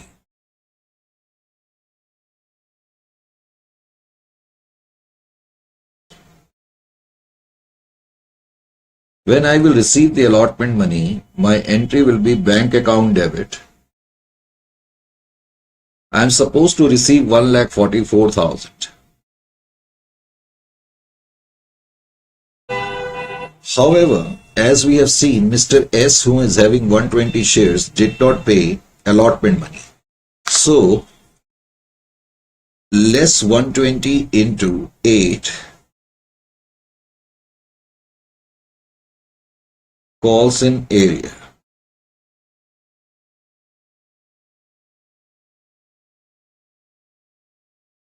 So 120 into 8 is equal to 960 minus 1,44,000. So 143,040.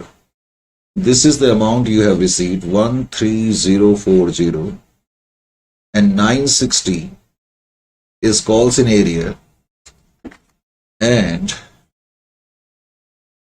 2 share allotment. 1,44,000. Correct? This is how you are going to present this entry. Now,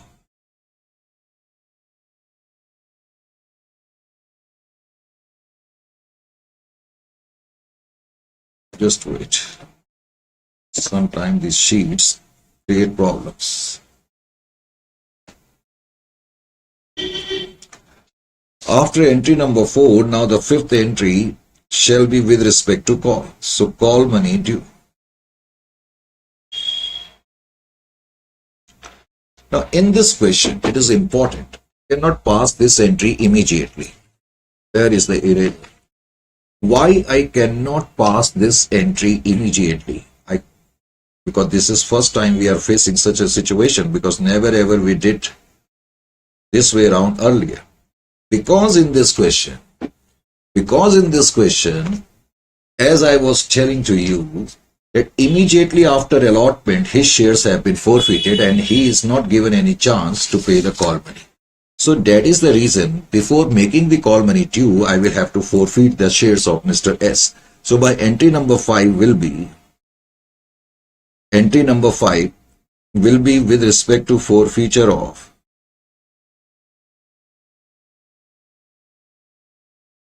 S share. This is the entry which I need to pass. Share capital account debit. Total number of defaulting shares 120. And here pay attention. When his shares were forfeited, and his shares were forfeited at the time of allotment, till that time you have called up only this much. So that is why this time your called up amount will be 120 into 8. That is very important. Natural face rate you will have to take because we are talking about capital. 120 into 8, 960. Now you let me know whether security premium will be debited or not. Sir, it will be debited.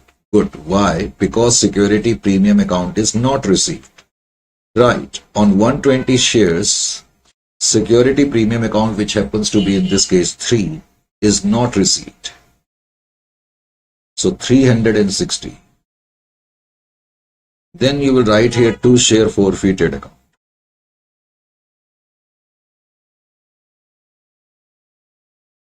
Balancing figure, we will pick it up later. 2 calls in area. As far as calls in area is concerned, out of calls made so far we have made application and allot. This fellow hasn't paid allotment money. That is, on 120 shares, he did not pay at the rate of 8. Correct? So, this amount will be equal to 960. So, share forfeited account will be equal to 360. Correct? You can take it as balancing figure. Now, his shares have been forfeited. Now, we will make the call entry. Call money due. When I will make the call entry, this time I will have to exercise caution. Share capital account debit. You let me know what entry you are going to pass for call money. Share call account. I have written share capital. What is happening? It seems concentration. I am losing out. Actually, it is share call account. I will write call, don't worry. Share call account debit to share capital account. Yes, I was asking you what amount you are going to put here. Sir, we have issued 18,000 shares. We are presuming we are issuing 18,000 shares and call rate is 2. So 36,000. It looks like that I should write here 36, but that is not the case. Because just a moment ago, out of 18,000 shares which this company has issued, 120 shares have been cancelled. So now on cancelled shares, amount cannot be made due. So that is why share call account debit, I will write here this way. Total 18,000 shares are there, but 120 shares have been now cancelled. 120 shares have been cancelled and rate of call is 2. So now your due entry will be 18,000 minus 120, that is 17,880 into 2. That is 35,760. So 35,760. 35,760. Correct? This is the interesting thing regarding this particular question. Receipt of call money. Receipt of call money. Then you will receive the call money. Your entry will be bank account debit, calls in area account debit, to share call account. You are supposed to receive 35,760, no doubt about that. However, when call was made, Mr. T did not pay the call money also. Mr. T did not pay the call money also. So I will write here, Mr. T is having 180 shares and he did not pay call money also. So I will write here 360. That means out of 35,760, we did not receive 360. So we must have received 35,400. 35,400. But before I move further, I think we have committed a sort of mistake here in case of allotment entry. See, in case of allotment entry, actually default calls in area I have written 960. Actually, pay attention here. This 960 is on 120 shares of S at the rate of 8. However, we should also write here because Mr. T has also not paid allotment money. Mr. T has also not paid the allotment money. So we must write it 180 into 8 also. So 120 into 8 is 960, 180 into 8 is equal to 1440. So 1440 plus 960 is 2400. Please correct it. It should be 2400. I will use the red pen. It should be 2400. Correct? 2400.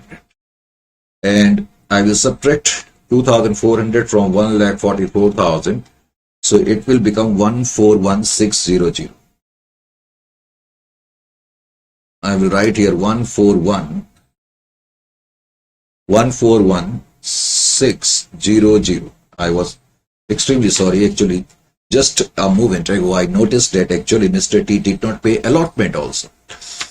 So when I will pass the entry for allotment, we are supposed to receive 1,44,000. Mr. S on 120 shares and Mr. T on 180 shares did not pay the allotment money. So call scenario 2,400 and 1,41,600 will be the receipt of amount. Correct? Please correct it.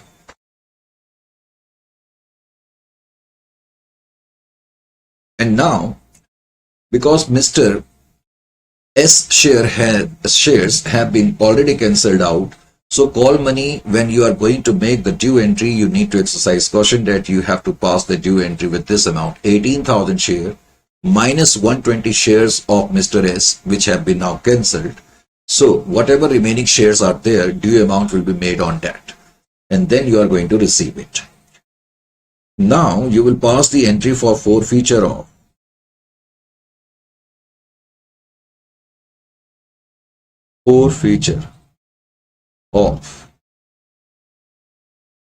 T's share.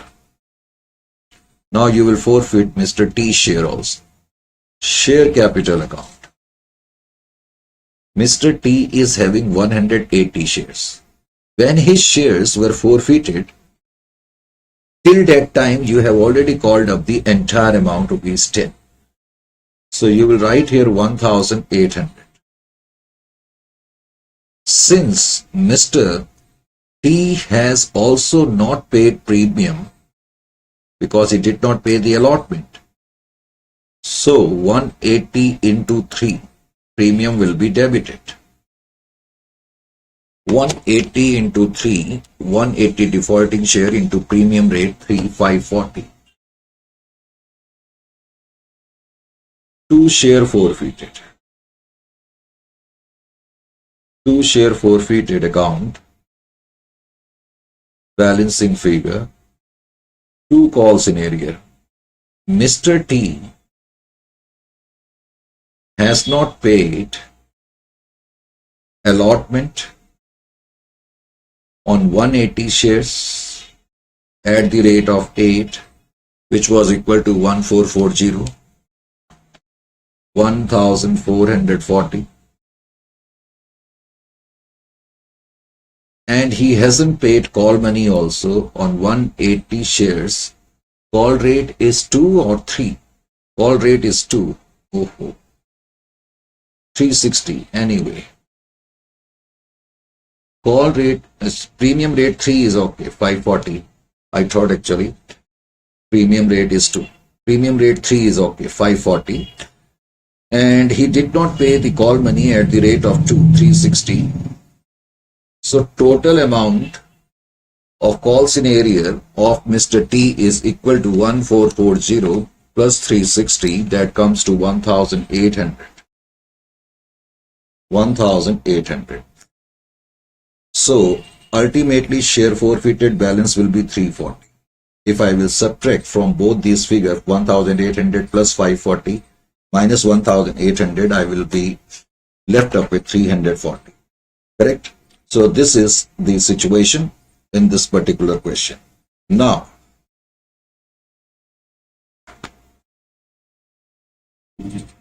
after forfeiture, these shares have been reissued. So I will write the entry for reissue.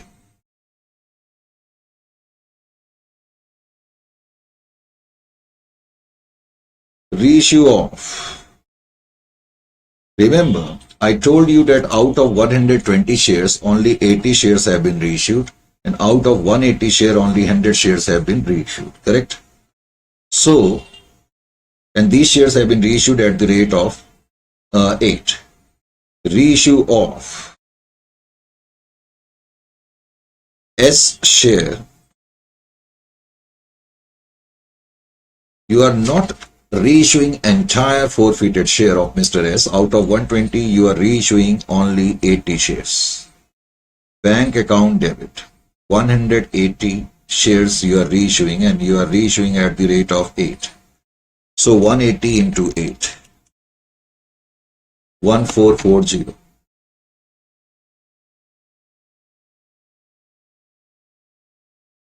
Share forfeited account debit.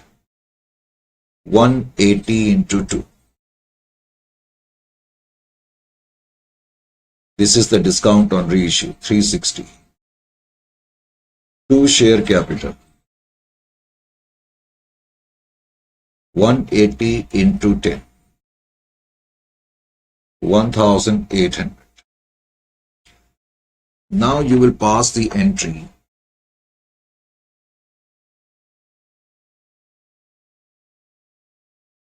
reissue of T's share. Total forfeited shares of Mr. T is equal to 180. However, you are reissuing only 100 shares.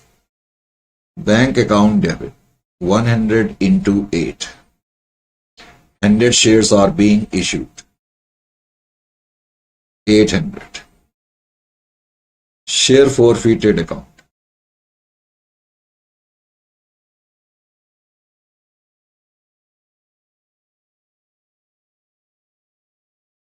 To share capital.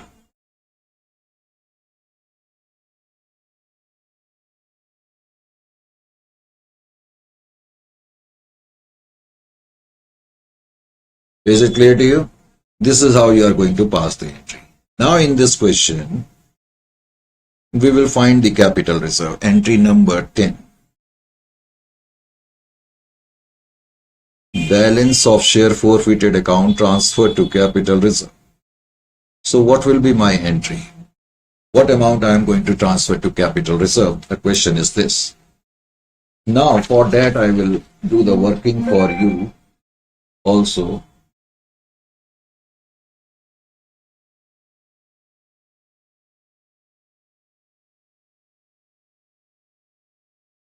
Let me check the figures once again.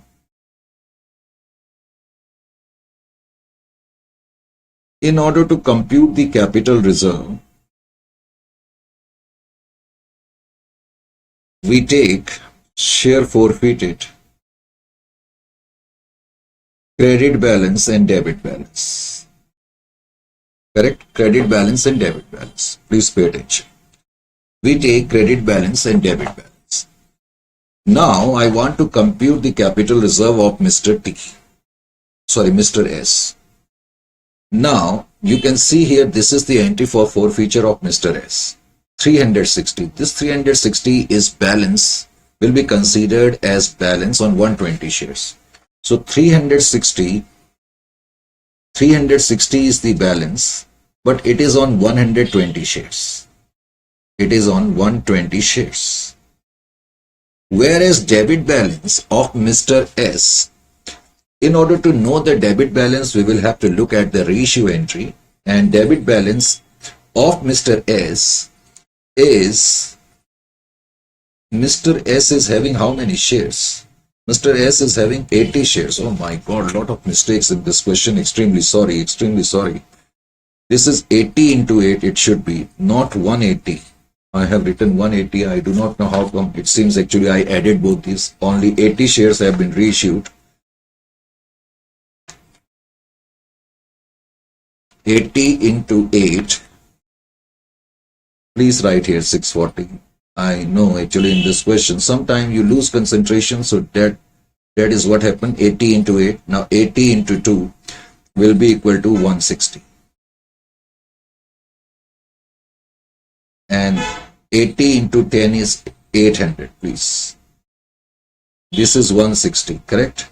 So entry is 80 into 8, 640, 80 into 2. So important point is that, anyway, we have to learn the concept. So we can see that 80 into 2 is the debit balance. This debit balance is rupees 80, no doubt, but this balance is on, debit balance is 160, sorry, and this balance is on 80 shares.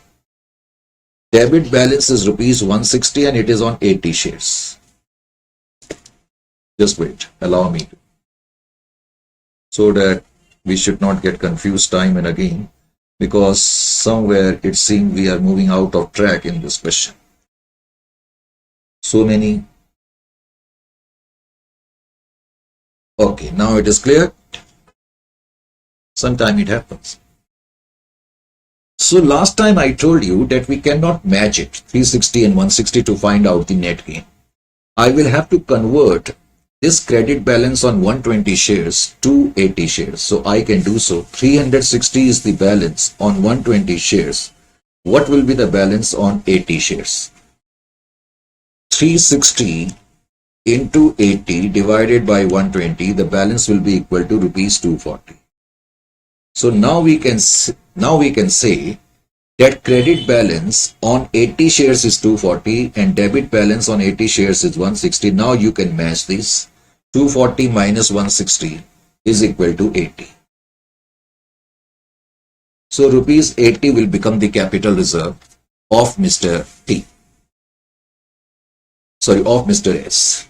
The name itself are very confusing. Now we will take Mr. T. Share forfeited balance. Credit balance and debit balance. Credit balance, debit balance. First of all, what is the credit balance? For that, I will have to look into the entry. Share capital account debit, this is T's forfeiture entry. Security premium account debit, this is actually 540. Oh. 180 into 3, actually it is 540, correct? And share forfeited balance, I have written here 340, it should be actually 540. Anyway, so 540 is the credit balance. Rupees 540 is the credit balance. However, this balance is on 180 shares. 180 shares. Now, what is the debit balance? Debit balance we have written in this entry. This is reissue entry of T's shares. Debit balance, because 100 shares have been reissued, debit balance is on 100 share, rupees 200. Debit balance is rupees 200. However, this is on 100 shares. And this balance is on 180 share. So I will have to convert it into 100 share. Rupees 540 is the credit balance on 180 shares. So what will be the balance on 100 shares? So I will write here 540 divided by 180 into 100. That comes to 300. So now we can say credit balance is 300 and debit balance is 200 on 100 shares. On 100 shares, credit balance will be considered 300 and debit balance is 200, so 100. So total capital reserve will become 80 plus 100, that is 180. Correct? So your entry will be share forfeited account, share forfeited account, debit to capital reserve. That is 180. 180, correct? So this is how you have to do. This is sheet number 21. Let me once again go through figures. This is forfeiture entry of S, 120 into 8, 120 into 3. It's okay. Balancing figure 360, call sale area 960. And this is the entry. And then forfeiture entry 180 into 3 it is. It is 180 into 3, correct? 540. This is 180 into 3 and this is 540 actually.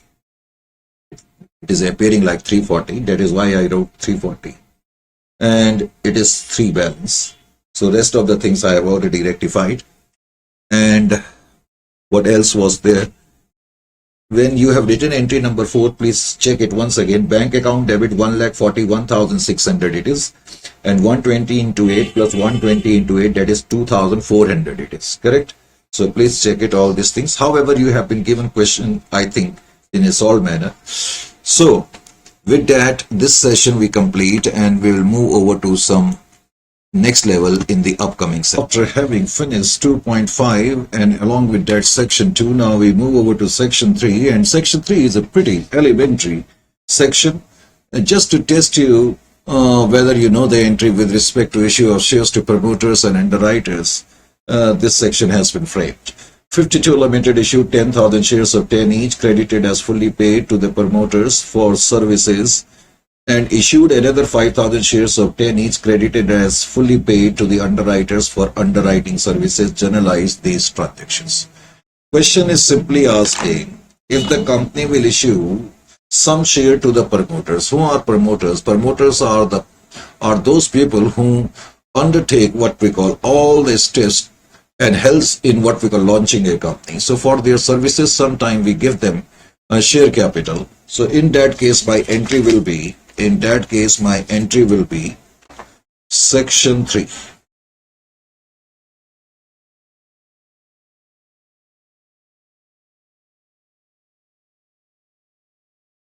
Question 3.1.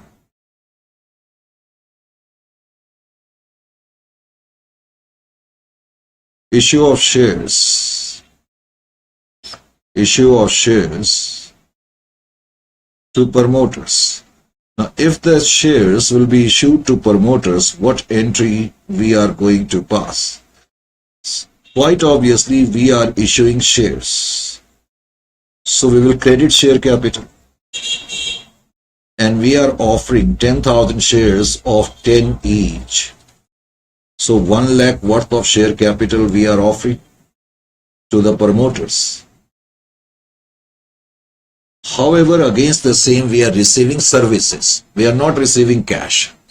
So that is why we are going to write here goodwill. Remember one thing, goodwill, payment of goodwill is always considered as what we call capital loss, correct?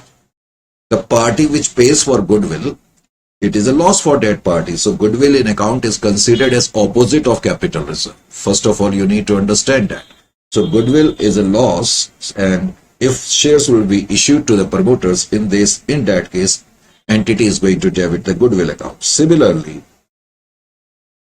in this question, it is also asked that company issued 5,000 shares of 10 each, credited as fully paid to the underwriters for their underwriting services. Now, underwriters provide underwriting services, and for that, they generally get what we call some shares. So, issue of shares to underwriters.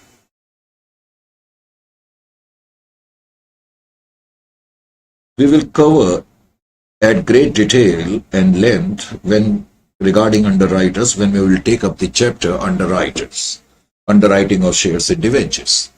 Correct? Underwriters, as you know, play a pivotal role in seeing to it that all the shares which the company is floating in the market gets completely what we call satisfied. So generally for their services they are given underwriting commission. Generally entries which we pass for underwriting commission or for the services of the underwriter. When we say for the services of the underwriters, it means for underwriting commission we are making the payment. So my entry will be underwriting commission account debit,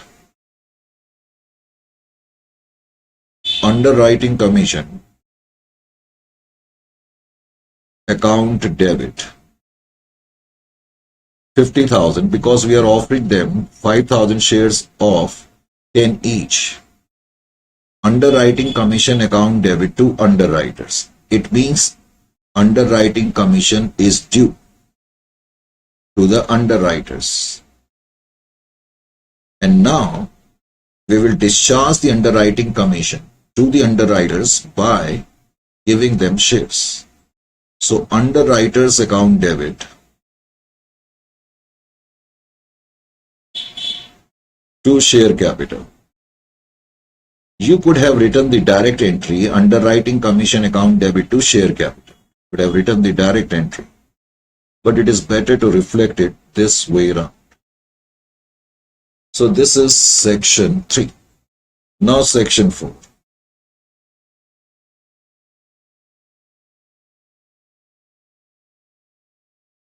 in section 4, what is given to us? Let's have a look over here.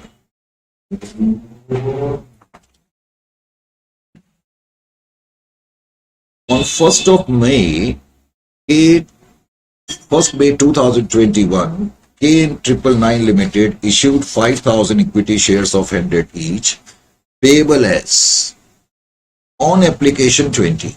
First of all, we have been given in this question that application money is payable.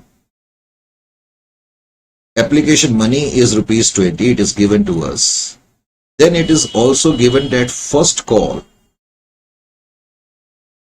is 20.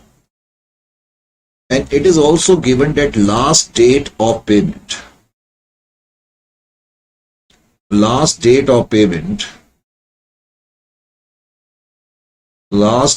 payment is 31st of July, of course, 21. Correct?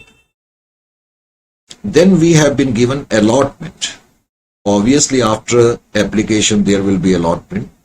Allotment rate is 30 and on final call 30. Now, there is another call, final call 30. And the last date for final call is also given.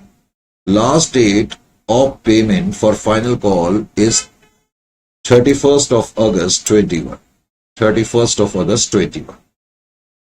Correct? Now question says that applications were received on 15th of May 21. Now application money you have received on 15th of May 21. And now question says that you have received 6,000 applications. We have offered 5,000 shares and we have received 6,000 applications. Now question further says, applications were received on 15th May 2021 for 6,000 share and allotment was made on 1st of June 2021. Allotment was made on 1st June 2021 means you are going to pass the receipt entry with respect to application money on this date. However, on 1st June 21, you are going to make the adjustment entry for application. Because generally, when allotment is made, on that date, we adjust the application money. And on this date itself, we are going to pass the allotment entry. That means when we'll pass the allotment due date entry, we will pass it on 1/6/2021. Now question further says, applicants for 2,500 shares were allotted in full. Out of 6,000 shares, 2,500 shares were allotted 2,500 shares. So no problem here. Still we have 2,500 shares and 3,500 are in the waiting. Then question says that those for 3,000 shares were allotted 2,500. So out of 3,500, 3,000 applicants were allotted 2,500 shares. Now lesser number of shares are allotted among higher number of applicants. So in this case, I may call it pro rata allotment. This is pro rata allotment. Now this money difference 500 into 20, because application rate is 20, we will adjust towards the next one. Correct? Still, we do not have, actually now we do not have any shares to offer, but still there are 500 in the waiting and applicants for 500 shares were rejected, quite obviously, because we do not have any shares to offer them. So it is a case of rejection. So 500 into 20 will be rejected, 10,000. Question also says that balance of amount due on allotment was received on 15th of June. So allotment money, see here, on this date we are going to pass the due entry. However, for receipt, when we will receive the allotment money, that will be made on 15th of June. 15th of June 21. It is clearly given in the question. Is it clear to you? On 15th of June 2021, you are going to pass the entry. On 15th of May, we will pass the entry for receipt of application.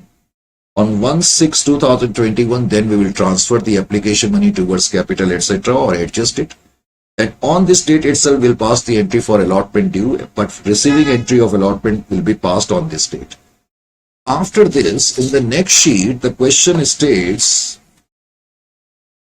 the calls were made on 1st of June. Now, calls were made. You made the call on 1st July 21. So that means on this date, you are going to pass the due entry, and receiving entry will be passed on this date, because here it is given that last date of payment is 31st of 7/21. Calls were made on 1st July 21 and 1st August 2021. That means final call was made on 1st of August 21. And receiving date will be considered this one. Is it clear to you? Now question also says that when first call was made, one shareholder did not pay the first call money on 150 shares. So when you made the first call, one shareholder who was having 150 share did not pay this amount. Now first call rate is 20. That means you did not receive 3,000. Correct? On first call. However, it is given which he paid with the final call. Now, he did not pay it along with first call, but he paid it along with final call. Correct? Now, another shareholder holding 100 share did not pay the final call. When final call is made, one shareholder having 100 share did not pay the final call. Final call rate is 30. He did not pay what we call this much of amount. So this is the question. Question also says that when first call was made and we did not receive first call from 150 shareholders, on 150 share we did not receive the what we call first call money. So that means 3,000 we did not receive. However, these fellow did pay this amount, but after 1 month, that is when final call was made.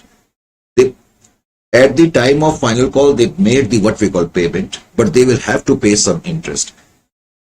That means in this case, we will have to pass the entry also for interest on calls in arrear account, because a company has got the right, if delayed payments are made by the shareholders. So in that case, entity can actually charge some amount from the shareholder, that is known as interest on calls in arrear, which is given in this case at 5%. So in this question, we have to be careful that we have to consider the dates also. Correct? So I will write here, first date, 15th of May 21. That is receipt of application money. Receipt of application money. You are going to receive the application money now. Your entry will be bank account debit to share application account. And we have received 6,000 applications. And rate of application is 20. So 1,20,000 I am going to receive.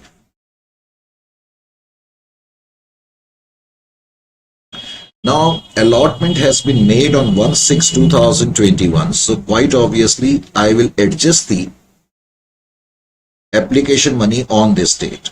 Adjustment of application money.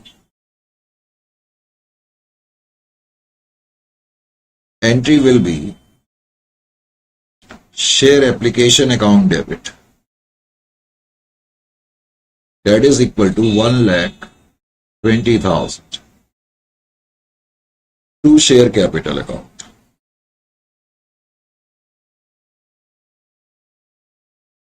We have offered 5,000 shares. Application rate is 20. So 1 lakh will be transferred to capital. To bank, 500 shares have been rejected.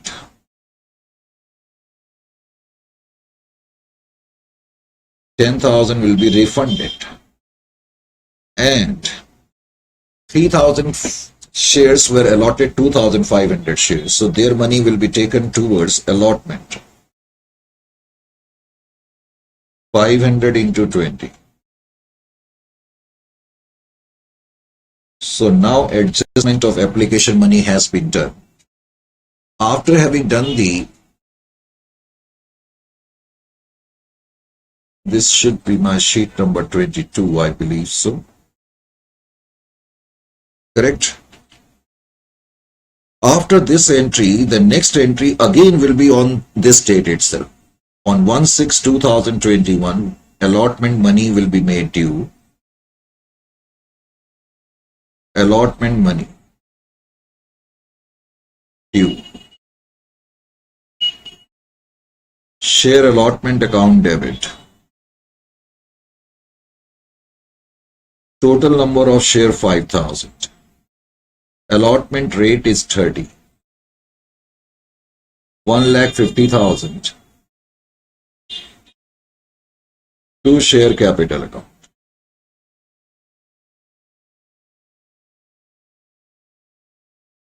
To share capital account. 1,50,000. Now, after the allotment money, obviously you are going to receive, and it is clearly given in the question that you received the amount on 15th of June 21.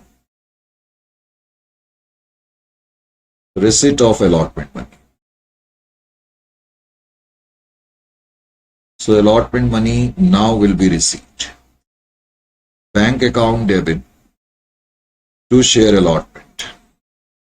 We were supposed to receive 1,50,000, but out of 150 we have already received 10,000. Under entry number 2 we have seen. So 1,40,000 now we are going to receive. There is no default on allotment. Bank account debit to share allotment account. 1,40,000. Correct? Now, first call has been made on 1st of July. Share, first let me write, first call money due.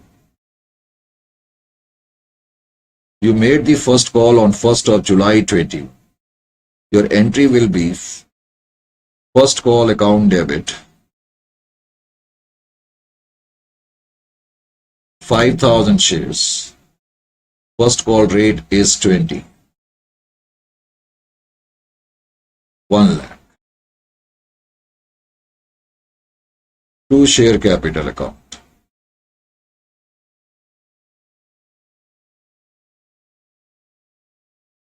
$1 lakh. Now we will receive the first call money. It is not clearly mentioned on which actual date we are receiving. However, we have been given last date. So last date is fixed at 31st of July 21. So quite obviously we will receive the money on this date. Receipt of first call. Of first call money you are going to receive. Your entry will be bank account debit. Calls in area account debit. As I told you, on 150 shares, we did not receive the first call money. First call money. So 3,000 we did not receive. And we were supposed to receive 1 lakh. To share first call. To share first call. We were supposed to receive 1 lakh. Out of that, one shareholder did not pay 3,000, so obviously we have received 97,000. Now we will reach 1st of August. On this date, final call was made. Final call money due. Final call money due. You made the final call money. Entry will be share final call account debit. Total number of share 5,000. 000. Final call rate is 30. 1,50,000 to share capital account.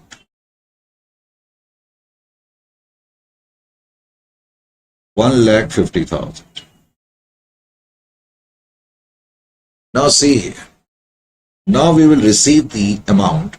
Obviously the last date is 31st of August 21. Receipt of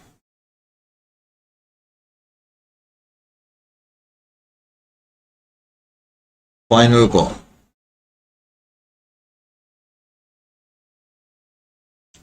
When you will receive the final call, your entry will be bank account debit,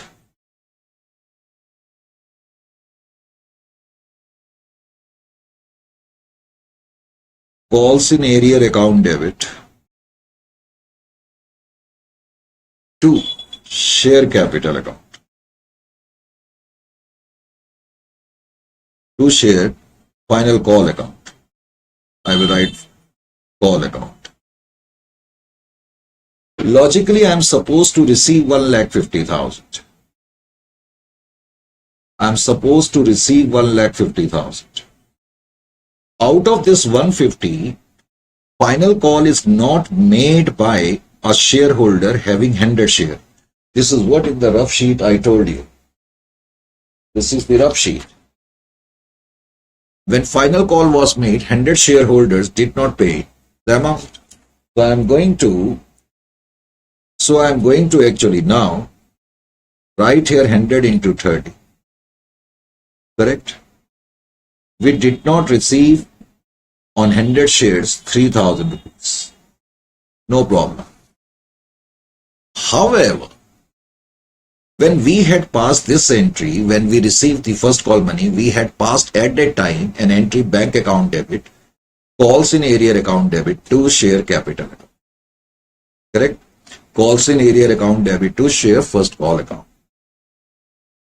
We wrote that entry because that fellow did not pay the first call money on 150 shares. But now it is given to us that when final call was made, this fellow paid the amount. This amount which he did not pay earlier, now he paid.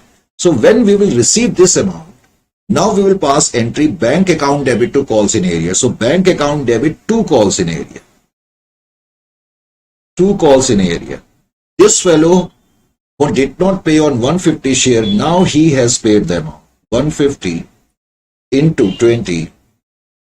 Here I will write 20 because 3,000 which he did not pay, the first call money, now he is paying.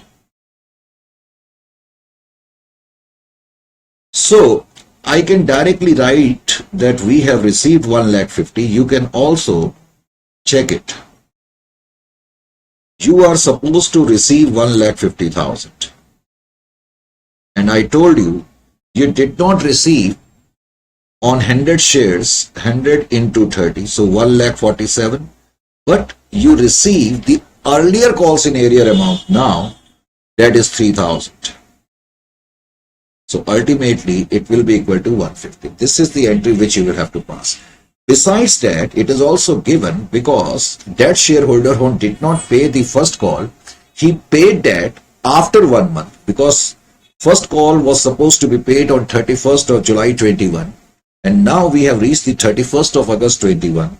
So our entity will take some interest from that fellow also. The entry will be interest on calls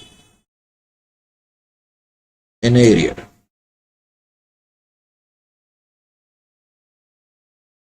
Interest on calls in arrear. So my entry will be entry number, okay, leave it, bank account debit to interest on calls in arrear.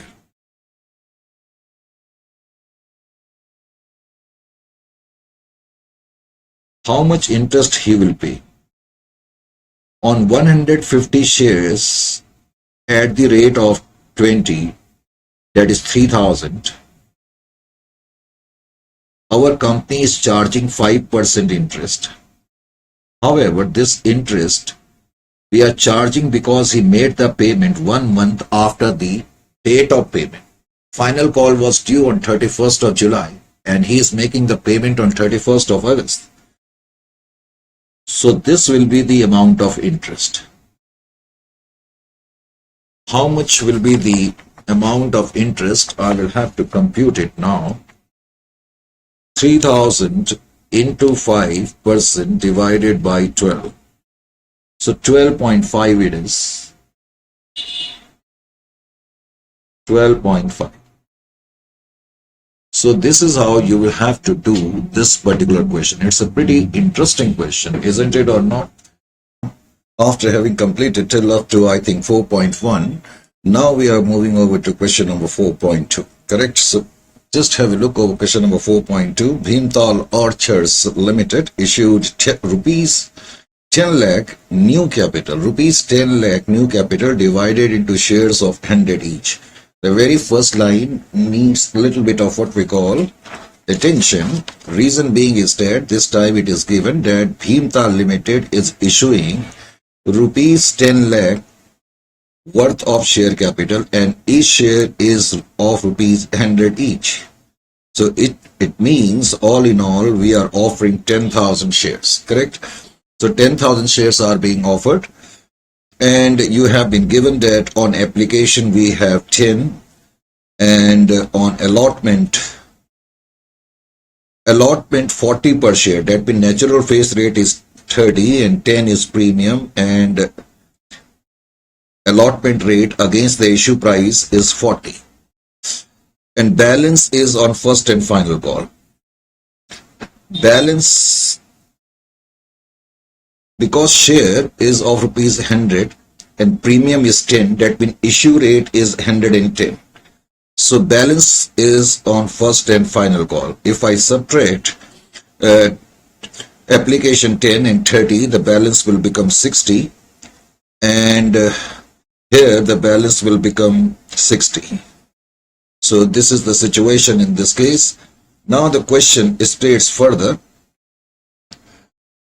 Overpayments on applications were to be applied towards some due on allotment and first and final call where no allotment was made. Money was to be refunded in full. So if we have refused or rejected the what we call application, in that case money will have to be refunded, and otherwise if there is any excess money which may happen due to pro rata allotment, that will be taken towards the upcoming calls. The issue was oversubscribed to the extent of 13,000. Again, this line is very important. The issue is oversubscribed to the extent of 13,000 means you are offering 10,000 shares and you have received applications this time 23,000. 23,000. How did I came to know about this figure? The reason being is that in this particular question, it is clearly mentioned that we are offering 10,000 shares and question says that the issue is oversubscribed by 13,000. It means total applications we must have received is equal to 23,000. Is it clear to you? Then further it is written that and applications for 3,000 shares were sent letters of regret. That means out of 23,000, 3,000 applicants were rejected. So these shares have been rejected. That means 3,000 into application rate 10. That money will be taken toward, that money will be refunded, and now we are left up with 10,000 shares, and in the waiting there are 20,000 applicants, and the next decision is applicant refunded to them and all the money due was duly received and nothing is written later. Indirectly it means now we will have to presume that remaining shares have been allotted among the remaining applicants. We will have to presume now because nothing is written regarding the remaining what we call shares and applicants. Question simply states that 3,000 applicants have been refused. So here the pro rata allotment and the difference is actually 10,000. And rate is 10. So 1 lakh will be adjusted towards the next call. This is the situation in this question.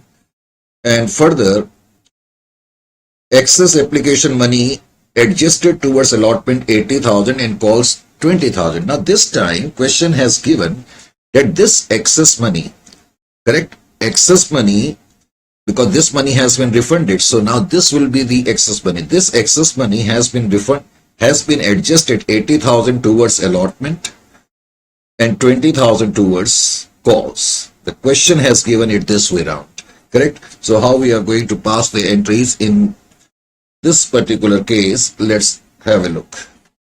So this is the question. There is no rejection, no forfeiture entry, but still you can manage this question, I think so. Isn't it or not? So we will do this question. Question number is 4.2.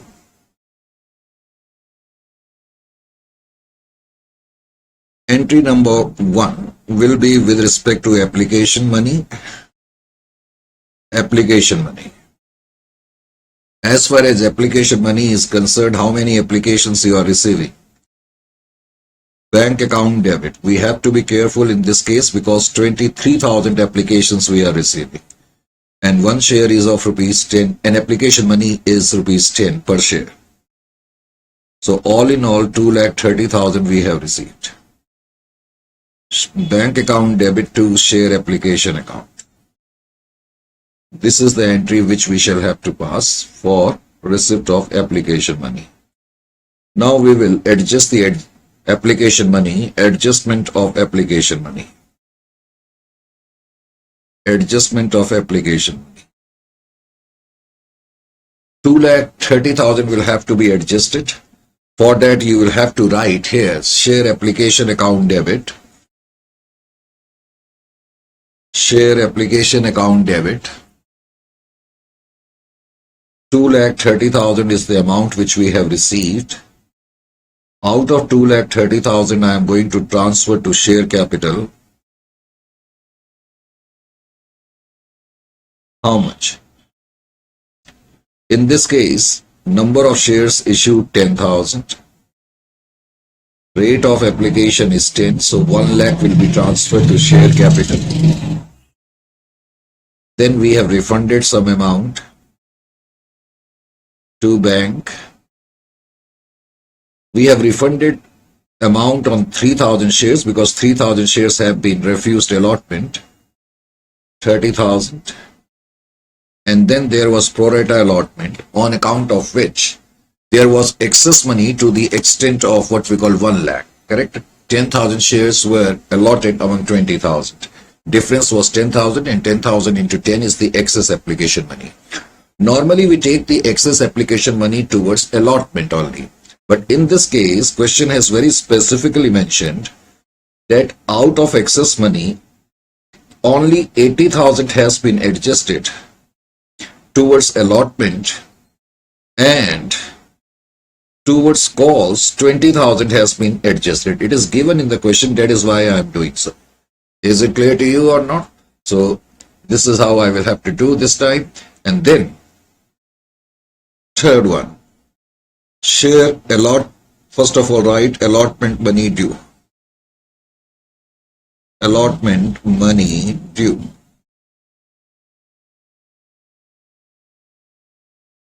Your entry will be share allotment account debit. Share allotment account debit. How many shares you are offering? 10,000 share. What is the rate of allotment? Full rate 40. 4 lakh.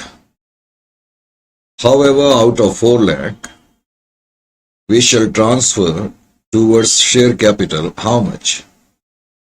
We shall transfer on 10,000 share at the rate of 30 because natural face rate of allotment is 30. And time and again I have been repeating this thing that whenever we write any amount in front of capital, we shall always consider the total number of share issued and the natural face rate. And then we shall write here to security premium. The security premium on 10,000 shares at the rate of 10 each, that is equal to 1 lakh. This is how you are going to pass the entry for share allotment. Now, fourth entry. Receipt of allotment. Receipt of allotment money. Now we shall receive the allotment money. However, when we will receive the allotment money, in this particular case, just wait. Let me adjust the sheets. Now when I am going to receive the allotment money, my entry will be bank account debit to share allotment account. Bank account debit to share allotment account. But here we have to be careful. We are supposed to receive 4 lakh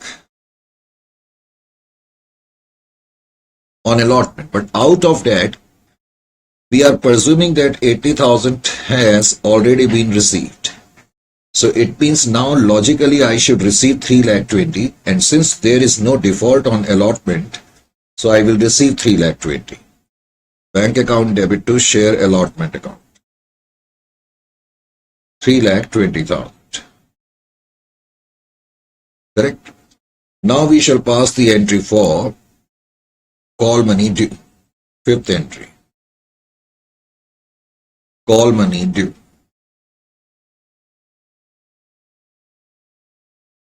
Now in this case, keep the sheet here.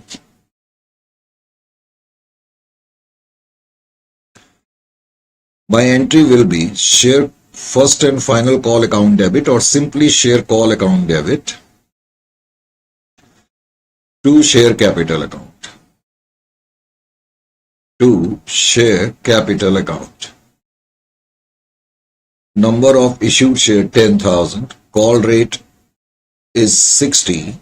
So total amount will be equal to 6 lakhs. Correct? Now we are going to receive the call money. Bank account debit to share call account. Let me know actually how much amount I would receive now. I was supposed to receive 6 lakhs. But out of 6 lakh, we have already seen that in under entry number 2, that 20,000 regarding call has already been received. Correct? So now it means we are supposed to receive 5 lakh 80, and we will receive it because there is no default. So in this question there is no default. We can pass the entry only till up to this particular stage. So this was quite a easy question in comparison to the one, but except with little bit of variation regarding the what we call adjustment of excess money. Now we pick up question number 4.3, and it is genuinely interesting question and little bit tough question. 4.3. The name itself is very interesting. Sham-e Ghazal Limited issued 1 lakh shares of 10 each and payable as follows. Rupees 2 on application, and this amount is payable on 1/3/2018. Further, it is written that rupees 3 is payable on 1/5/2018. First call is payable on 1/8/2018 and 3 is on 1/12/2018.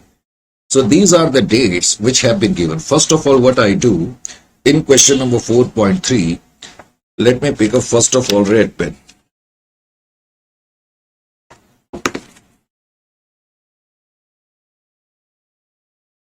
Yes, here is the red pen. 4.3. In 4.3, I told you it's an interesting question. First, let me do some analysis here so that you can understand it better. In order to do the analysis, first of all, I stretch a line.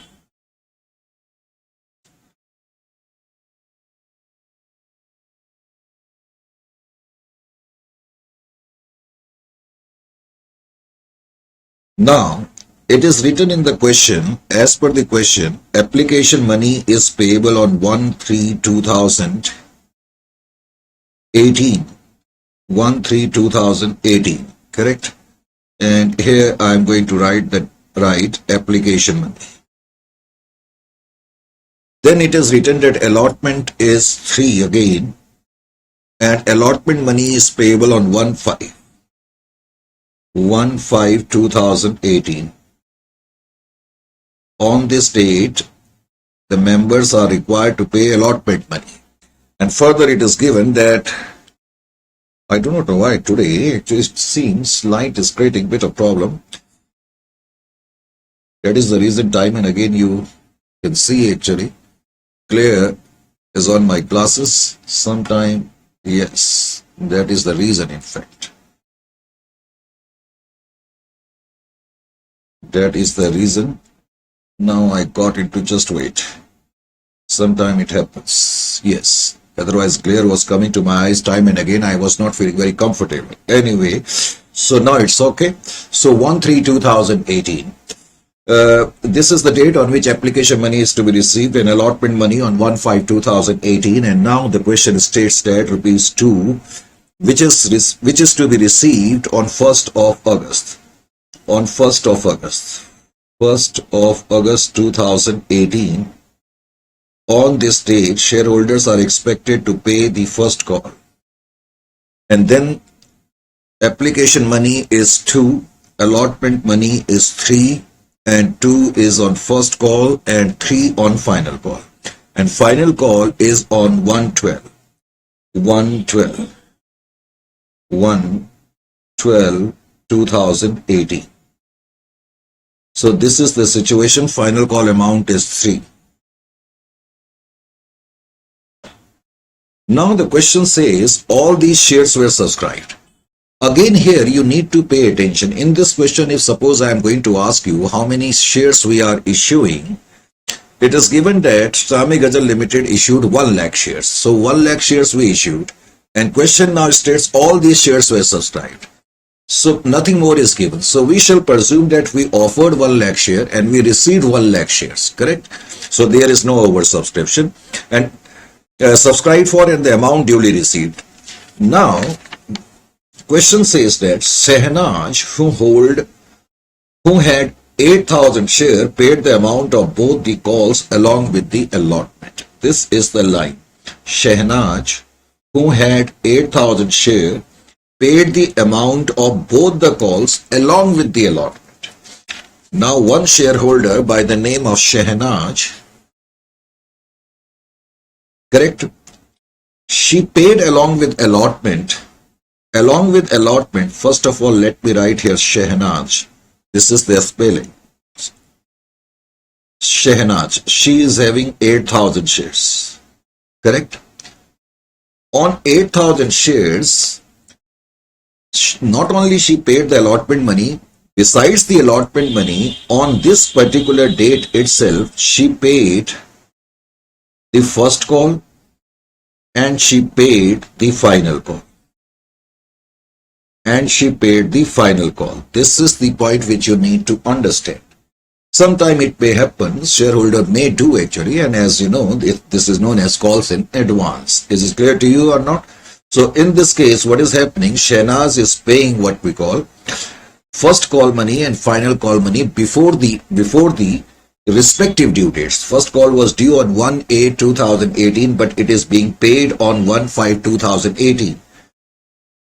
If somebody would pay payment which was due on 1/8/2018, but it is paid on this particular date, so how many months?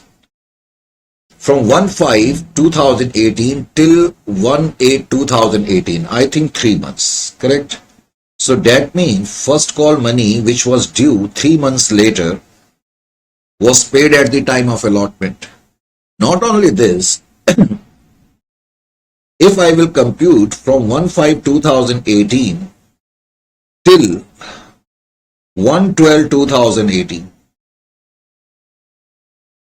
if the payment is due on 1/12/2018 and you will receive and you are receiving it on 1/5/2018, so how many months earlier you received the payment? So we can say 7 months. 7 months. That means now we can say Sehnaz has paid first call money 3 months before the due date, and she also paid the final call money 7 months before the due date. This is with respect to Shehnaz. Now, what is happening? Shahira, there is another what we call lady who had 4,000 share, paid the amount of second and final call with first call money. Now, in case of Shahira, what is happening? Shehnaz paid in advance at the time of allotment. At the time of allotment, she paid the first call money and the final call money. However, as far as Shahira is concerned, Shahira, what is the spelling of Shahira? S-H-A-H-E-E-R-A. Shahira, correct? Now, Shahira paid the final call money at the time of first call. First of all, she is having 4,000 shares. Shahira is having 4,000 shares. At the time of first call, she also paid the final call money. It means, as far as Shahira is concerned, she paid final call money before its due date. Now, in case of Shahira, I will have to compute it this way. I will have to take the period from 1/8/2018 till 1/12/2018. Because if the payment is due on 1/12/2018 and it is being paid on 1/8/2018, so we may say this payment is made 4 months before its stipulated date of payment. Correct? So as far as Shahira is concerned, she has paid the final call money 4 months before its due date. And as far as Shehnaz is concerned, since she paid actually first call and final call money at the time of allotment, so we may say that as far as Shehnaz is concerned, she paid first call money 3 months before its due date and final call money 7 months before its due date. So this is the question. And it is also given, calculate the amount of interest on calls in advance if company adopts table A. Regarding table A, I have already given to you notes also. Not only notes regarding what we call calls in arrear is given, but note on calls in advance is also given to you in your notes. So you must go through it and I will talk about these notes later on. Correct? Let me first do the question. So this is how you will have to move about. And just to recap the things, in this question, there is no oversubscription. Shares issued 1 lakh. Company is offering 1 lakh shares. Correct? And we are receiving applications received also 1 lakh. So in this question, there can't be any refund, there can't be any excess case. Correct?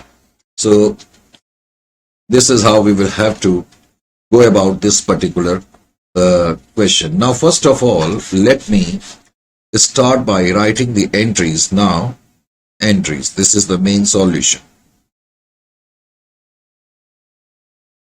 Entry number 1 will be with respect to application money.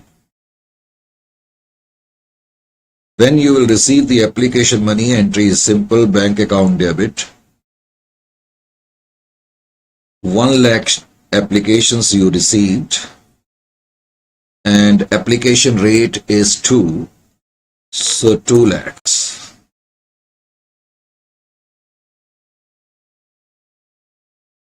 So bank account debit to share application account. This is the entry for receipt of application money. Once you have passed this particular entry, now the next one is sheet number I write for my own reference. You need not require to look at it. Now the next entry will be receipt of application money. Receipt of application money. When you will receive the application money, sorry, I have written this, I have already passed the entry for receipt of application money. In fact, now adjustment of application money. This is not receipt, this is adjustment. You please write adjustment.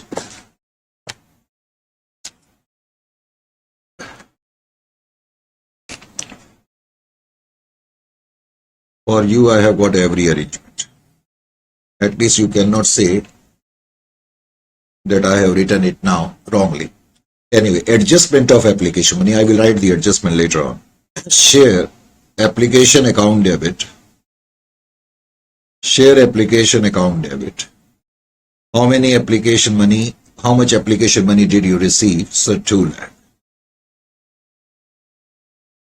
To share capital account. When we transfer to capital, we have to consider what? Number of share issued and application rate. Since in this question, number of share issued and application received is equal, so there can't be any situation of refund, which we are normally accustomed to write, and there can't be any situation of taking the excess application money towards allotment or next one. Correct? You can simply write share application to share capital account. This is adjustment of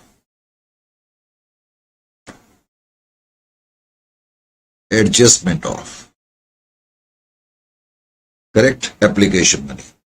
Now, allotment money.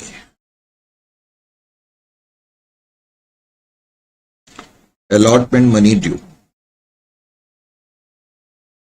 Share allotment account debit. How many applications, how many shares you are offering? 1 lakh. Rate of allotment in this question is 3. Where's the sheet where this is the sheet in which I did the workings? Yes, 3. So 3 lakhs.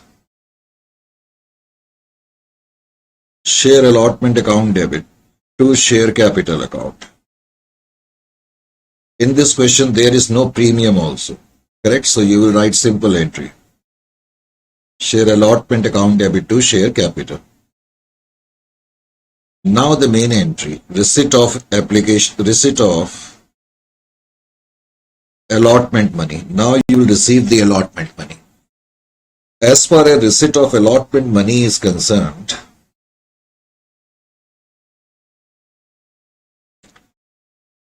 here you will have to do a bit of what we call mental exercise. First of all, you write the entry, bank account debit to share allotment account, and you will have to write something in the form of calls in advance, because at the time of allotment, you received 2 calls in advance from Shehnaz, correct, as I was talking about. Now pay attention, what amount I am going to present here. First of all, I am supposed to receive 3 lakh. On 1 lakh share, at the rate of 3, I must receive 3 lakh on allotment, logically. However, as I told you, there is a girl or lady by the name of Shehnaz who was having 8,000 shares. She paid the first call money, which is at the rate of 2, that is 16,000 along with allotment, and not only this, she even paid the final call money. She paid the first call money and final call money along with allotment. So all in all, she paid 40,000 extra, 40,000 actually not extra, but 40,000 amount before the due date. So at the time of allotment, we are receiving actually 3,40,000. That is why I would write here 3,40,000 in front of bank. However,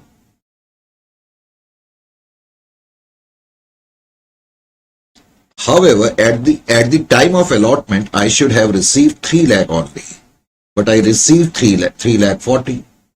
So that means 40,000 is calls in advance. That is how you will have to write the entry for receipt of allotment money. Correct? Now, next entry, first call.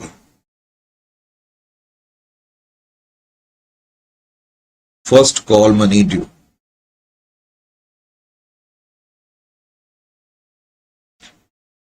Share first call account debit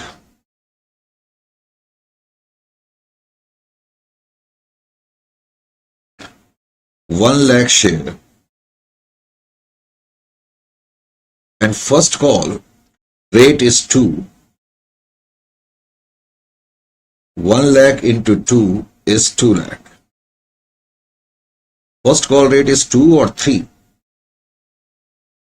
I will have to check. First call rate is 2 and final call is 3.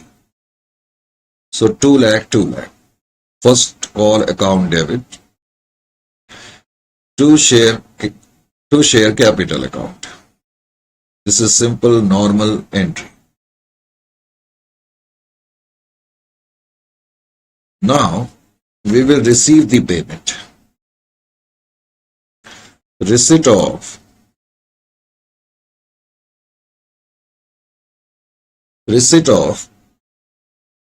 first call. Now here again you have to be a little bit more cautious. First of all, pay attention. What amount should I write in front of back? What amount should I write in front of back? Logically, on first call I am supposed to receive at the rate of rupees 2 on 1 lakh, because we are offering 1 lakh share and call rate is 2. Logically we should receive 2 lakh, correct? Logically we should receive 2 lakh. However, we also know that out of this 2 lakh, this 16,000, just pay attention, this 16,000 has already been received. So we cannot receive it again. You got my point or not? We have already received this amount from Shahira. So logically now, I should receive 1,84,000. It's 2 lakh minus 16. However, at the time of first call, there is another lady by the name of Shahira who also paid final call money at the time of first call. Shahira, who is having 4,000 shares, also paid the final call money at the time of first call. So that means you will not only receive 184, but you will receive something extra. So on 4,000 shares at the rate of 3, 12,000 you are going to receive, because final call amount is 3. On 4,000 share at the rate of 3, we will receive what we call final call money also at the time of first call. So that is why logically 184 plus 12, I am receiving 1,96,000. But now how to present it? See here. We have subtracted 16,000. Why we subtracted 16,000? Because I was supposed to receive 2 lakh on first call, but 16,000 was already received from Shehnaz. 16,000 is already received from Shehnaz. And you know better than I, here we have credited calls in advance 40,000. Actually, this 40,000 is made up of 16,000. That is 8,000 into 2 and 24,000, 8,000 into 3. She paid the first call money and final call money at the time of allotment itself, correct? So now this 16,000 is adjusted here. When I say adjusted here, so because now calls in advance earlier was credited, I am now going to debit it. Calls in advance. Calls in advance. And I will debit it with 8,000 shares into 2, 16,000. That is why I subtracted 16,000, because 16,000 was already received from Shehnaz as far as first call is concerned. Correct? Now, we will write here 2 share capital.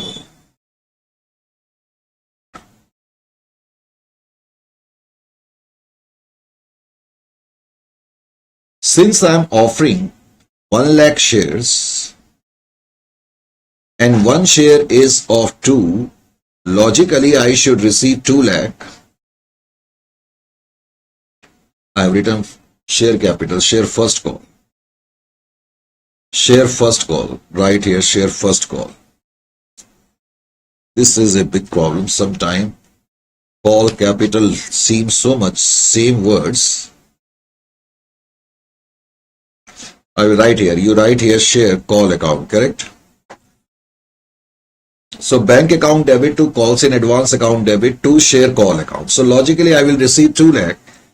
But there is a girl by the name of Shahira who paid at the time of first call final call money in advance. So here I will write calls in advance.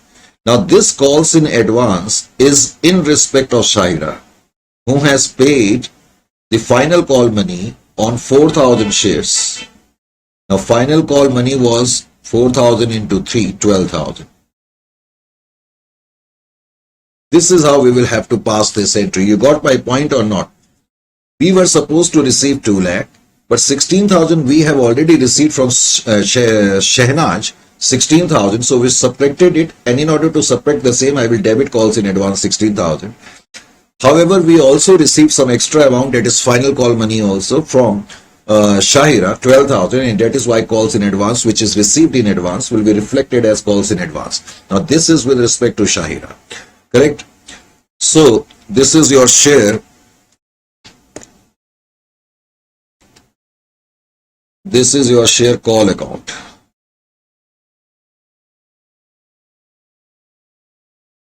Share call account, correct? Sir, it is not reflected. Okay, for you I will do every possible thing. Share call account. Sir, we have got it, please leave it. No. I hope now it is clear. Share call account, correct? So this is how you will have to develop the entry when there is case of calls in advance, correct? But still, we have to pass entries for final call now. 7th entry. Final call due.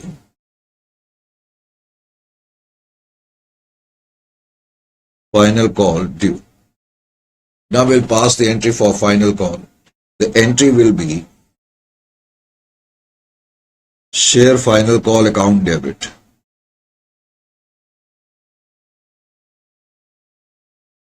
to share capital account.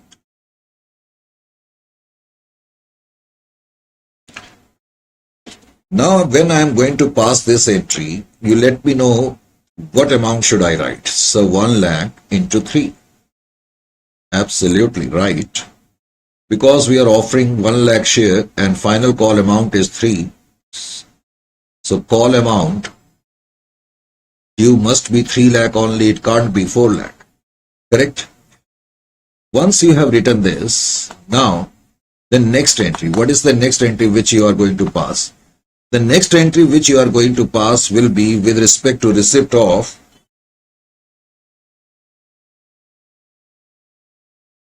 final call. Receipt of final call. Entry will be bank account debit to share. Now again we will have to, before we start writing something, let me show you calculations also. We are supposed to receive 3 lakh. You are supposed to receive 3 lakh on final call.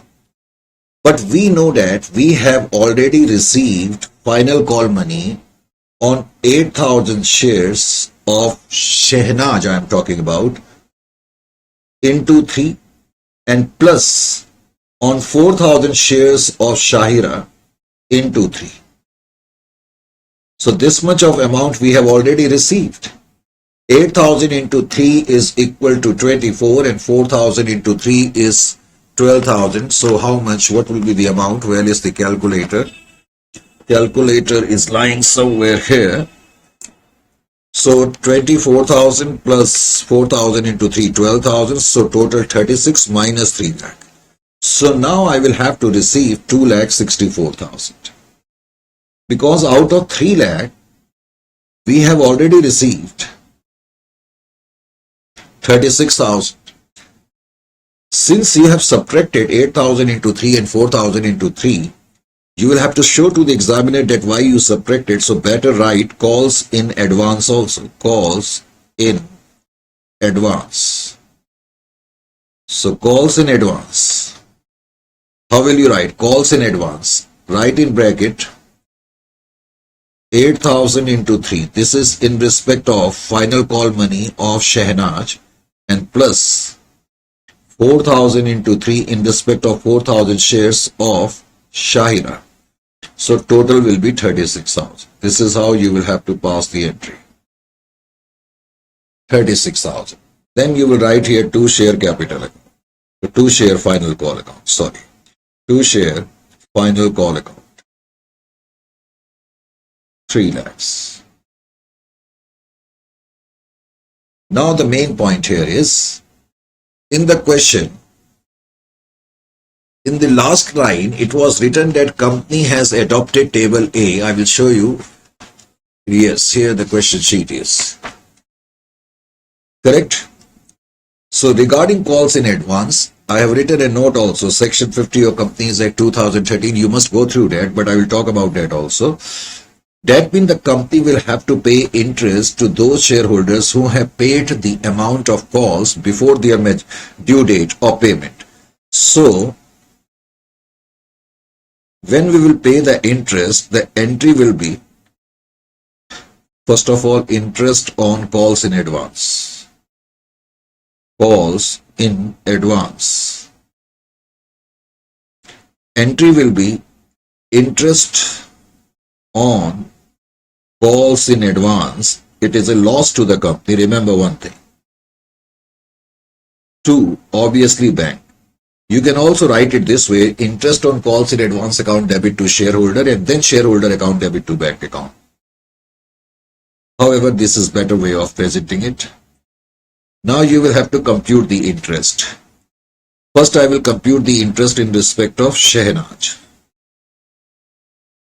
As far as Shehnaz is concerned, as I told you, how interest will be computed. First of all, she paid on 8,000 share at the rate of rupees 2, rupees 16,000. She paid 16,000. First call money at the time of allotment. That means 3 months before the what we call due date of payment. So she will get interest for 3 months. But at what rate the interest will be given by the company? Now table A actually, which is given to you, that company adopts table A, indirectly it means company can pay maximum interest to such shareholders who have paid the amount in advance at the rate of 12%. So since in this question nothing is written at what rate you are paying them interest, we will pay with the maximum rate of interest, which is 12%. Company can make the payment at the rate of 7%. If question would have given this way, that on calls in advance 3% interest was paid, I would have taken 3%. But if nothing is mentioned, then maximum rate should be taken. So at the rate of 12% and for 3 months.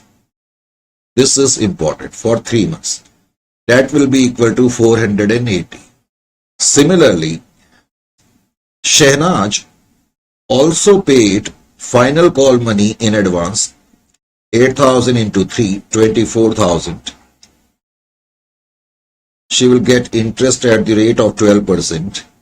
And this money was paid 4 months before the maturity date. So 7 months before the maturity date. Final call was due on 1st of December 2018, correct? And it was paid on 1/5/2018 as we did in the very first sheet. I will show you here. That sheet is lying here. I told you here that this payment final call was due on 1/12/2018 and we received the amount on 1/5/2018. That means 7 months earlier. So interest will be for 7 months, 7 by 12. And when you will compute the interest, that will be equal to 1680. So total interest as far as Shehnaz is concerned will become 2160. Besides, there is another lady, Shahira. As far as Shahira is concerned, she has paid only final call money in advance. So 4,000 into 3, that is 16,000. And she paid the final call at the time of first call. So that means 4 months earlier than the due date. So she will get interest of 12%, but for 4 months. For 4 months. This is 7 months. Here 4 months. So interest will be equal to 480. So total interest which would be paid by the company will be equal to 2640. 2640. 2640. Maximum rate of interest for calls in advance is 12% and for calls in arrear is 10%. These are maximum rates, correct? So this is how you have to do this question. You have seen that it is both the question which we did today are of little bit of different variety, isn't it or not, but interesting. So after having finished this particular topic, now we can move over to the next one. And now it is new section 5, correct? And more or less this chapter is already finished. And now some other aspects of this particular chapter which we are picking up now with the help of section 5. Just pay attention.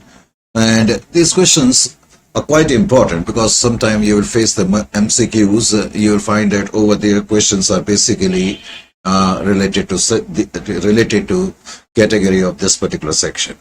Tisco Limited purchased assets of book value rupees 99,000 from another firm, and it agreed that purchase consideration be paid by issuing shares of 100 each.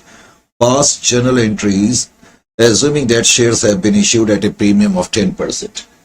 Now, let me first of all pick up a rough sheet. Now, in this case, shares are not offered for cash.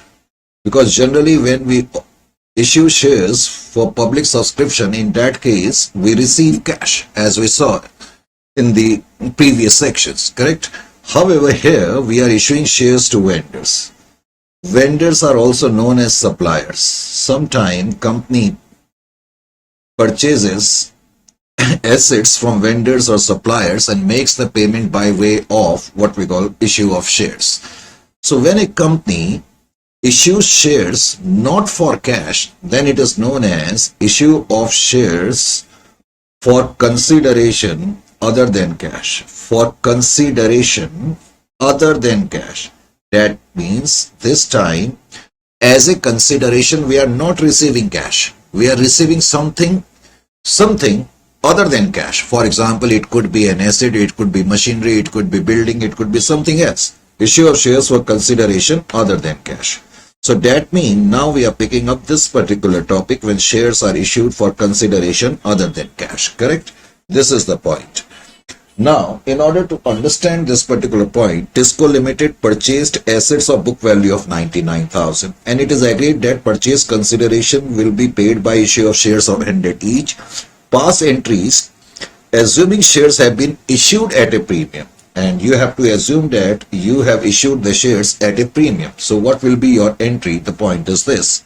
So very simple question. Section 5 now we are picking up, as I told you. This is your section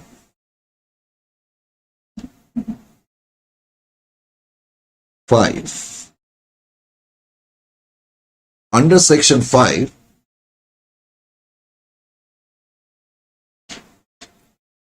question number 5.1.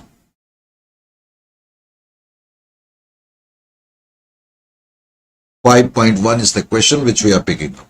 Now, in this question, first of all, you write books of Tisco Limited because Tisco Limited is acquiring some assets. Books of Tisco Limited. In the books of company, that is Tisco Limited, we are going to pass following entry. Our entry number A will be sundry assets account debit, because in the question it is given that we acquired some assets. Sundry assets account debit. Note carefully the worth of the asset. It is given that you acquired assets, book value rupees 99,000. So 99,000 worth of assets you acquired. Correct? Then you write the entry to vendor account. Vendor, as I told you, you can also write supplier. Vendors are nothing but suppliers. You can also write creditors. If you want, you can write either vendor account to vendor account, to supplier account, or to creditor account, whatever you may like to write. And the narration will be purchase of asset. Purchase of assets recorded. So this is the narration. Now you will have to make the payment. You bought assets worth rupees 99,000. That means this is the price of the asset and this much of price you will have to pay. This price is known as consideration. That means you will have to pay 99,000. Now your entry will be, when you will make the payment, vendor account debit or supplier account debit or creditor account debit, whatever you may like to write. Vendor account debit. Vendors need to be debited with the same amount by which they have been credited. So 99,000 you have to pay them. In order to pay 99,000, you are not offering cash. You are giving them share capital. How many shares you will issue? For that you will have to do some calculation. So in the working, you will have to show how many number of shares you will issue. Number of shares. For that, you will have to note down purchase consideration, PC we call it, and you have to divide it by the issue price of the share. Issue price. Now in this question, it is given that you paid by issuing shares of 100 each. So face value of share is 100, but you are issuing them at a premium of 10%.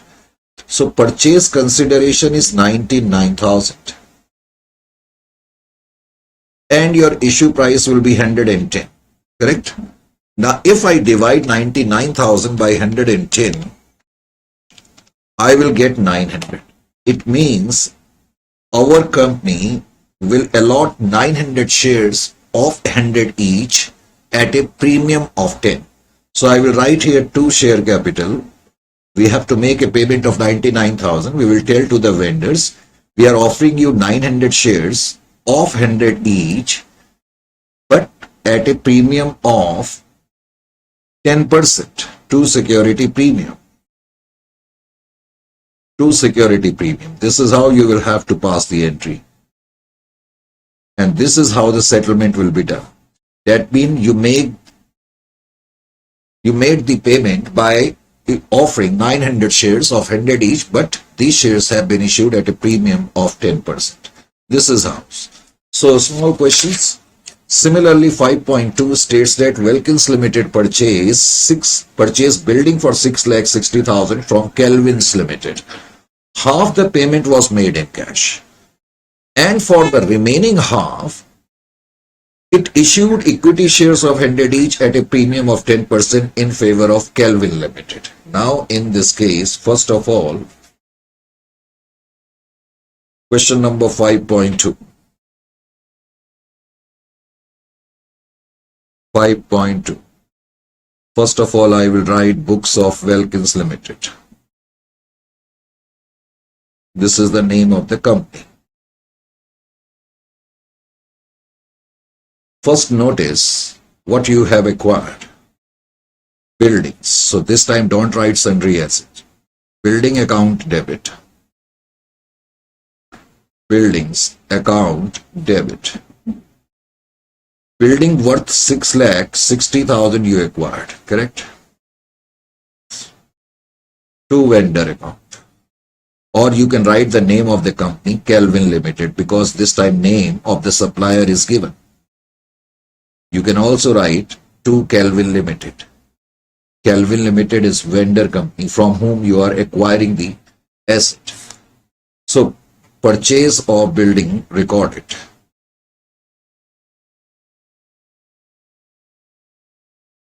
Now you will discharge the payment. In order to discharge the payment, you will write vendor account debit. You will debit them by 6,60,000. It is given in the question that half of the payment has been made by way of cash. So to cash. You have already settled now 3,30,000. how much consideration still you need to pay? 3,30,000, correct? So for that, I will again have to compute the number of shares which I am going to offer. Workings. So number of shares, how many number of shares I am going to offer? For that, I will have to divide purchase consideration by the issue price. However, purchase consideration is 6,60,000. But what is the remaining portion? The remaining portion is 3,30,000. And your issue price, once again, is 110, because it is given again in the question that you are offering shares of 100 at 10% premium. So if I am going to calculate, it will be equal to how much? It will be equal to 3,30,000 divided by 110.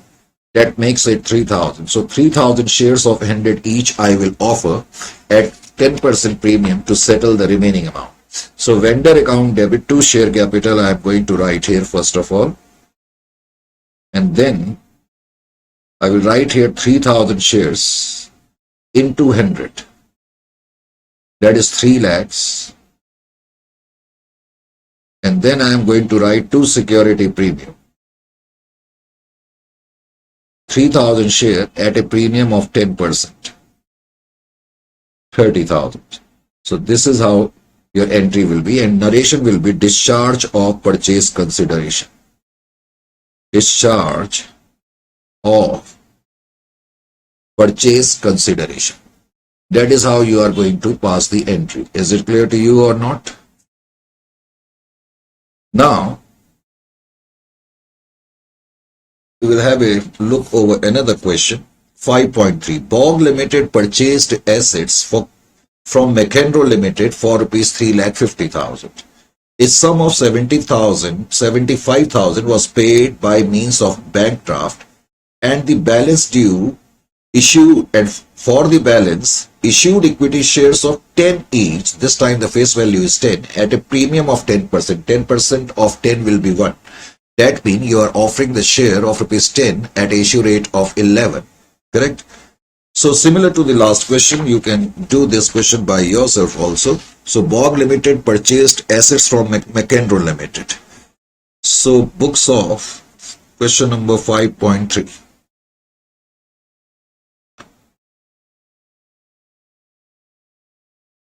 Books of BOG Limited, famous tennis player of Germany. Won Wimbledon tournament nearly 6 times on trot. Correct? So in the books of BOG Limited, first of all, I am going to write, we have acquired, again this time it has written purchased assets. So purchase of assets. Entry will be sundry assets account debit.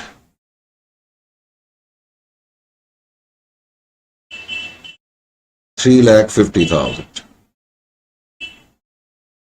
To vendor. Now name of vendor is also given this time. McEnroe Limited. John McEnroe. Have you heard about this? He is also a famous tennis player. And there was a great rivalry, especially in 90s, 80s and 90s. Correct? Between BOG and McEnroe for the supremacy. Now, this time, question states that 75,000 was paid by means of bank draft. So, discharge of consideration. Discharge of consideration. Now, you will discharge the consideration. Your entry will be vendor account debit.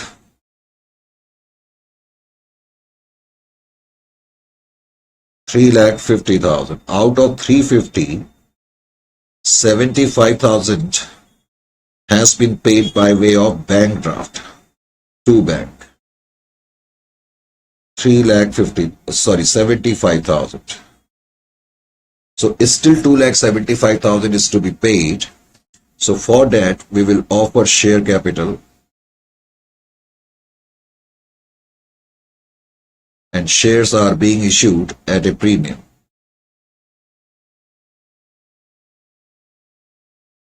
So you can compute the number of shares. Remaining purchase consideration will be 2,75,000. Isn't it or not? Out of 350, we have given 75,000. So I will divide it by 11. So what will be the amount? 2,75,000 divided by 11, that is 25,000. So 25,000 shares we shall offer. This time one share is of rupees 10 each, 2,50,000. And my premium amount will be 25,000 into 1. 25,000. Correct? This is how we are going to do this particular question. So it's a very small topic, to be very honest with you. However, another question is also given. But now these questions, that is 5.6, 5.8 and 5.9, these questions are related to forfeiture only. So only forfeiture entries you will have to pass under it, correct? Sunday Express Limited forfeited 200 shares of 10 each.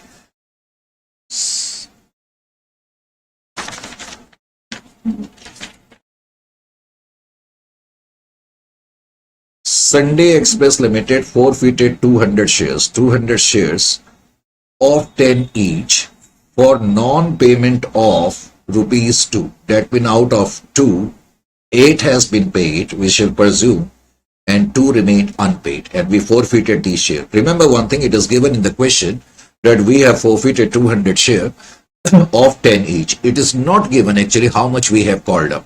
So we shall presume entire 10 amount has been called up. So out of this 10, 8 must have been paid because it is written for non-payment of 2. So the unpaid amount is 2. And later on 150 of these shares were reissued. However, later on only 150 shares have been reissued and reissued at the rate of 7.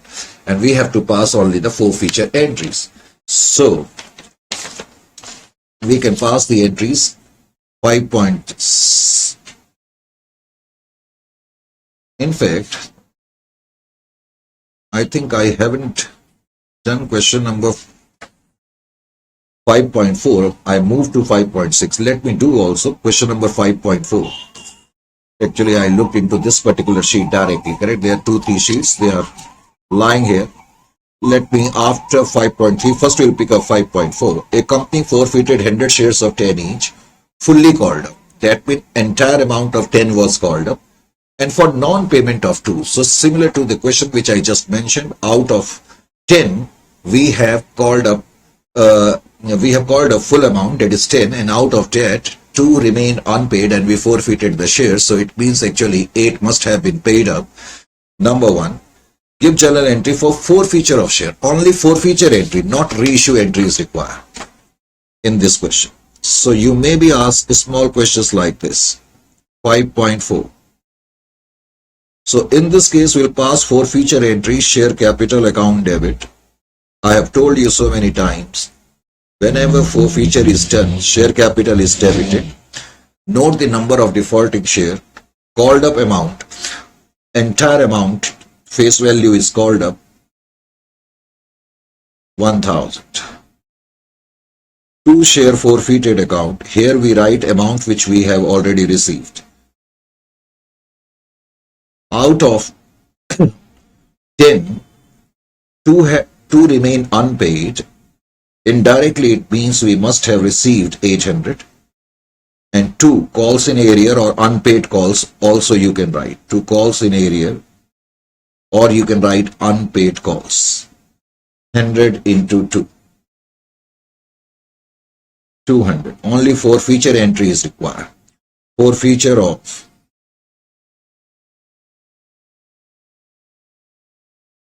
shares. correct? So you may be given some sort of question and you will be given in the answers, let us say in MCQ form, you may be given amount to be credited to share forfeited account and some options would be given and you will have to take 800, correct? That's all. 29 sheet number it is.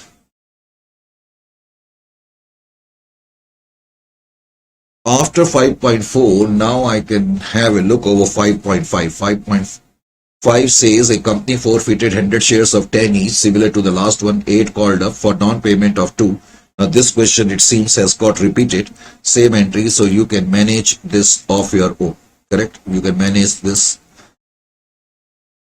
Actually, there is slight difference between last question and this question. 5.4, now 5.5 says that company forfeited 100 shares of 10 each, rupees 8 called up. Out of 10, company has called only 8, and out of 8, 2 have remained unpaid. That means 6 must have been paid. Correct? In this question, number of shares are 100, face value is 10, but company has called up only 8. Company has called up only 8, and out of 8, 2 have remained, rupees 2 remain unpaid, so that means 6 must have been received. So that is why you are going to pass the entry like this, 5.5.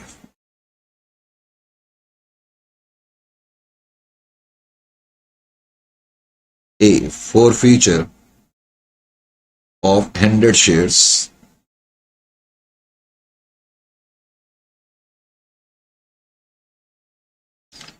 entry will be share capital account debit. Number of defaulting shares 100. Correct? Number of defaulting share 100. Called up amount is 8, not 10. You have to exercise caution regarding this. So 800 to share forfeited account. As far as share forfeited is concerned, here we write the amount which we have received. Out of 8, rupees 2 have remained unpaid, so we must have received 600 and 2 unpaid calls or 2 calls in arrear, whatever you may like to write. 100 into 2. So this will be a forfeiture entry in this case. Correct? Only one entry because regarding reissue, no information is given. 5.6 states that Aeroplane Limited forfeited 200 shares. Now in this question, 200 shares of rupees 10 each given. Nothing is given how much we called up. So you presume that entire amount has been called up. Out of that, 2 remain unpaid, 8 must have been paid. Now later on, all these shares have been reissued and reissued for rupees 500. Now you have been given for how much these shares have been reissued for 500. So in this case, your entry will run like this. 5.6. Forfeiture.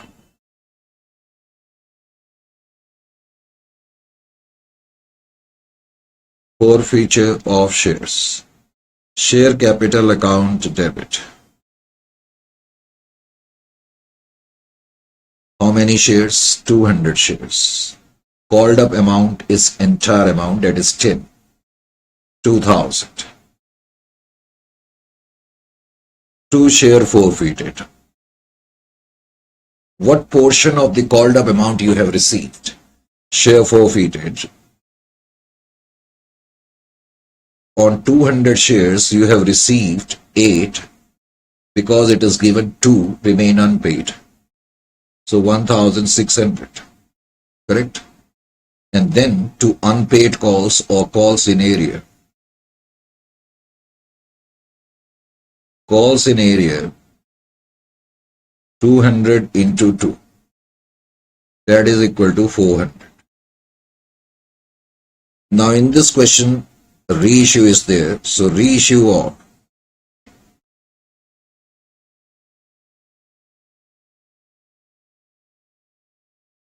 Reissue of shares. All the shares have been reissued. You haven't been given the rate, bank account debit. It is given that you reissued them for rupees 500. Correct? To share capital account. However, we know the worth of share. 200 shares of 10 each are being reissued. So that means discount at the time of reissue must be 1,500. So we shall write share forfeited account debit 1,500. So this much of discount we must have given at the time of reissue. Correct? Now we have to find capital reserve.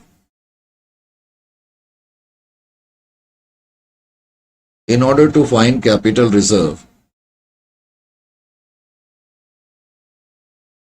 first let me write the entry share forfeited account debit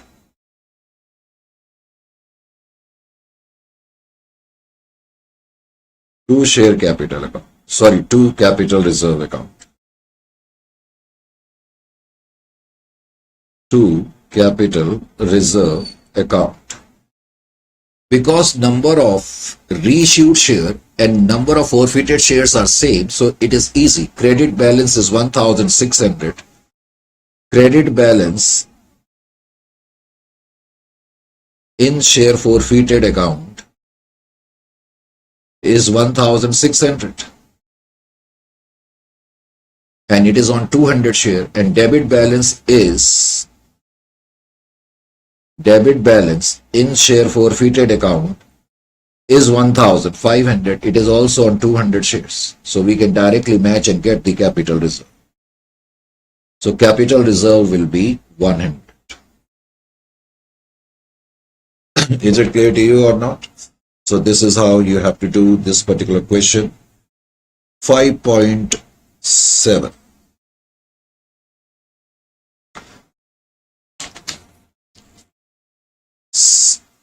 Sunday Express Limited forfeited 200 shares. Again, 200 shares have been forfeited. One share is of 10 each. Again, it is not given how much has been called up, so we shall presume entire 10 has been called up, out of which 2 have remained unpaid, so 8 must have been paid. However, only 150 shares have been reissued, and this time it is given at the rate of rupees 7 per share. So, first of all, forfeiture entry we shall have to pass. Forfeiture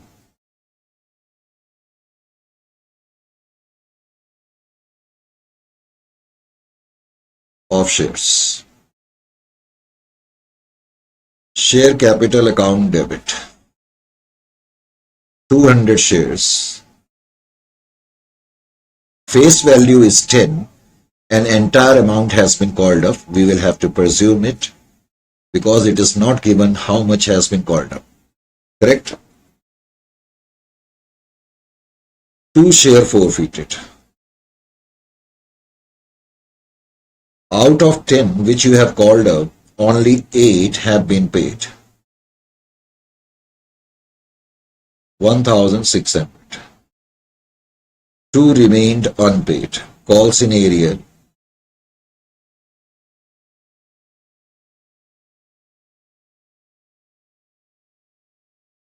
$400. Now we will have to pass entry for reissue. When I am going to pass entry for reissue, it will be entry number 2.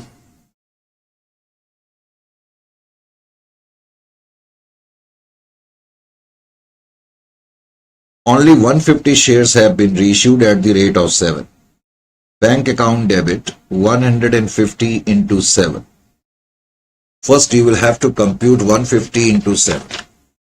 Now 150 into 7 how much? It will be 150 into 7 is 1050. So 1050 I will write here. Share forfeited account debit. Now what will be your discount? Obviously 3. 150 into 3. 450. This will be your share forfeited account, debit balance, and then to share capital. 150 shares of rupees 10 each, 1,500. Now you will have to compute the net gain. In order to compute the net gain,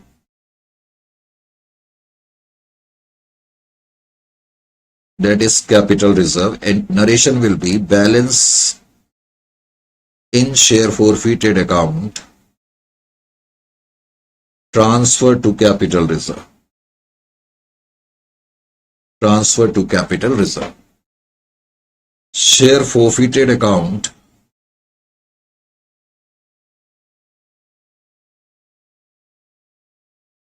debit to capital reserve account.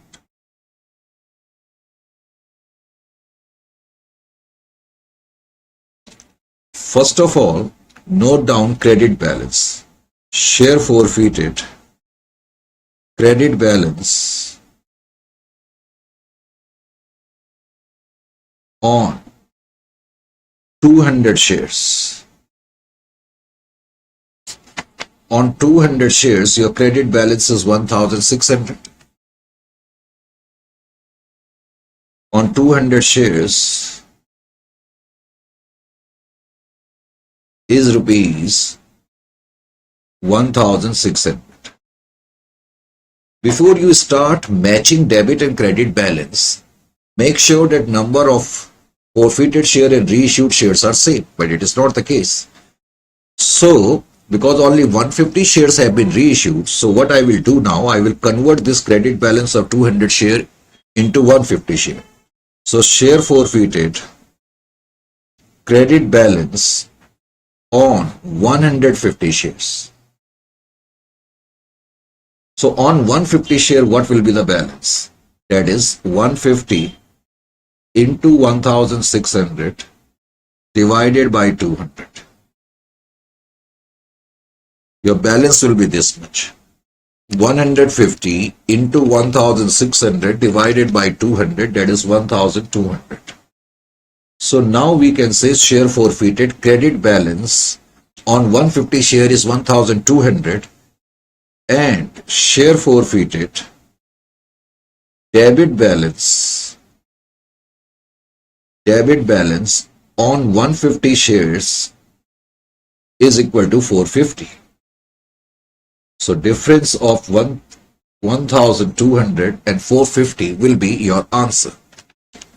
So 750 will be your capital reserve. Correct? This is your net gain, which will be transferred to capital reserve. Similarly, 5.8 states that Sunday Limited forfeited 300 shares of 10 each, but remember this time it is given 9 called up. 9 out of 10 we have called up 9 only. Out of 9, 3 have remained unpaid. That means 6 must have been paid. Later on, 200 of these shares were reissued at the rate of 8. So 300 shares are there, number of shares 300, face value is 10, but only 9 have been called up and non-payment is 3. So 5.8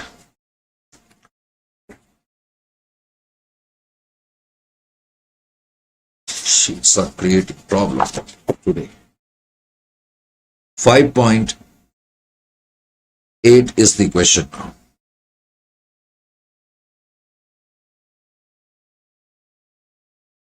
Forfeiture of 300 shares.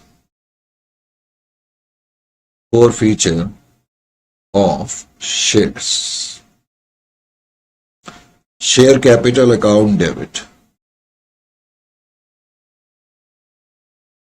300 shares, but you have called up only 9. You have to take that into consideration. 2,700. Out of 9, you have received 6 and 3 have remained unpaid. 2 share forfeited account. 2 share forfeited. 300 into 6. You have received only 6. That is 1,800. And 2 calls in area.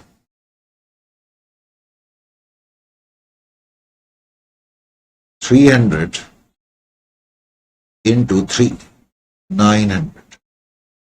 After this, you reissued only 200 shares.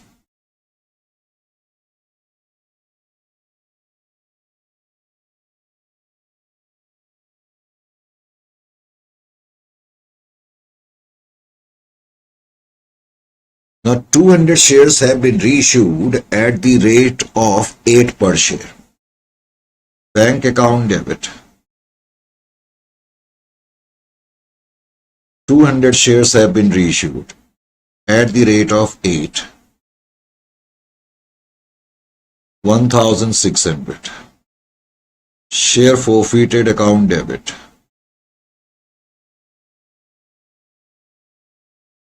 200 into 2. Discount on reissue will be considered 400. 2 share capital account.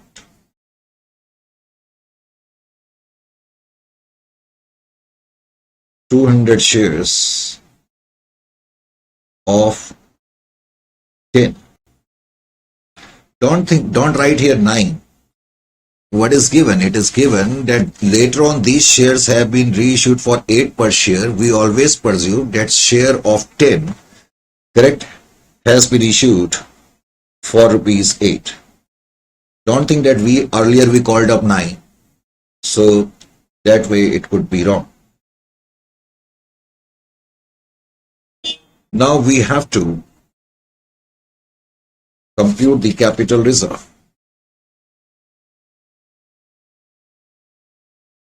Balance in share forfeited account transferred to capital reserve. So you will transfer the balance of share forfeited account, forfeited account, debit to capital reserve.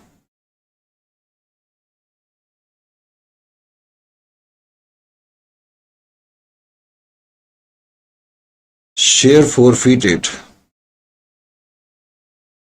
credit balance on 300 shares.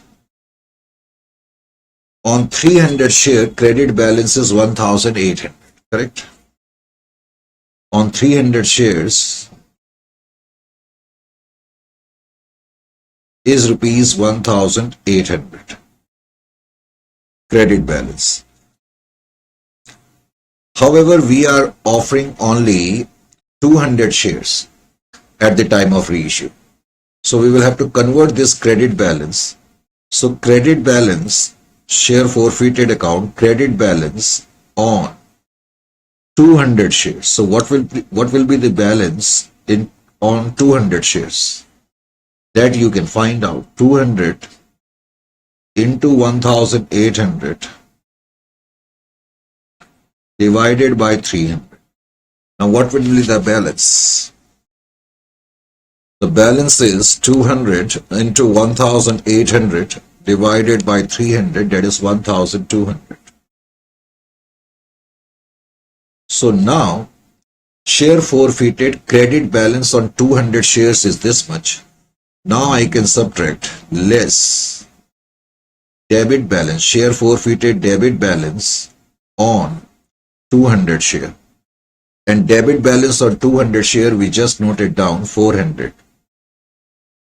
So difference 800 will be your capital reserve.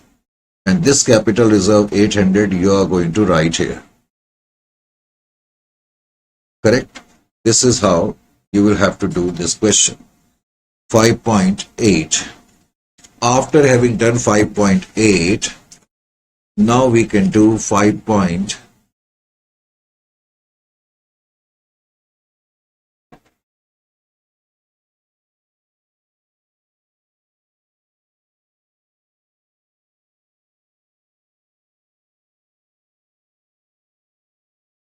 Now we can do 5.9.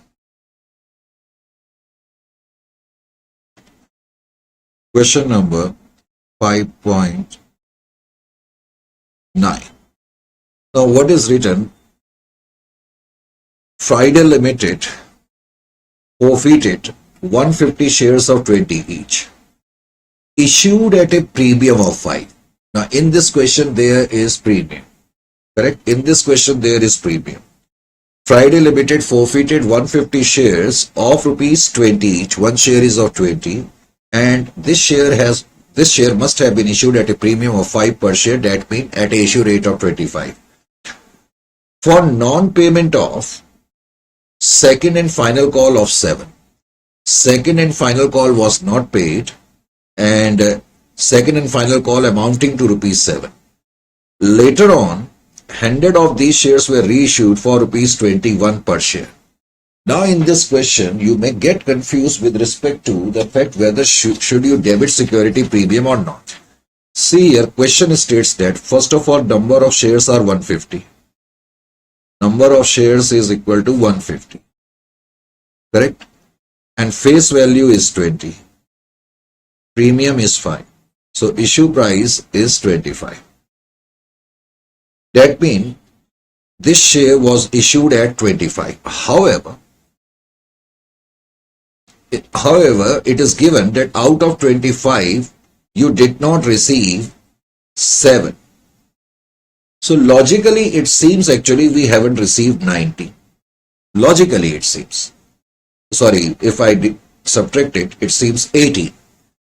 It seems we have already received 18 and we haven't received 7. It seems for a while. However, we have to see that this time it is mentioned that fellow did not pay the call money. He did not pay the call money. He did not pay the call money. Actually, this price 25 is 20 plus 5 premium. 20 plus 5 premium. Correct? Now, because it is given in the question he hasn't paid call money, it means he must have paid the allotment money. Because he must have paid the allotment money, it also means he must have paid premium also. He must have paid premium. So now what I will do, total issue price is 25, face value is 20 and premium is 5. So premium has been paid. Out of 25, premium is already paid. Now we are left up with 20, and out of 20, he did not pay 7, the call money. So that means only 13 we shall presume that we have received. Is it clear to you or not in this case? Friday Limited forfeited 150 shares of 20 each, issued at a premium of 5 per share for non-payment of second and final call of 7. Correct? For non-payment of second and final call. Only call money has remained unpaid, so allotment money must have received. So that is the reason we are presuming that premium must have been received, and that is why we are not going to reflect it in the forfeiture entry. Premium is reflected in the what we call forfeiture entry only when it has remained unpaid or still it is pending.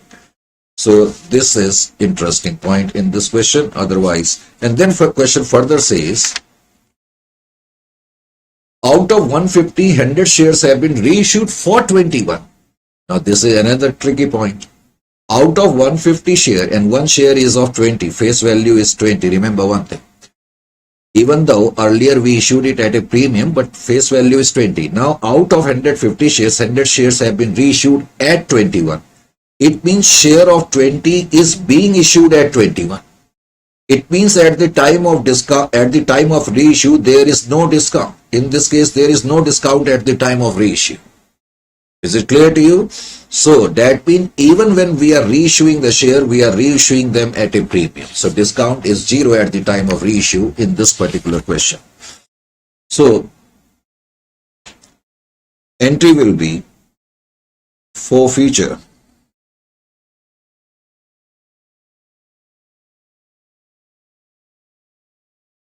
of shares.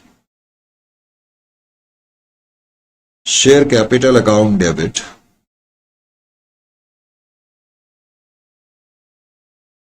number of shares 150. Because we are writing capital, so I will write called up amount. Sorry, I will write the face value amount, and entire face value we are presuming must have been called 3000. Security premium will not come in the forfeiture entry. It will not come in the forfeiture entry. Why? Because premium money must have been received. 2 share forfeited. Whenever question is of premium, make it a habit. Consider share forfeited as the balancing figure. It is always better, although it is not difficult to find out, but it is better always. Take it as balancing figure. First, write the calls in area. We did not receive call money on 150 share at the rate of 7. So 150 into 7 is 1050. Now, if I subtract 1050 from 3000, I will be left up with 1950. So we must have received 1950. Now, out of these 150 shares, 100 shares have been reissued.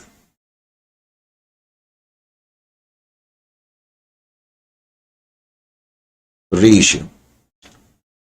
Entry will be bank account debit. 100 shares are being reissued, and very rarely it happens. This time they have reissued the shares at a premium. 100 into 21, 2100. Share forfeited account 0. There is no discount at the time of reissue. It is possible, but it happens very rarely. It depends upon the high profiled image of the company. Share capital account 100 into 20. Face value of share is 20. And I will write 2 security premium 100 into 1. 100.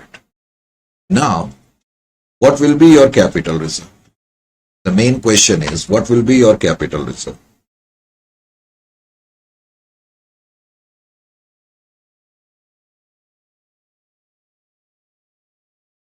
Share forfeited account debit to capital reserve. See here in this question, I will take a rough sheet to make you understand better.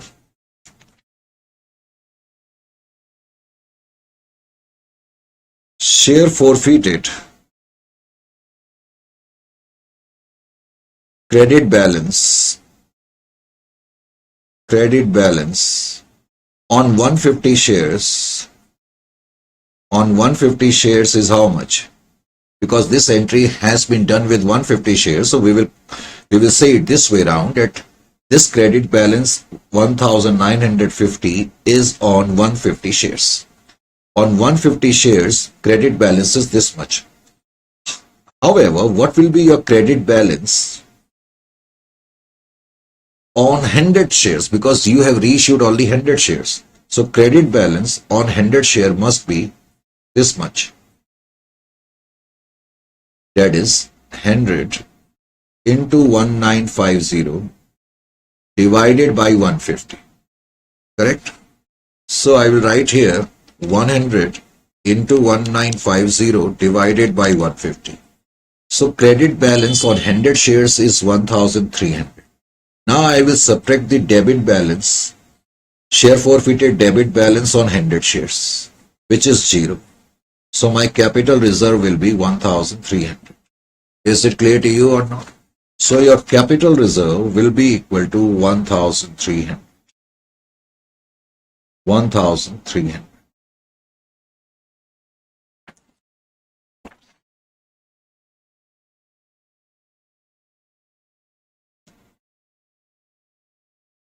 Then besides, there are some questions which you can do, 5.10 and 5.11, you can easily manage.